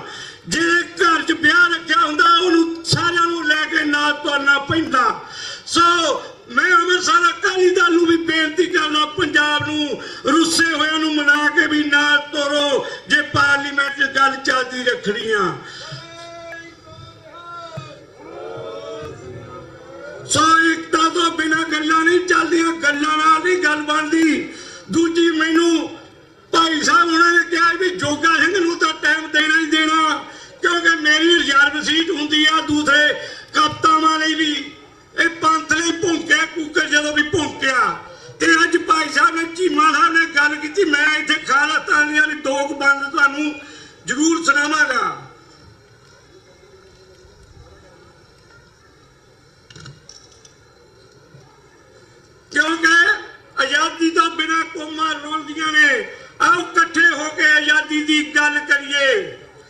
ਸਰਬ ਸਾਂਝਾ ਕੌਮੀ ਘਰ ਖਾਲਿਸਤਾਨ ਅਸੀਂ ਬਣਾਉਣਾ ਆ। ਸਭ ਮਜ਼ਹਬਾਂ ਨੂੰ ਇਕੱਠਿਆਂ ਕਰਕੇ ਆਪਣੇ ਵਿੱਚ ਸਮਾਉਣ ਵਾਲਾ ਇੱਕੋ ਇੱਕ ਖਾਲਸਾ ਪੰਥ ਹੈ, ਸਭ ਇਨਸਾਨਾਂ ਦੇ ਅਪਣਾਉਣ ਵਾਲਾ। ਉਹ ਮਨਮਤ ਮਾਰ ਕੇ ਆਪਣੇ ਵਿੱਚੋਂ ਹੁਣ ਗੁਰਮਤ ਨੂੰ ਅਪਣਾ ਲਈਏ। ਆਓ ਆਪਾਂ ਰਲ ਮਿਲ ਆਪਣਾ ਕੌਮੀ ਘਰ ਖਾਲਿਸਤਾਨ ਬਣਾ ਲਈਏ। ਉਹ ਬ੍ਰਾਹਮਣਵਾਦ ਤੋਂ ਬਾਗੀ ਹੋਇਆ ਬਿਨ ਕਿਸੇ ਦਾ ਸਾਰਨਾ ਨਹੀਂ। ਸਿੱਖ ਈਸਾਈ ਮੁਸਲਮ ਹੋਇਓ ਇਕੱਠੇ, ਇਕੱਲਿਆਂ ਔਰ ਮਾਰਨਾ ਨਹੀਂ। ਉਹ ਊਚ ਨੀਚ ਦੇ ਪਾਣੇ ਛੱਡ ਕੇ ਟੁੱਟੀਆਂ ਬਾਹਾਂ ਗਲਾਂ ਨਾਲ ਲਾ ਲਈਏ। ਆਓ ਆਪਣਾ ਕੌਮੀ ਘਰ ਖਾਲਿਸਤਾਨ ਬਣਾ ਲਈਏ। ਉਹ ਗਊ ਰੱਖਿਆ ਦੇ ਨਾਮ ਤੇ ਪਾਪੀ ਮੁਸਲਮਾਨਾਂ ਨੂੰ ਕੋਹ ਕੇ ਮਾਰਦੇ ਨੇ। ਉਹ ਸਿੱਖਾਂ ਤਾਈਂ ਭਾਈ ਭਾਈ ਕਹਿ ਕੇ ਫਿਰ ਗਲਾਂ ਵਿੱਚ ਟਾਇਰ ਪਾ ਕੇ ਚਰਾਹੇ ਸਾਰਦੇ ਨੇ। ਉਹ ਈਸਾਈਆਂ ਨਾਲ ਵੀ ਕਹਿਰ ਕਮਾਉਂਦੇ, ਉਹਨਾਂ ਨੂੰ ਆਪ ਬਚਾ ਲਈਏ। ਆਓ ਆਪਣਾ ਖਾਲਿਸਤਾਨ ਆਜ਼ਾਦ ਕਰਵਾ ਲਈਏ। ਉਹ ਸ਼ਿਵ ਸੈਨਾ ਬਜਰੰਗ ਦਲੀਆਂ ਹਰ ਪਾਸੇ ਹਿੰਦੂਤਵ ਦੀ ਅੱਤ ਮਚਾਈਏ। ਅੰਦਰ ਖਾਤੇ ਸਭ ਸਰਕਾਰਾਂ ਦਿੰਦੀਆਂ, ਇਹਨਾਂ ਨੂੰ ਰਹਿਨਮਾਈਏ। ਖਾਲਸਾ ਫੌਜ ਵਿੱਚ ਹੋ ਕੇ ਭਰਤੀ, ਖਾਲਸਾ ਸਰਕਾਰ ਬਣਾ ਲਈਏ। ਆਓ ਆਪਣਾ ਰਲ ਮਿਲ ਕੇ ਖਾਲਿਸਤਾਨ ਆਜ਼ਾਦ ਕਰਾ ਲਈਏ। ਉਹ ਜਿਹਨਾਂ ਆਜ਼ਾਦੀ ਲੈ ਕੇ ਦਿੱਤੀ ਉਹਨਾਂ ਨੂੰ ਹੀ ਅੱਜ ਵੰਗਾਰਦੇ ਨੇ। ਲੋੜ ਪੈਣ ਤੇ ਸਿੱਖ ਬਹਾਦਰ ਪਿੱਛੋਂ ਛੁਰੇ ਪਿੱਠਾਂ ਵਿੱਚ ਮਾਰਦੇ ਨੇ। ਉਹ ਮਾਰਨਾ ਨਹੀਂ ਹੁਣ ਸਰਹੱਦਾਂ ਉੱਤੇ, ਆਪਣੇ ਘਰ ਲਈ ਆਪਾਂ ਵਾਰ ਦਈਏ। ਆਓ ਨਾਲ ਮੇਰਾ ਆਪਣਾ ਦੇਸ਼ ਆਜ਼ਾਦ ਕਰਵਾ ਲਈਏ। ਉਹ ਸਰਬ ਸਾਂਝੀ ਗੁਰਬਾਣੀ ਇਹਨਾਂ ਨੇ, ਸਰਬ ਸਾਂਝੀ ਗੁਰਬਾਣੀ ਪਾਪੀਆਂ ਰੂੜੀਆਂ ਦੇ ਵਿੱਚ ਰੋਲ ਦਿੱਤੀ। ਇਨਸਾਫ ਮੰਗਦਿਆਂ ਸਿੱਖਾਂ ਉੱਤੇ ਗੋਲੀਆਂ ਦੀ ਬਾਛੜ ਖੋਲ ਦਿੱਤੀ। ਉਹ ਜਿਸ ਦੇਸ਼ ਵਿੱਚ ਨਹੀਂ ਕਦਰ ਕੌਮਾਂ ਦੀ, ਉਹ ਜੋਗਿਆ ਉਸ ਨੂੰ ਮਨੋਂ ਭੁਲਾ ਲਈਏ। ਆਓ ਆਪਾਂ ਰਲ ਮਿਲ ਆਪਣਾ ਕੌਮੀ ਘਰ ਬਣਾ ਲਈਏ। ਆਓ ਆਪਾਂ ਰਲ ਮਿਲ ਆਪਣਾ ਖਾਲਿਸਤਾਨ ਬਣਾ ਲਈਏ। ਪ੍ਰਬੰਧਕ ਕਮੇਟੀਆਂ ਦੋਨਾਂ ਦਾ ਬਹੁਤ ਬਹੁਤ ਧੰਨਵਾਦ ਜਿਨ੍ਹਾਂ ਨੇ ਦਾਸ ਨੂੰ ਨਵਾਜਿਆ। ਅੱਜ ਬੂਟਾ ਸਿੰਘ ਨੇ ਬੋਲਣਾ ਸੀ, ਕੋਈ ਜ਼ਰੂਰੀ ਕੰਮ ਪੈਣ ਦੇ ਕਾਰਨ ਉਹ ਹਾਜ਼ਰੀ ਨਹੀਂ ਲਵਾ ਸਕੇ। ਕਿਸੇ ਵੀ ਭੁੱਲ ਚੁੱਕ ਲਈ ਖਿਮਾ ਦਾ ਜਾਚ ਕਹਾਂ। ਵਾਹਿਗੁਰੂ ਜੀ ਕਾ ਖਾਲਸਾ, ਵਾਹਿਗੁਰੂ ਜੀ ਕੀ ਫਤਿਹ। ਇਹ ਸਨ ਭਾਈ ਜੋਗਾ ਸਿੰਘ, ਜਿਨ੍ਹਾਂ ਨੇ ਸਿੱਖ ਕੌਮ ਦੇ ਦਰਦਾਂ ਨੂੰ ਬੜੇ ਜੋਸ਼ ਵਿੱਚ ਆ ਕੇ ਬਿਆਨ ਕੀਤਾ ਹੈ ਜੀ। ਧੰਨਵਾਦ ਹੈ ਭਾਈ ਜੋਗਾ ਸਿੰਘ ਦਾ। ਹੁਣ ਬੇਨਤੀ ਕੀਤੀ ਜਾਂਦੀ ਹੈ ਡਾਕਟਰ ਅਮਰਜੀਤ ਸਿੰਘ ਹੋਣਾ ਨੂੰ ਕਿ ਉਹ 10-15 ਮਿੰਟ ਵਾਸਤੇ ਆ ਕੇ ਆਪਣੇ ਵਿਚਾਰ ਰੱਖਣ। ਡਾਕਟਰ ਅਮਰਜੀਤ ਸਿੰਘ ਜੀ।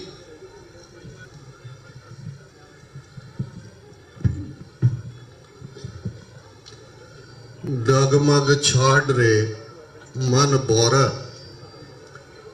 डगमग छाड़ रे मन बोरा, अब तो जरे मरे सिद्ध पाइए, लीनो हाथ सिंदौरा।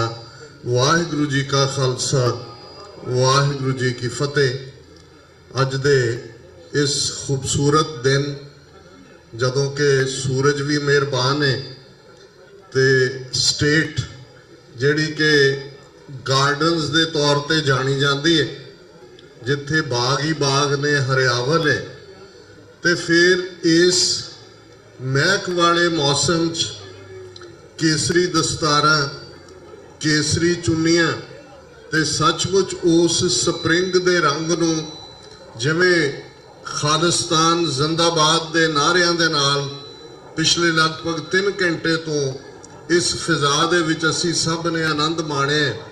ਇਹ ਆਪਣੇ ਆਪ ਵਿੱਚ ਇਸ ਗੱਲ ਦਾ ਸਬੂਤ ਹੈ ਕਿ ਦੁਸ਼ਮਣ ਕੁਝ ਹੋਰ ਚਾਹੁੰਦੇ। ਜਦੋਂ 320 ਵਰ੍ਹੇ ਪਹਿਲਾਂ ਹਿਮਾਲਿਆ ਦੀ ਰੇਂਜ ਦੀਆਂ ਸ਼ਿਵਾਲਿਕ ਪਹਾੜੀਆਂ ਦੀ ਕੁੱਖ ਵਿੱਚ ਗੁਰੂ ਕਲਗੀਧਰ ਪਾਤਸ਼ਾਹ ਨੇ ਉਸ ਪਹਾੜ ਦੇ ਟਿੱਲੇ ਤੋਂ, ਕੇਸਗੜ੍ਹ ਤੋਂ ਖਾਲਸਾ ਪੰਥ ਦੀ ਸਾਜਨਾ ਕੀਤੀ। 80,000 ਦੇ ਇਕੱਠ ਚੋਂ ਤੇ ਲਗਭਗ 230 ਵਰ੍ਹੇ ਗੁਰੂ ਨਾਨਕ ਸਾਹਿਬ 1469 ਚ ਪ੍ਰਕਾਸ਼ਮਾਨ ਹੁੰਦੇ ਨੇ।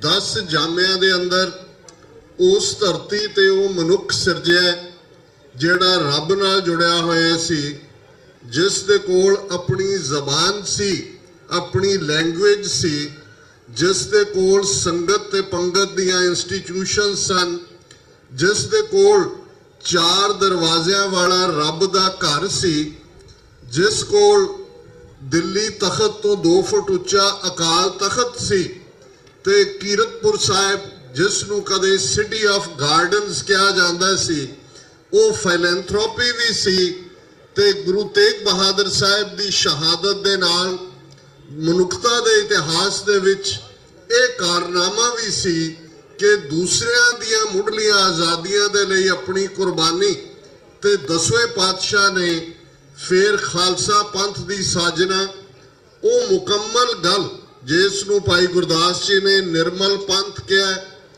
ਕੀਤੋਸ ਆਪਣਾ ਪੰਥ ਨਿਰਾਲਾ ਕਿਹਾ, ਤੇ ਭੱਟਾ ਨੇ ਫਰਮਾਇਆ ਇੱਕ ਉੱਤਮ ਪੰਥ ਸੁਣਿਓ ਗੁਰ ਸੰਗਤ, ਤਹਿ ਮਿਲੰਤ ਜਮ ਤਰਾਸ ਮਿਟਾਈ, ਇੱਕ ਅਰਦਾਸ ਪਾਠ ਕੀਰਤ ਕੀ ਗੁਰੂ ਰਾਮਦਾਸ ਰਾਖੋ ਸ਼ਰਣਾਈ। ਉੱਤਮ ਪੰਥ, ਨਿਰਮਲ ਪੰਥ, ਨਿਰਾਲਾ ਪੰਥ, ਇਹ ਖਾਲਸਾ ਪੰਥ ਬਣਦਾ ਹੈ। ਖੰਡੇ ਦੀ ਧਾਰ ਜੋ ਪਰਖ ਹੁੰਦੀ ਹੈ ਤੇ ਫਿਰ ਉਹ ਖਾਲਸਾ ਪੰਥ ਧਰ ਤੇਜ ਕਰਾਰਾ। ਭਾਈ ਗੁਰਦਾਸ ਸਿੰਘ ਉਸ ਕਿਸਮ ਦੇ ਉਸ ਸਾਰੇ ਖਾਲਸੇ ਦੇ ਸਰੂਪ ਨੂੰ ਬਿਆਨ ਕਰਦੇ ਨੇ ਕਿ ਕਿਵੇਂ ਫਿਰ ਪ੍ਰਗਟੇ ਸਿੰਘ ਭੁਜੰਗੀਏ ਨੀਲੰਬਰ ਧਾਰ। ਅੰਬਰ ਕੱਪੜਿਆਂ ਨੂੰ ਕਹਿੰਦੇ ਨੇ, ਪਹਿਰਾਵੇ ਨੂੰ ਕਹਿੰਦੇ ਨੇ ਕਿ ਇਹ ਭੁਜੰਗ ਵਾਂਗ ਨੀਲੇ ਅੰਬਰਾਂ ਵਾਲੇ, ਨੀਲੇ ਕੱਪੜਿਆਂ ਵਾਲਾ ਖਾਲਸਾ ਪ੍ਰਗਟ ਹੋਇਆ, ਜਿਸ ਖਾਲਸੇ ਦਾ ਫਿਰ ਤੇਜ ਧਰ ਤੇਜ ਕਰਾਰਾ, ਜਿਸ ਦਾ ਤੇਜ ਕਰਾਰਾ ਤੇ 4 ਚਫੇਰੇ ਇਹ ਫਿਰ ਦੋਹੀ ਫਿਰ ਗਈ ਕਿ ਹੁਣ ਇਸ ਧਰਤੀ ਦੇ ਉੱਤੇ ਇਨਸਾਫ ਹੋਏਗਾ, ਇਸ ਧਰਤੀ ਦੇ ਉੱਤੇ ਜ਼ਾਲਮਾਂ ਦਾ ਨਾਸ਼ ਹੋਏਗਾ। ਤੇ ਸੱਚ ਦੀ ਗੱਲ ਮੈਂ ਮਹਿਸੂਸ ਕਰਦਾ ਕਿ ਜਿਵੇਂ ਡਾਕਟਰ ਇਕਬਾਲ ਕਰਾਮਤ ਚੀਮਾ ਜੀ ਨੇ ਖਾਲਿਸਤਾਨ ਦਾ ਕੇਸ ਬਿਲਡ ਕੀਤਾ, ਇੱਕ ਸਿੱਖ ਦੇ ਨਾਤੇ ਬਾਰ-ਬਾਰ ਮੇਰੀਆਂ ਅੱਖਾਂ 'ਚੋਂ ਅਥਰੂ ਵੀ ਸਨ ਜਦੋਂ ਉਹ ਐਡਰੈਸ ਕਰ ਰਹੇ ਸਨ, ਤੇ ਮੈਂ ਮਹਿਸੂਸ ਵੀ ਕਰ ਰਿਹਾ ਸੀ ਕਿ ਕਈ ਵਾਰ ਜਦੋਂ ਅਸੀਂ, ਕਿਉਂਕਿ ਗੁਰੂ ਨਾਨਕ ਸਾਹਿਬ ਦਾ 550 ਸਾਲਾ ਪ੍ਰਕਾਸ਼ ਪੁਰਬ ਹੈ, ਤੇ ਇੱਕ ਕਹਾਣੀ ਜਾਂ ਸਾਖੀ ਜਿਹੜੀ ਮੇਰੀ ਯਾਦਾਂ 'ਚ ਪਈ ਹੈ, ਪਤਾ ਨਹੀਂ ਸੋਰਸ ਕੀ ਹੈ ਉਹਦਾ, ਤੇ ਕਿਹਾ ਜਾਂਦਾ ਹੈ ਕਿ ਰਾਏ ਬੁਲਾਰ ਤੇ ਮਹਿਤਾ ਕਾਲੂ ਜਿਹੜੇ ਪੁਰਾਣੇ ਦੋਸਤ ਵੀ ਸਨ, ਉਹ ਰੱਬ ਨੂੰ ਰਿਝਾਉਣ ਦੇ ਲਈ ਲਫ਼ਜ਼ ਅਕਸਰ ਤਪੱਸਿਆ ਵਰਤਿਆ ਜਾਂਦਾ, ਤੇ ਰੱਬ ਪ੍ਰਗਟ ਹੋਇਆ ਤੇ ਦੋਨਾਂ ਨੂੰ ਕਿਹਾ ਕਿ ਦੱਸ, ਤੇ ਮਹਿਤਾ ਕਾਲੂ ਕਹਿੰਦੇ ਨੇ ਕਿ ਤੂੰ ਮੇਰੇ ਘਰ ਜੰਮ, ਮੇਰੇ ਘਰ ਜਨਮ ਲੈ। ਉਹਨਾਂ ਨੇ ਕਿਹਾ ਜੀ ਠੀਕ ਹੈ, ਇਵੇਂ ਹੀ ਹੋਏਗਾ। ਤੇ ਰਾਏ ਬੁਲਾਰ ਕਹਿੰਦੇ ਨੇ ਕਿ ਜਦੋਂ ਤੂੰ ਜਨਮ ਲਏ ਉਦੋਂ ਮੈਨੂੰ ਉਹ ਅੱਖ ਹੋਏ ਪਰਖਣ ਵਾਲੀ, ਮੈਂ ਪਰਖ ਲਾਂ ਕਿ ਤੂੰ ਆ ਗਿਆ।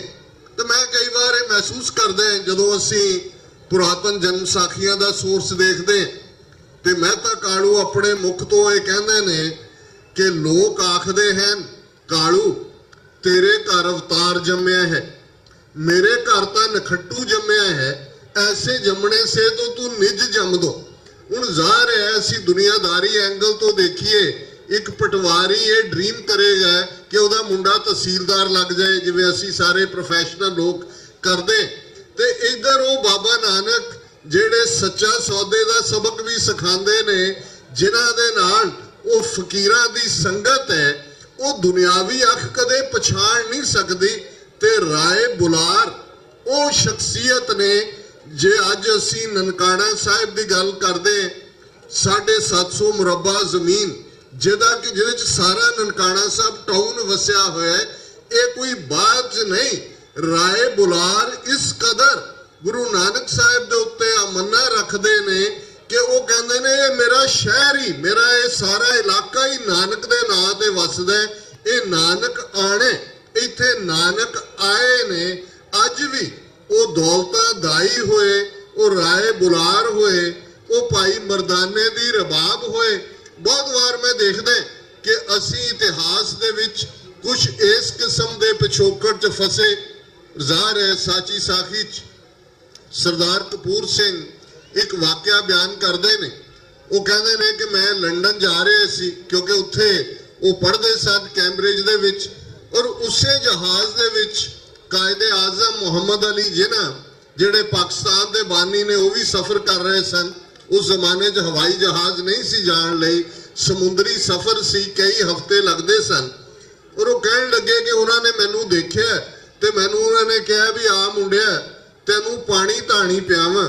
ਉਹਨਾਂ ਦੇ ਮੈਂ ਸਾਹਮਣੇ ਬੈਠ ਗਿਆ ਤੇ ਉਹਨਾਂ ਨੇ ਮੈਨੂੰ ਪੁੱਛਿਆ ਕਿ ਸਿੱਖੀ ਨੇ ਇਸਲਾਮ ਦਾ ਸੱਜਾ ਹੱਥ ਫੜਿਆ ਹੋਇਆ ਪਰ ਮੂੰਹ ਹਮੇਸ਼ਾ ਇਹ ਹਿੰਦੂਆਂ ਵੱਲ ਰੱਖਦੇ ਨੇ, ਕੀ ਗੱਲ ਹੈ? ਤੇ ਸਰ ਸਾਹਿਬ ਸਾਜੀ ਸਾਖ ਜੀ ਲਿਖਦੇ ਨੇ ਕਿ ਮੈਂ ਉਹਨਾਂ ਨੂੰ ਕਿਹਾ ਕਿ it is not a spiritual trait, it is a historical predisposition, ਕਿ ਇਹ ਸਪਿਰਿਚੁਅਲ ਨਹੀਂ ਹੈ ਟ੍ਰੇਟ, ਇਹ ਇਤਿਹਾਸਕ ਪੱਖ ਇਵੇਂ ਬਣ ਗਿਆ। ਤੇ ਕਾਇਦੇ ਆਜ਼ਮ ਨੇ ਕਿਹਾ ਯੂ ਹੈਵ ਸਪੋਕਨ ਪ੍ਰੋਫਾਉਂਡਲੀ, ਤੂੰ ਬੜੀ ਡੂੰਘੀ ਗੱਲ ਕੀਤੀ ਹੈ। ਔਰ ਮੈਂ ਇਹ ਮਹਿਸੂਸ ਕਰਦੇ ਕਿ ਜੂਨ 84 ਨਵੰਬਰ 84 ਜਾਂ ਪਿਛਲੇ 72 ਸਾਲ 'ਚ ਬ੍ਰਾਹਮਣਵਾਦੀਆਂ ਦੇ ਰਾਜ ਨੇ ਘੱਟੋ ਘੱਟ ਸਾਡੀ ਜਿਹੜੀ ਇਹ ਹਿਸਟੋਰੀਕਲ ਪ੍ਰੀਡਿਸਪੋਜੀਸ਼ਨ ਸੀ 18ਵੀਂ ਸਦੀ ਦੀ ਮੁਗਲਿਆ ਸਾਮਰਾਜ ਦੇ ਨਾਲ ਜਾਂ ਦਰਾ ਖੈਬਰ ਪਾਰ ਦੇ ਧਾੜਵੀਆਂ ਦੇ ਨਾਲ, ਜਿਸ ਨੂੰ ਸਾਡੇ ਇਹਨਾਂ ਬ੍ਰਾਹਮਣਵਾਦੀ ਲੇਖਕਾਂ ਨੇ, ਇਤਿਹਾਸਕਾਰਾਂ ਨੇ, ਇਹਨਾਂ ਦੀ ਕਲੈਕਟਿਵ ਸਾਈਕੀ ਨੇ, ਕਿਸੇ ਹੱਦ ਤੱਕ ਸਾਡੀ ਸਾਈਕੋ ਹਿਸਟਰੀ ਨੇ ਇਸ ਦੇ ਵਿੱਚ ਕੁਝ ਐਸਾ ਡਿਕਟੇਟ ਕਰਵਾਇਆ ਕਿ 47 ਦਾ ਵੱਡਾ ਗੁਨਾਹ ਸਾਡੀ ਲੀਡਰਸ਼ਿਪ ਨੇ ਕੀਤਾ।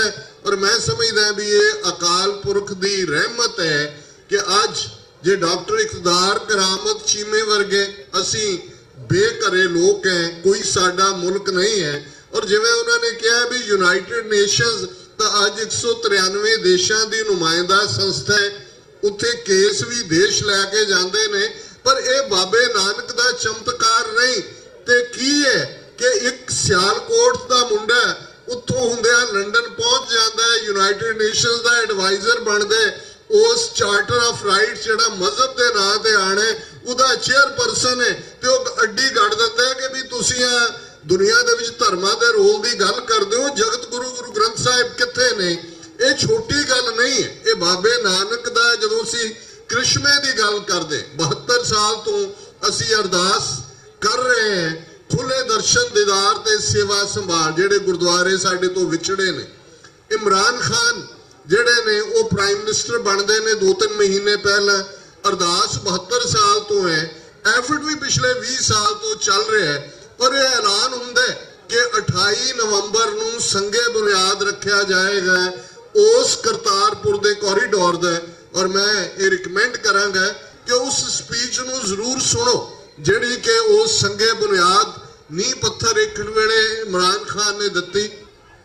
ਉਹਨਾਂ ਨੇ ਕਿਹਾ ਇੱਕ ਮੁਸਲਮਾਨ ਮਦੀਨੇ ਤੋਂ 4 ਮੀਲ ਦੂਰ ਖੜੇ, ਉਸ ਨੂੰ ਇਹ ਕਿਹਾ ਜਾਂਦਾ ਹੈ ਕਿ ਤੂੰ ਦੂਰੋਂ ਦੇਖ ਸਕਦੇ, ਤੂੰ ਆਪਣੇ ਮਦੀਨੇ ਨਹੀਂ ਆ ਸਕਦਾ, ਕਿ ਸਿੱਖਾਂ ਨਾਲ ਇਵੇਂ ਹੀ ਹੋ ਰਿਹਾ ਸੀ। ਔਰ ਜ਼ਾਹਰ ਹੈ ਕਿ ਜਦੋਂ ਅਸੀਂ ਮੱਕੇ ਤੇ ਮਦੀਨੇ ਦੀ ਉਦਾਹਰਣ ਦਿੰਦੇ ਹਾਂ, ਹਿਸਟੋਰੀਕਲੀ ਇਹ ਇਸਲਾਮਿਕ ਪਾਰਲੇ ਹੈ। ਮੱਕਾ ਸ਼ਰੀਫ ਉਹ ਥਾਂ ਹੈ ਜਿੱਥੇ ਹਜ਼ਰਤ ਮੁਹੰਮਦ ਸਾਹਿਬ ਇਸ ਦੁਨੀਆ ਦੇ ਵਿੱਚ ਆਉਂਦੇ ਨੇ, ਉਹਨਾਂ ਦਾ ਜਨਮ ਹੁੰਦਾ ਹੈ।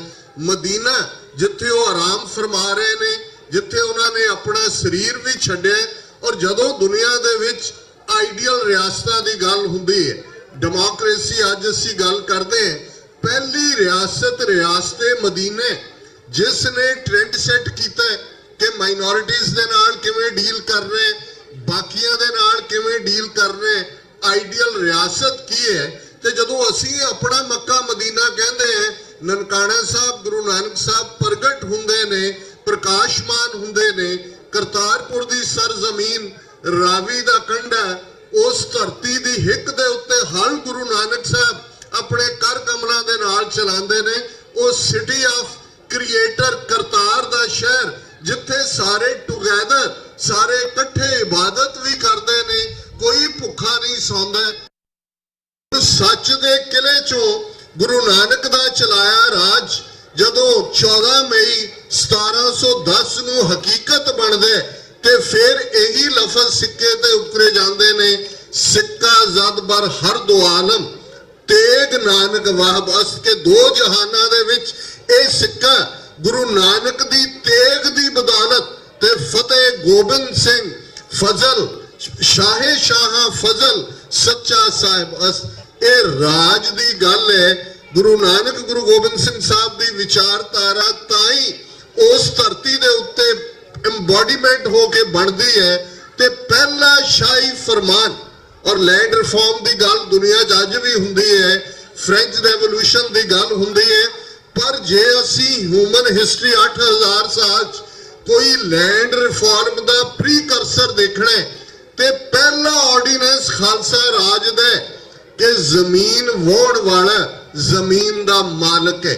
ਦੇਗੋ ਤੇਗੋ ਫਤਿਹ ਹੋ ਨੁਸਰਤ ਬੇਦਰੰਗ ਯਾਫਤ ਅਜ਼ ਨਾਨਕ ਗੁਰੂ ਗੋਬਿੰਦ ਸਿੰਘ। ਦੇਖ ਇਕਨੋਮਿਕਲ ਪ੍ਰੋਸਪੈਰਿਟੀ ਅੱਜ ਸਾਨੂੰ ਲੱਗਦਾ ਹੈ ਕਿ ਕਿਵੇਂ ਸਾਡਾ ਪੰਜਾਬ ਬਰਬਾਦ ਕਰ ਦਿੱਤਾ ਗਿਆ ਹੈ। ਉਸ ਦੇ ਅਗਲੇ 25 ਸਾਲਾਂ 'ਚ ਡੈਜ਼ਰਟ ਬਣਨ ਦੀ ਗੱਲ ਹੈ, ਫਾਰਮਰ ਸੁਸਾਈਡ ਦੀ ਗੱਲ ਹੈ, ਡਰੱਗਸ ਦੀ ਗੱਲ ਹੈ, ਬੇਰੁਜ਼ਗਾਰੀ ਦੀ ਗੱਲ ਹੈ, ਪਤਤ ਪੁਣੇ ਦੀ ਗੱਲ ਹੈ। ਤੇ ਫਿਰ ਸਾਨੂੰ ਗੁਰਬਾਣੀ ਦੀ ਇਹ ਤੁਕ ਕਿਉਂ ਭੁੱਲ ਗਈ ਸੀ, ਜਿਸ ਹੀ ਕੀ ਸਰਕਾਰ ਤਿਸ ਹੀ ਕਾ ਸਭ ਕੋਈ। ਜਿਹਦੀ ਹਕੂਮਤ ਹੁੰਦੀ ਹੈ ਉਹਨਾਂ ਦੀ ਲੈਂਗੁਏਜ ਚੱਲਦੀ ਹੈ, ਉਹ ਡਿਸਾਈਡ ਕਰਦੇ ਨੇ ਕਿ ਤੁਸੀਂ ਕਿਹੋ ਜਿਹਾ ਜੀਵਨ ਜਿਉਣਾ ਵੀ ਹੈ ਕਿ ਨਹੀਂ ਜਿਉਣਾ। ਤੁਹਾਨੂੰ ਬੌਂਡਡ ਲੇਬਰ ਬਣਾ ਦੇਣ, ਸਲੇਵ ਬਣਾ ਦੇਣ, ਸਾਈਕੋਲੋਜੀਕਲ ਕੈਜੂਅਲਟੀਜ਼ ਬਣਾ ਦੇਣ। ਅੱਜ ਭਾਰਤ ਤੋਂ ਆਉਣ ਵਾਲੇ ਸਿੱਖਾਂ ਦੇ ਨਾਲ ਗੱਲ ਕਰਕੇ ਤੁਹਾਨੂੰ ਅੰਦਾਜ਼ਾ ਹੋ ਜਾਏਗਾ ਕਿ ਸਲੇਵਰੀ ਕਿਹਨੂੰ ਕਹਿੰਦੇ ਨੇ। ਤੇ ਜ਼ਾਹਰ ਹੈ ਜਿਸ ਸਟੇਟ ਦੇ ਵਿੱਚ ਅਸੀਂ ਇਸ ਦਿਨ ਨੂੰ ਮਨਾ ਰਹੇ 13 ਵਰੇ ਪਹਿਲਾਂ ਜਿਹੜਾ ਇੱਕ ਬਹੁਤ ਚੰਗਾ ਖਿਆਲ ਸੱਚਮੁੱਚ ਜਿਹੜਾ ਹੈ ਜਿਸ ਨੂੰ ਪ੍ਰੈਕਟੀਕਲ ਰੂਪ ਦੇ ਵਿੱਚ ਲਾਗੂ ਕੀਤਾ ਹੈ। ਮੈਂ ਸਿਟੀ ਸੈਂਟਰ ਦੇ ਬਾਹਰ ਖੜੇ ਨਿਊ ਜਰਸੀ ਸਟੇਟ ਦਾ ਆਪਣਾ ਫਲੈਗ ਵੀ ਦੇਖ ਰਿਹਾ ਸੀ। ਉਹਨਾਂ ਦੇ ਵਿੱਚ 3 ਹੱਲ ਨੇ ਕਲੌਜ਼। ਉਹਨਾਂ ਦੇ ਵਿੱਚ ਫੌਜੀ ਦਾ ਜਿਹੜਾ ਉਹ ਹੈਡ ਆਰਮਾਮੈਂਟ ਹੈ, ਉਸ ਦੇ ਵਿੱਚ ਘੋੜਾ ਹੈ, 2 ਜਿਹੜੀਆਂ ਨੇ ਉਹ ਗੋਡੈਸਿਸ ਨੇ, ਇੱਕ ਲਿਬਰਟੀ ਦੀ ਹੈ, ਇੱਕ ਪ੍ਰੋਸਪੈਰਿਟੀ ਦੀ ਹੈ। ਤੇ ਮੈਨੂੰ ਖਿਆਲ ਆਇਆ ਕਿ ਅਸੀਂ ਜਦੋਂ ਆਪਣੀ ਧਰਤੀ ਦੀ ਗੱਲ ਕਰਦੇ, ਘੋੜਾ ਸਾਡੇ ਲਈ ਜਦੋਂ ਅਸੀਂ 10ਵੇਂ ਪਾਤਸ਼ਾਹ ਨੂੰ ਯਾਦ ਕਰਦੇ ਹਾਂ, ਸਾਡੇ ਮਨ ਦੀਆਂ ਨਜ਼ਰਾਂ ਜਾਂ ਸਾਡੇ ਅੰਦਰ ਜੁੜੇ ਵਿੱਚ ਕਦੇ ਗੁਰੂ ਕਲਗੀਧਰ ਆਉਂਦੇ ਨੇ, ਉਹ ਨੀਲੇ ਦੇ ਸ਼ਾਹ ਸਵਾਰ ਨੇ, ਨੀਲੇ ਤੋਂ ਬਿਨਾਂ ਨਹੀਂ ਹੁੰਦੇ। ਅਸੀਂ ਕਲਗੀ ਦੇ ਨਾਲ ਬਾਜ ਹੈ, ਨੀਲੇ ਦੇ ਸ਼ਾਹ ਸਵਾਰ ਨੇ, ਇਹ ਘੋੜਾ ਯਾਦ ਕਰਵਾਉਂਦਾ। ਅੱਜ ਵੀ ਜਦੋਂ ਅਸੀਂ ਇਹ ਲਫ਼ਜ਼ ਪੜ੍ਹਦੇ ਹਾਂ, ਖਾਲਸਾ ਸੋਏ ਜੋ ਚੜੇ ਤੁਰੰਗ, ਖਾਲਸਾ ਸੋਏ ਜੋ ਕਰੇ ਨਿਤ ਜੰਗ। ਸੋ ਇਹ ਸਾਡੇ ਨਾਲ ਜੁੜਿਆ ਹੋਇਆ ਇਹ ਹਲ ਜਿਹੜਾ ਸਾਨੂੰ ਕਿਸਾਨ, ਸਫਲ ਕਿਸਾਨ ਦੁਨੀਆ ਭਰ ਦੇ ਵਿੱਚ ਸਿੱਖ ਜਿੱਥੇ ਵੀ ਹੈ, ਕਿਵੇਂ ਉਸਨੇ ਜ਼ਮੀਨ ਦੀ ਹਿੱਕ ਚੋਂ ਮਿਹਨਤ ਦੇ ਨਾਲ, ਕਿਉਂਕਿ ਬਾਬਾ ਨਾਨਕ ਨੇ ਆਪਣੇ ਜੀਵਨ ਦੇ ਅਖੀਰਲੇ 18 ਵਰੇ ਉਸ ਕਰਤਾਰਪੁਰ ਦੀ ਹਿੱਕ ਦੇ ਉੱਤੇ ਹਲ ਵਾਇਆ ਹੋਇਆ। ਇਹ ਫਾਰਮਿੰਗ, ਇਹ ਕਿਰਤ ਸਾਨੂੰ ਉੱਥੋਂ ਮਿਲਦੀ ਹੈ ਤੇ ਉਸ ਦੇ ਨਾਲ ਜੁੜੀ ਹੋਈ ਪ੍ਰੋਸਪੈਰਿਟੀ ਔਰ ਇਹ ਘੋੜਾ ਔਰ ਆਰਮਰ ਇਸ ਗੱਲ ਦੀ ਯਾਦ ਦਹਾਨੀ ਹੈ ਕਿ ਮੀਰੀ ਤੇ ਪੀਰੀ ਦੇ ਕਨਸੈਪਟ ਦਾ ਮਤਲਬ ਕੀ ਹੈ। ਗੁਰੂ ਨਾਨਕ ਸਾਹਿਬ ਨੇ ਇਹ ਯਾਦ ਕਰਵਾਇਆ ਸੀ, ਜੇ ਜੀਵੇ ਪਤ ਲਗਤੀ ਜਾਏ ਸਭ ਹਰਾਮ ਜੇਤਾ ਕਿਛ ਖਾਏ। ਸਤਿਗੁਰੂ ਰਹਿਮਤ ਕਰਨ। ਖਾਲਿਸਤਾਨ ਦਾ ਕੇਸ ਤਾਂ ਇੰਨਾ ਪਰਫੈਕਟਲੀ ਚੀਮਾ ਸਾਹਿਬ ਨੇ ਫੂਲ ਪ੍ਰੂਫ ਕੇਸ ਬਣਾ ਦਿੱਤਾ ਹੈ ਕਿ ਉਹਦੇ 'ਚ ਮੈਂ ਕੋਈ ਲਾਈਨ ਵੀ ਐਡ ਨਹੀਂ ਕਰ ਸਕਦਾ।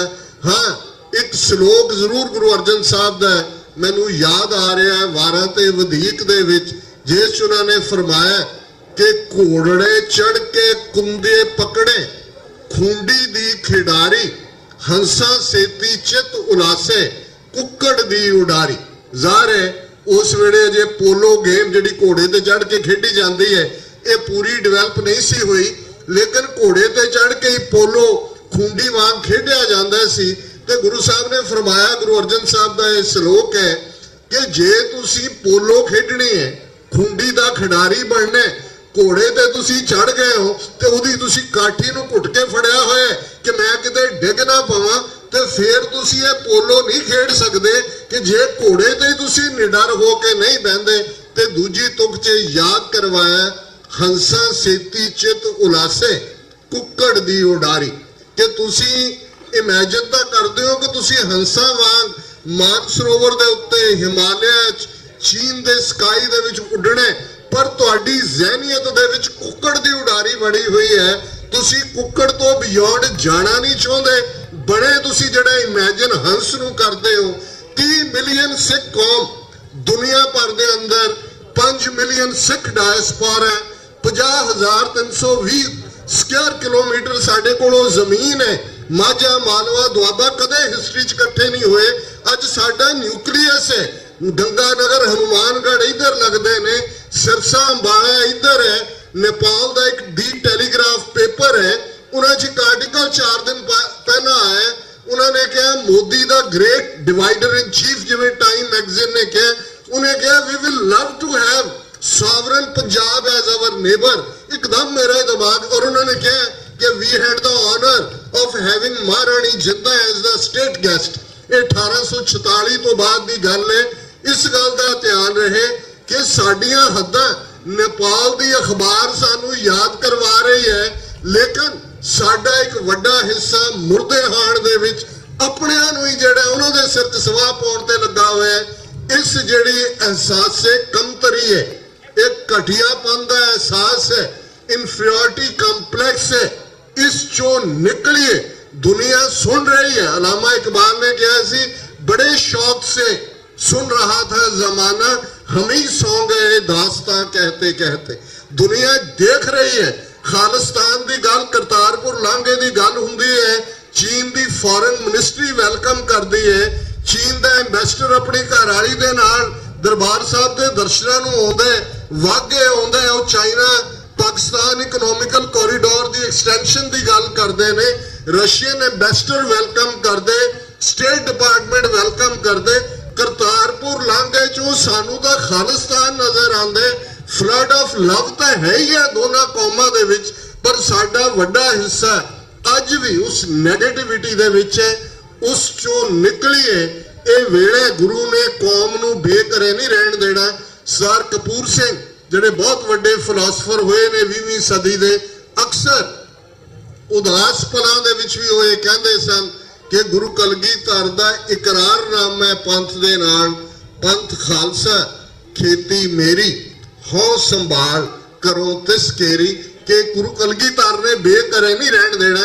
ਪਰ ਜਿਵੇਂ 20ਵੀਂ ਸਦੀ ਦੇ ਮਹਾਨ ਸਿੱਖ ਸੰਤ ਜਰਨੈਲ ਸਿੰਘ ਜੀ ਖਾਲਸਾ ਪਿੰਡਾਂ ਵਾਲਿਆਂ ਦੇ ਇਹ ਲਫ਼ਜ਼ ਨੇ, ਜੇ ਅਣਖ ਨਾਲ ਜੋੜੇ ਤਾਂ ਲੜਨਾ ਪਵੇਗਾ।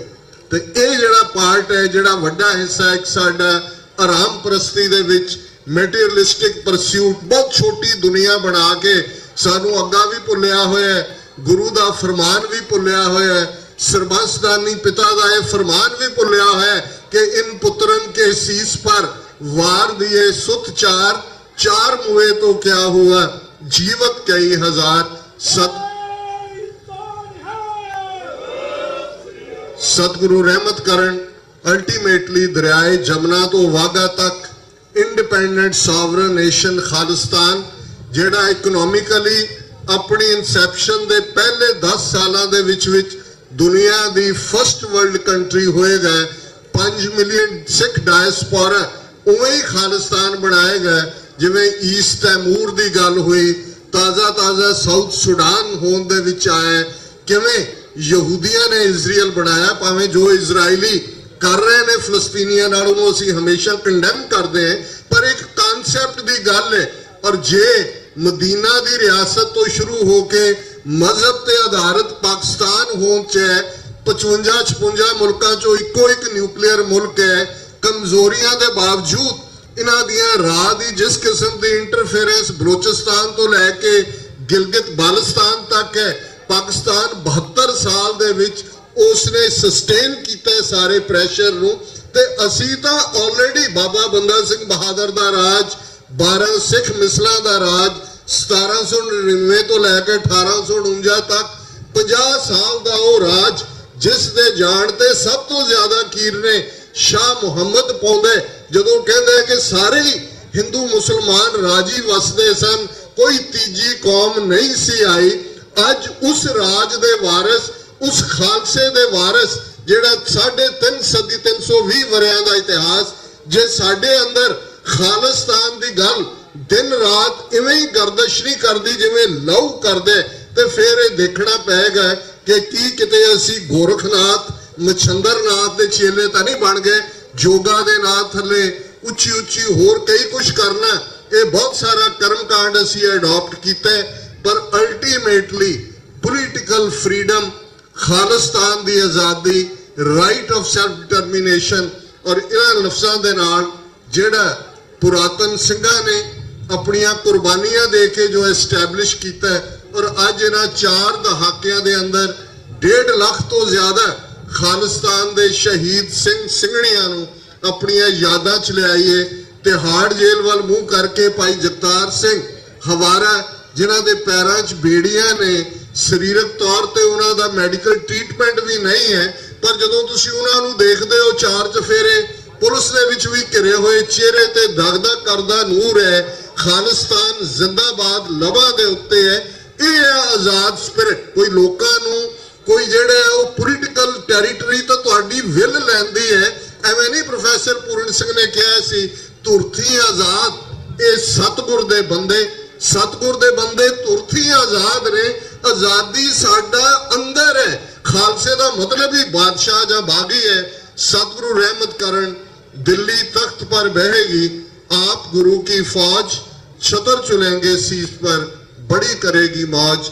दोनों ही गुरुद्वारा कमेटियां, दशमेश दरबार, गुरुद्वारा सिंह सभा, तुहाडे प्रबंधक वधाई दे हकदार ने कि तुसीं ये दस्सिया कि किवें साझ दे नाल की कुछ हासिल किया जा सकता है। वाहिगुरू जी का खालसा, वाहिगुरू जी की फतेह।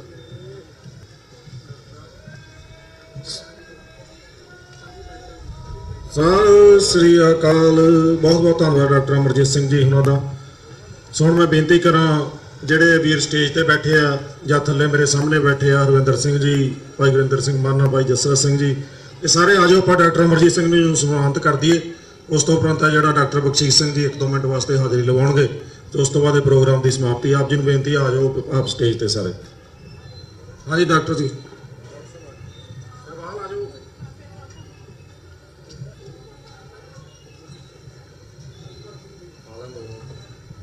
ਆ ਜਾਓ ਯਾਰ, ਭੱਜ ਕੇ ਜਵਾਨ ਬੰਦੇ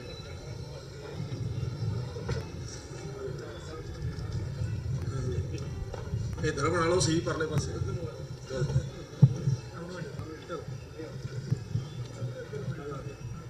ਚਲੋ ਕੋਈ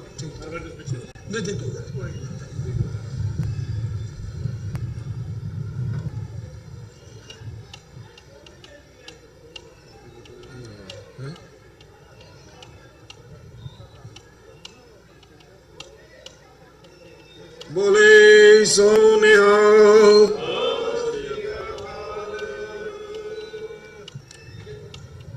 थैंक यू जी। सो हुण मैं बेनती करा डॉक्टर बख्शीश सिंह जी सिद्धू 1-2 मिनट वास्ते।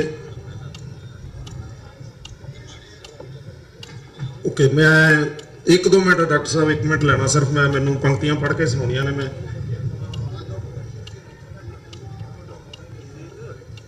सो ਜਿਹੜੀਆਂ ਇੱਕ ਤਾਂ ਮੈਂ ਅਨਾਉਂਸਮੈਂਟ ਇਹ ਕਰਨੀ ਚਾਹੁੰਦਾ ਕਿ ਜਿਹੜੀਆਂ ਪੰਕਤੀਆਂ ਡਾਕਟਰ ਸਾਹਿਬ ਨੇ ਯੂਨਾਈਟਿਡ ਨੇਸ਼ਨਸ ਦੇ ਵਿੱਚ ਜਿਹੜੀਆਂ ਦਰਜ ਕਰਾਈਆਂ ਨੇ ਚਾਰਟਰ ਦੇ ਵਿੱਚ, ਉਹ ਪਹਿਲੀ ਪੰਕਤੀ ਹੈ, ਹੁਣ ਹੁਕਮ ਹੋਆ ਮਿਹਰਵਾਨ ਦਾ ਪੈ ਕੋਈ ਨਾ ਕਿਸੇ ਰਵਾਨ ਦਾ, ਸਭ ਸੁਖਾਲੀ ਬੁੱਠੀ ਆਏ ਹੋਆ ਹਲੇਮੀ ਰਾਜੀਓ। ਇਹ ਪਹਿਲੀ ਪੰਕਤੀ ਆ। ਦੂਸਰੀ ਪੰਕਤੀ ਹੈਗੀ, ਭੰਡ ਜੰਮੀਏ ਭੰਡ ਨਿੰਮੀਏ ਭੰਡ ਮੰਗਣ ਵਿਆਹੋ, ਭੰਡੋ ਹੋਵੇ ਦੋਸਤੀ ਭੰਡੋ ਚੱਲੇ ਰਾਹੋ, ਭੰਡ ਬੁਆ ਭੰਡ ਭਾਲੀਏ ਭੰਡ ਹੋਵੇ ਬੰਧਾਨ, ਸੋ ਕਿਉ ਮੰਦਾ ਆਖੀਏ ਜਿਤ ਜੰਮੇ ਰਾਜਾਨ, ਭੰਡੋ ਹੀ ਭੰਡ ਉਪਜੇ ਭੰਡੇ ਬਾਝ ਨਾ ਕੋਏ, ਨਾਨਕ ਭੰਡੇ ਬਾਹਰ ਇੱਕੋ ਸੱਚਾ ਸੋਏ। ਸੋ ਜਿਹੜੀ ਤੀਸਰੀ ਪੰਕਤੀ ਆ ਉਹ ਹੈਗੀ ਆ, ਬ੍ਰਹਮ ਗਿਆਨੀ ਸਦਾ ਨਿਰਦੋਖ, ਜੈਸੇ ਸੂਰ ਸਰਬ ਕੋ ਸੋਖ, ਬ੍ਰਹਮ ਗਿਆਨੀ ਕੇ ਦ੍ਰਿਸ਼ਟ ਸਮਾਨ, ਜੈਸੇ ਰਾਜ ਰੰਕ ਕੋ ਲਾਗੇ ਤੁਲ ਪਵਾਨ। ਸੋ ਇਹ 3 ਪੰਕਤੀਆਂ ਨੇ ਸਾਹਿਬ ਸ੍ਰੀ ਗੁਰੂ ਗ੍ਰੰਥ ਸਾਹਿਬ ਮਹਾਰਾਜ ਸਾਹਿਬ ਜੀ ਦੇ ਵਿੱਚੋਂ, ਜਿਹੜੀਆਂ ਡਾਕਟਰ ਇਕਤਦਾਰ ਚੀਮਾ ਜਿਨ੍ਹਾਂ ਨੇ ਕਿ ਸ੍ਰੀ ਗੁਰੂ ਗ੍ਰੰਥ ਸਾਹਿਬ ਦੇ ਵਿੱਚ ਜਿਹੜੀਆਂ ਦਰਜ ਕਰਾਈਆਂ ਨੇ। ਸੋ ਇੱਕ ਬੇਨਤੀ ਹੋਰ ਕਰਾਂ ਕਿ ਜਿਹੜਾ 61 ਦਾ ਜਿਹੜਾ ਸੌਕਰ ਟੂਰਨਾਮੈਂਟ ਹੈ, ਜਿਹੜਾ ਇੱਥੇ ਸੌਕਰ ਦਾ, ਵਾਲੀਬਾਲ ਦਾ ਤੇ ਬਾਸਕਟਬਾਲ ਦਾ ਟੂਰਨਾਮੈਂਟ ਹੁੰਦਾ 61 ਸਪੋਰਟਸ ਕਲੱਬ ਦੇ ਵੱਲੋਂ, ਉਹ ਜਿਹੜਾ ਟੂਰਨਾਮੈਂਟ ਹੈ ਉਹ 22 ਤੇ 23 ਜੂਨ ਨੂੰ ਹੋ ਰਿਹਾ। ਸੋ ਆਪ ਨੂੰ ਬੇਨਤੀ ਹੈ ਕਿ ਉਸ ਦੇ ਵਿੱਚ ਸਾਰਿਆਂ ਨੇ ਪਹੁੰਚਣ ਦੀ ਕਿਰਪਾਲਤਾ ਕਰਨੀ। ਆਓ ਹੁਣ ਡਾਕਟਰ ਬਖਸ਼ੀਸ਼ ਸਿੰਘ ਜੀ 1-2 ਮਿੰਟ ਵਾਸਤੇ। ਉਸ ਤੋਂ ਉਪਰੰਤ ਜਿਹੜੀ ਹੈ ਇਹ ਸਟੇਜ ਦੀ ਕਾਰਵਾਈ ਸਮਾਪਤ ਹੋਵੇਗੀ ਜੀ। ਵਾਹਿਗੁਰੂ ਜੀ ਕਾ ਖਾਲਸਾ, ਵਾਹਿਗੁਰੂ ਜੀ ਕੀ ਫਤਿਹ।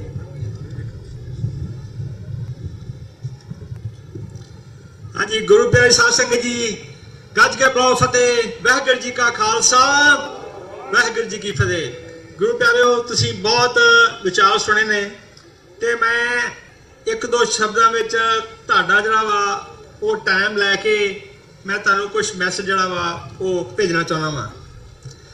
ਸਭ ਤੋਂ ਜ਼ਿਆਦਾ ਸਮਝਣ ਦੀ ਲੋੜ ਆ, ਪਰ ਸਿੱਖਾਂ ਵਾਸਤੇ there is no option other than independent Punjab Khalistan, ਕਿਉਂਕਿ ਸਾਡੇ ਕੋਲ ਹੋਰ ਕੋਈ ਆਪਸ਼ਨ ਨਹੀਂ ਆਜ਼ਾਦ ਪੰਜਾਬ ਤੋਂ ਬਗੈਰ। ਜੇ ਅਸੀਂ ਆਪਣੇ ਗੁਰੂ ਗ੍ਰੰਥ ਤੇ ਗੁਰੂ ਗ੍ਰੰਥ ਨੂੰ ਬਚਾਉਣਾ ਵਾ ਤੇ ਖਾਲਸਾ ਚਾਹੀਦਾ ਵਾ। ਜੇ ਪੰਜਾਬ ਦੇ ਪਾਣੀ ਤੇ ਪੰਜਾਬ ਦੀ ਬਿਜਲੀ ਨੂੰ ਬਚਾਉਣਾ ਵਾ ਤੇ ਖਾਲਸਾ ਚਾਹੀਦਾ ਵਾ। ਜੇ ਤੁਸੀਂ ਆਪਣੀ ਬੋਲੀ ਨੂੰ ਬਚਾਉਣਾ ਵਾ, ਜੇ ਤੁਸੀਂ ਆਪਣੀ ਹੋਂਦ ਨੂੰ ਬਚਾਉਣਾ ਵਾ, ਜੇ ਤੁਸੀਂ ਆਪਣੇ ਧਰਮ ਨੂੰ ਬਚਾਉਣਾ ਵਾ, ਜੇ ਤੁਸੀਂ ਗੁਰੂ ਗ੍ਰੰਥ ਸਾਹਿਬ ਦੀ ਬੇਅਦਬੀ ਨੂੰ ਰੋਕਣਾ ਵਾ ਤੇ ਸਾਨੂੰ ਖਾਲਸਾ ਚਾਹੀਦਾ ਵਾ। ਸਾਨੂੰ ਖਾਲਸਾ ਐਸੇ ਚਾਹੀਦਾ ਵਾ ਕਿ ਸਿੱਖਾਂ ਦਾ ਫਿਰ ਕਦੇ ਵੀ ਜੈਨੋਸਾਈਡ ਨਾ ਹੋਵੇ। ਸਾਨੂੰ ਖਾਲਸਾ ਚਾਹੀਦਾ ਵਾ ਕਿ ਸਿੱਖਾਂ ਦਾ ਕਦੇ ਵੀ ਅਤਿਆਚਾਰ ਨਾ ਹੋਵੇ। ਸਾਨੂੰ ਖਾਲਸਾ ਚਾਹੀਦਾ ਵਾ ਕਿ ਕਦੇ ਵੀ ਅਨਸਪੀਕੇਬਲ ਟਾਰਚਰ ਸਿੱਖਾਂ ਦੇ ਨਾ ਹੋਣ।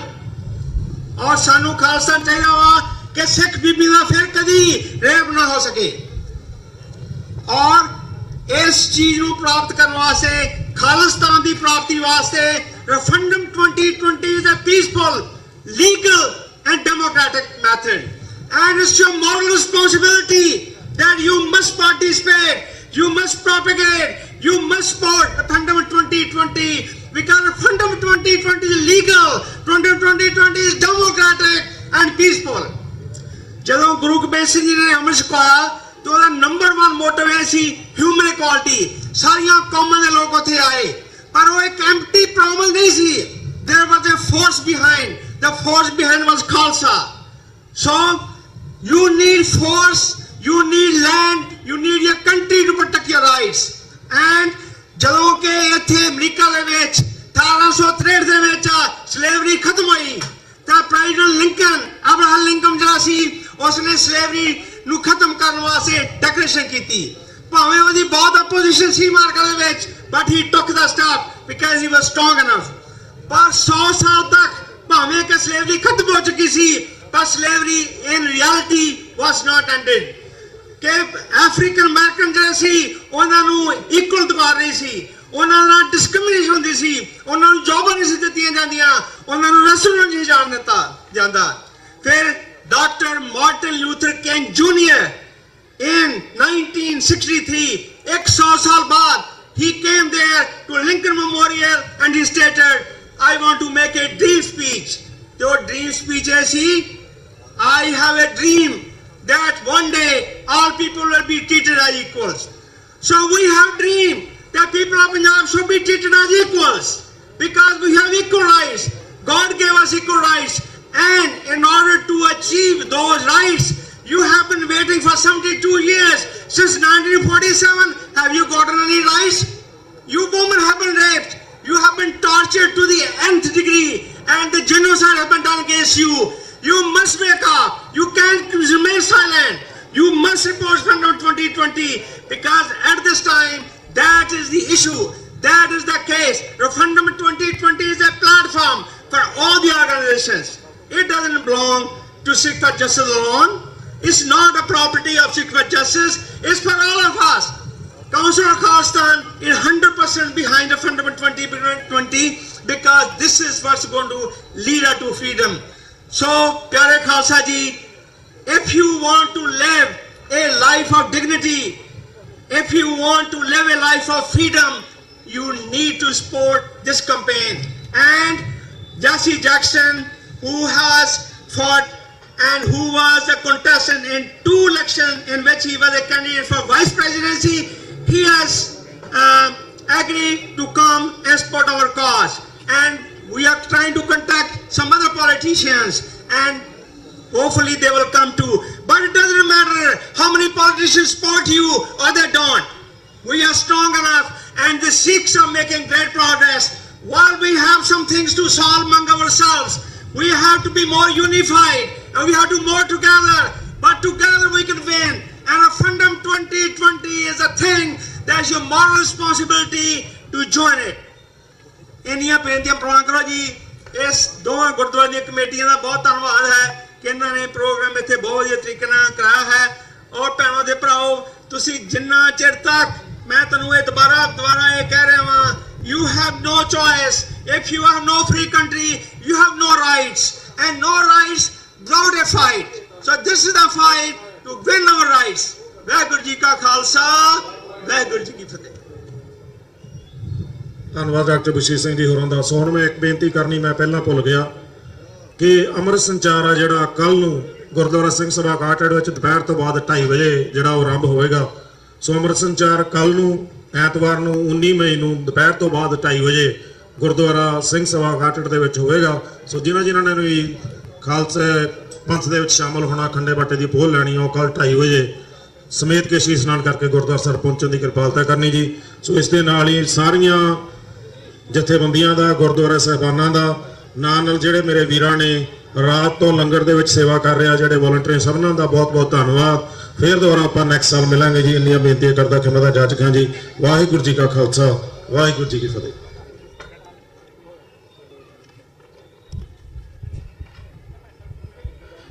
ਵਿਊਅਰਸ, ਜਿਵੇਂ ਕਿ ਤੁਸੀਂ ਦੇਖਿਆ, ਇਹ ਸਾਰਾ ਜਿਹੜਾ ਅੱਜ ਕਾਟਰੇਟ ਦੀ 13ਵੀਂ ਜਿਹੜੀ ਸਿੱਖ ਡੇ ਪੈਰੇਡ ਸੀ, 13ਵਾਂ ਜਿਹੜਾ ਨਗਰ ਕੀਰਤਨ ਸੀ, ਉਹ ਅਸੀਂ TV 84 ਤੋਂ ਲਾਈਵ ਟੈਲੀਕਾਸਟ ਕੀਤਾ ਸੀ। ਇਹਦਾ ਸਾਰਾ ਜਿਹੜਾ ਪ੍ਰਸਾਰਣ ਸੀ, ਪਹਿਲਾਂ ਕਾਟਰੇਟ ਦਾ ਜਿਹੜਾ ਬੋਰੋ ਹਾਲ ਹੈ, ਉੱਥੇ ਅਮਰੀਕਨ ਝੰਡੇ ਦੇ ਨਾਲ ਕਾਟਰੇਟ ਦੇ ਮੇਅਰ ਵੱਲੋਂ ਬਾਕੀ ਜਿਹੜੇ ਪਤਵੰਤੇ ਸੱਜਣ ਤੇ ਜਿਹੜੇ ਡਿਗਨਿਟਰੀਜ਼, ਸਿੱਖ ਪੰਥ ਦੀਆਂ ਜਿਹੜੀਆਂ ਸ਼ਖਸੀਅਤਾਂ ਨੇ, ਕੌਮੀ ਨਾਇਕ ਨੇ, ਉਹ ਇੱਥੇ ਪਹੁੰਚੇ ਹੋਏ ਸੀ। ਉਹਨਾਂ ਦੀ ਹਾਜ਼ਰੀ ਦੇ ਵਿੱਚ ਅਮਰੀਕਨ ਝੰਡੇ ਦੇ ਨਾਲ ਜਿਹੜਾ ਕੇਸਰੀ ਨਿਸ਼ਾਨ ਹੈ ਉਹ ਚਲਾਇਆ ਗਿਆ, ਜਿਹੜਾ ਜਿਵੇਂ ਦੱਸਿਆ ਵੀ ਗਿਆ ਸਟੇਜ ਤੋਂ ਕਿ 1 ਮਹੀਨੇ ਤੱਕ, 30 ਦਿਨਾਂ ਤੱਕ ਜਿਹੜਾ ਇਹ ਹੈ, ਇਹ ਉੱਥੇ ਕੇਸਰੀ ਨਿਸ਼ਾਨ ਝੁੱਲੇਗਾ। ਸੋ ਉਹ ਤੋਂ ਬਾਅਦ ਪਰੇਡ ਨਿਕਲੀ। ਪਰੇਡ ਤੋਂ ਬਾਅਦ ਜਿਹੜੀ ਇਹ ਸਟੇਜ ਦੀ ਕਾਰਵਾਈ ਹੈ ਉਹ ਵੀ ਅਸੀਂ ਤੁਹਾਡੇ ਤੱਕ ਪਹੁੰਚਾਈ ਹੈ। ਉਮੀਦ ਕਰਦੇ ਹਾਂ ਅੱਜ ਦਾ ਸਾਡਾ ਜਿਹੜਾ ਇਹ ਸਾਰਾ ਲਾਈਵ ਟੈਲੀਕਾਸਟ ਸੀ ਤੁਹਾਨੂੰ ਜ਼ਰੂਰ ਪਸੰਦ ਆਇਆ ਹੋਵੇਗਾ। ਸੋ ਇਹਨਾਂ ਹੀ ਸ਼ਬਦਾਂ ਦੇ ਨਾਲ ਅੱਜ ਅਸੀਂ ਇੱਥੇ ਹੀ ਇਜਾਜ਼ਤ ਚਾਹਾਂਗੇ। ਸੋ ਬਹੁਤ ਬਹੁਤ ਧੰਨਵਾਦ ਤੁਹਾਡਾ ਸਾਰਿਆਂ ਦਾ। ਵਾਹਿਗੁਰੂ ਜੀ ਕਾ ਖਾਲਸਾ, ਵਾਹਿਗੁਰੂ ਜੀ ਕੀ ਫਤਿਹ।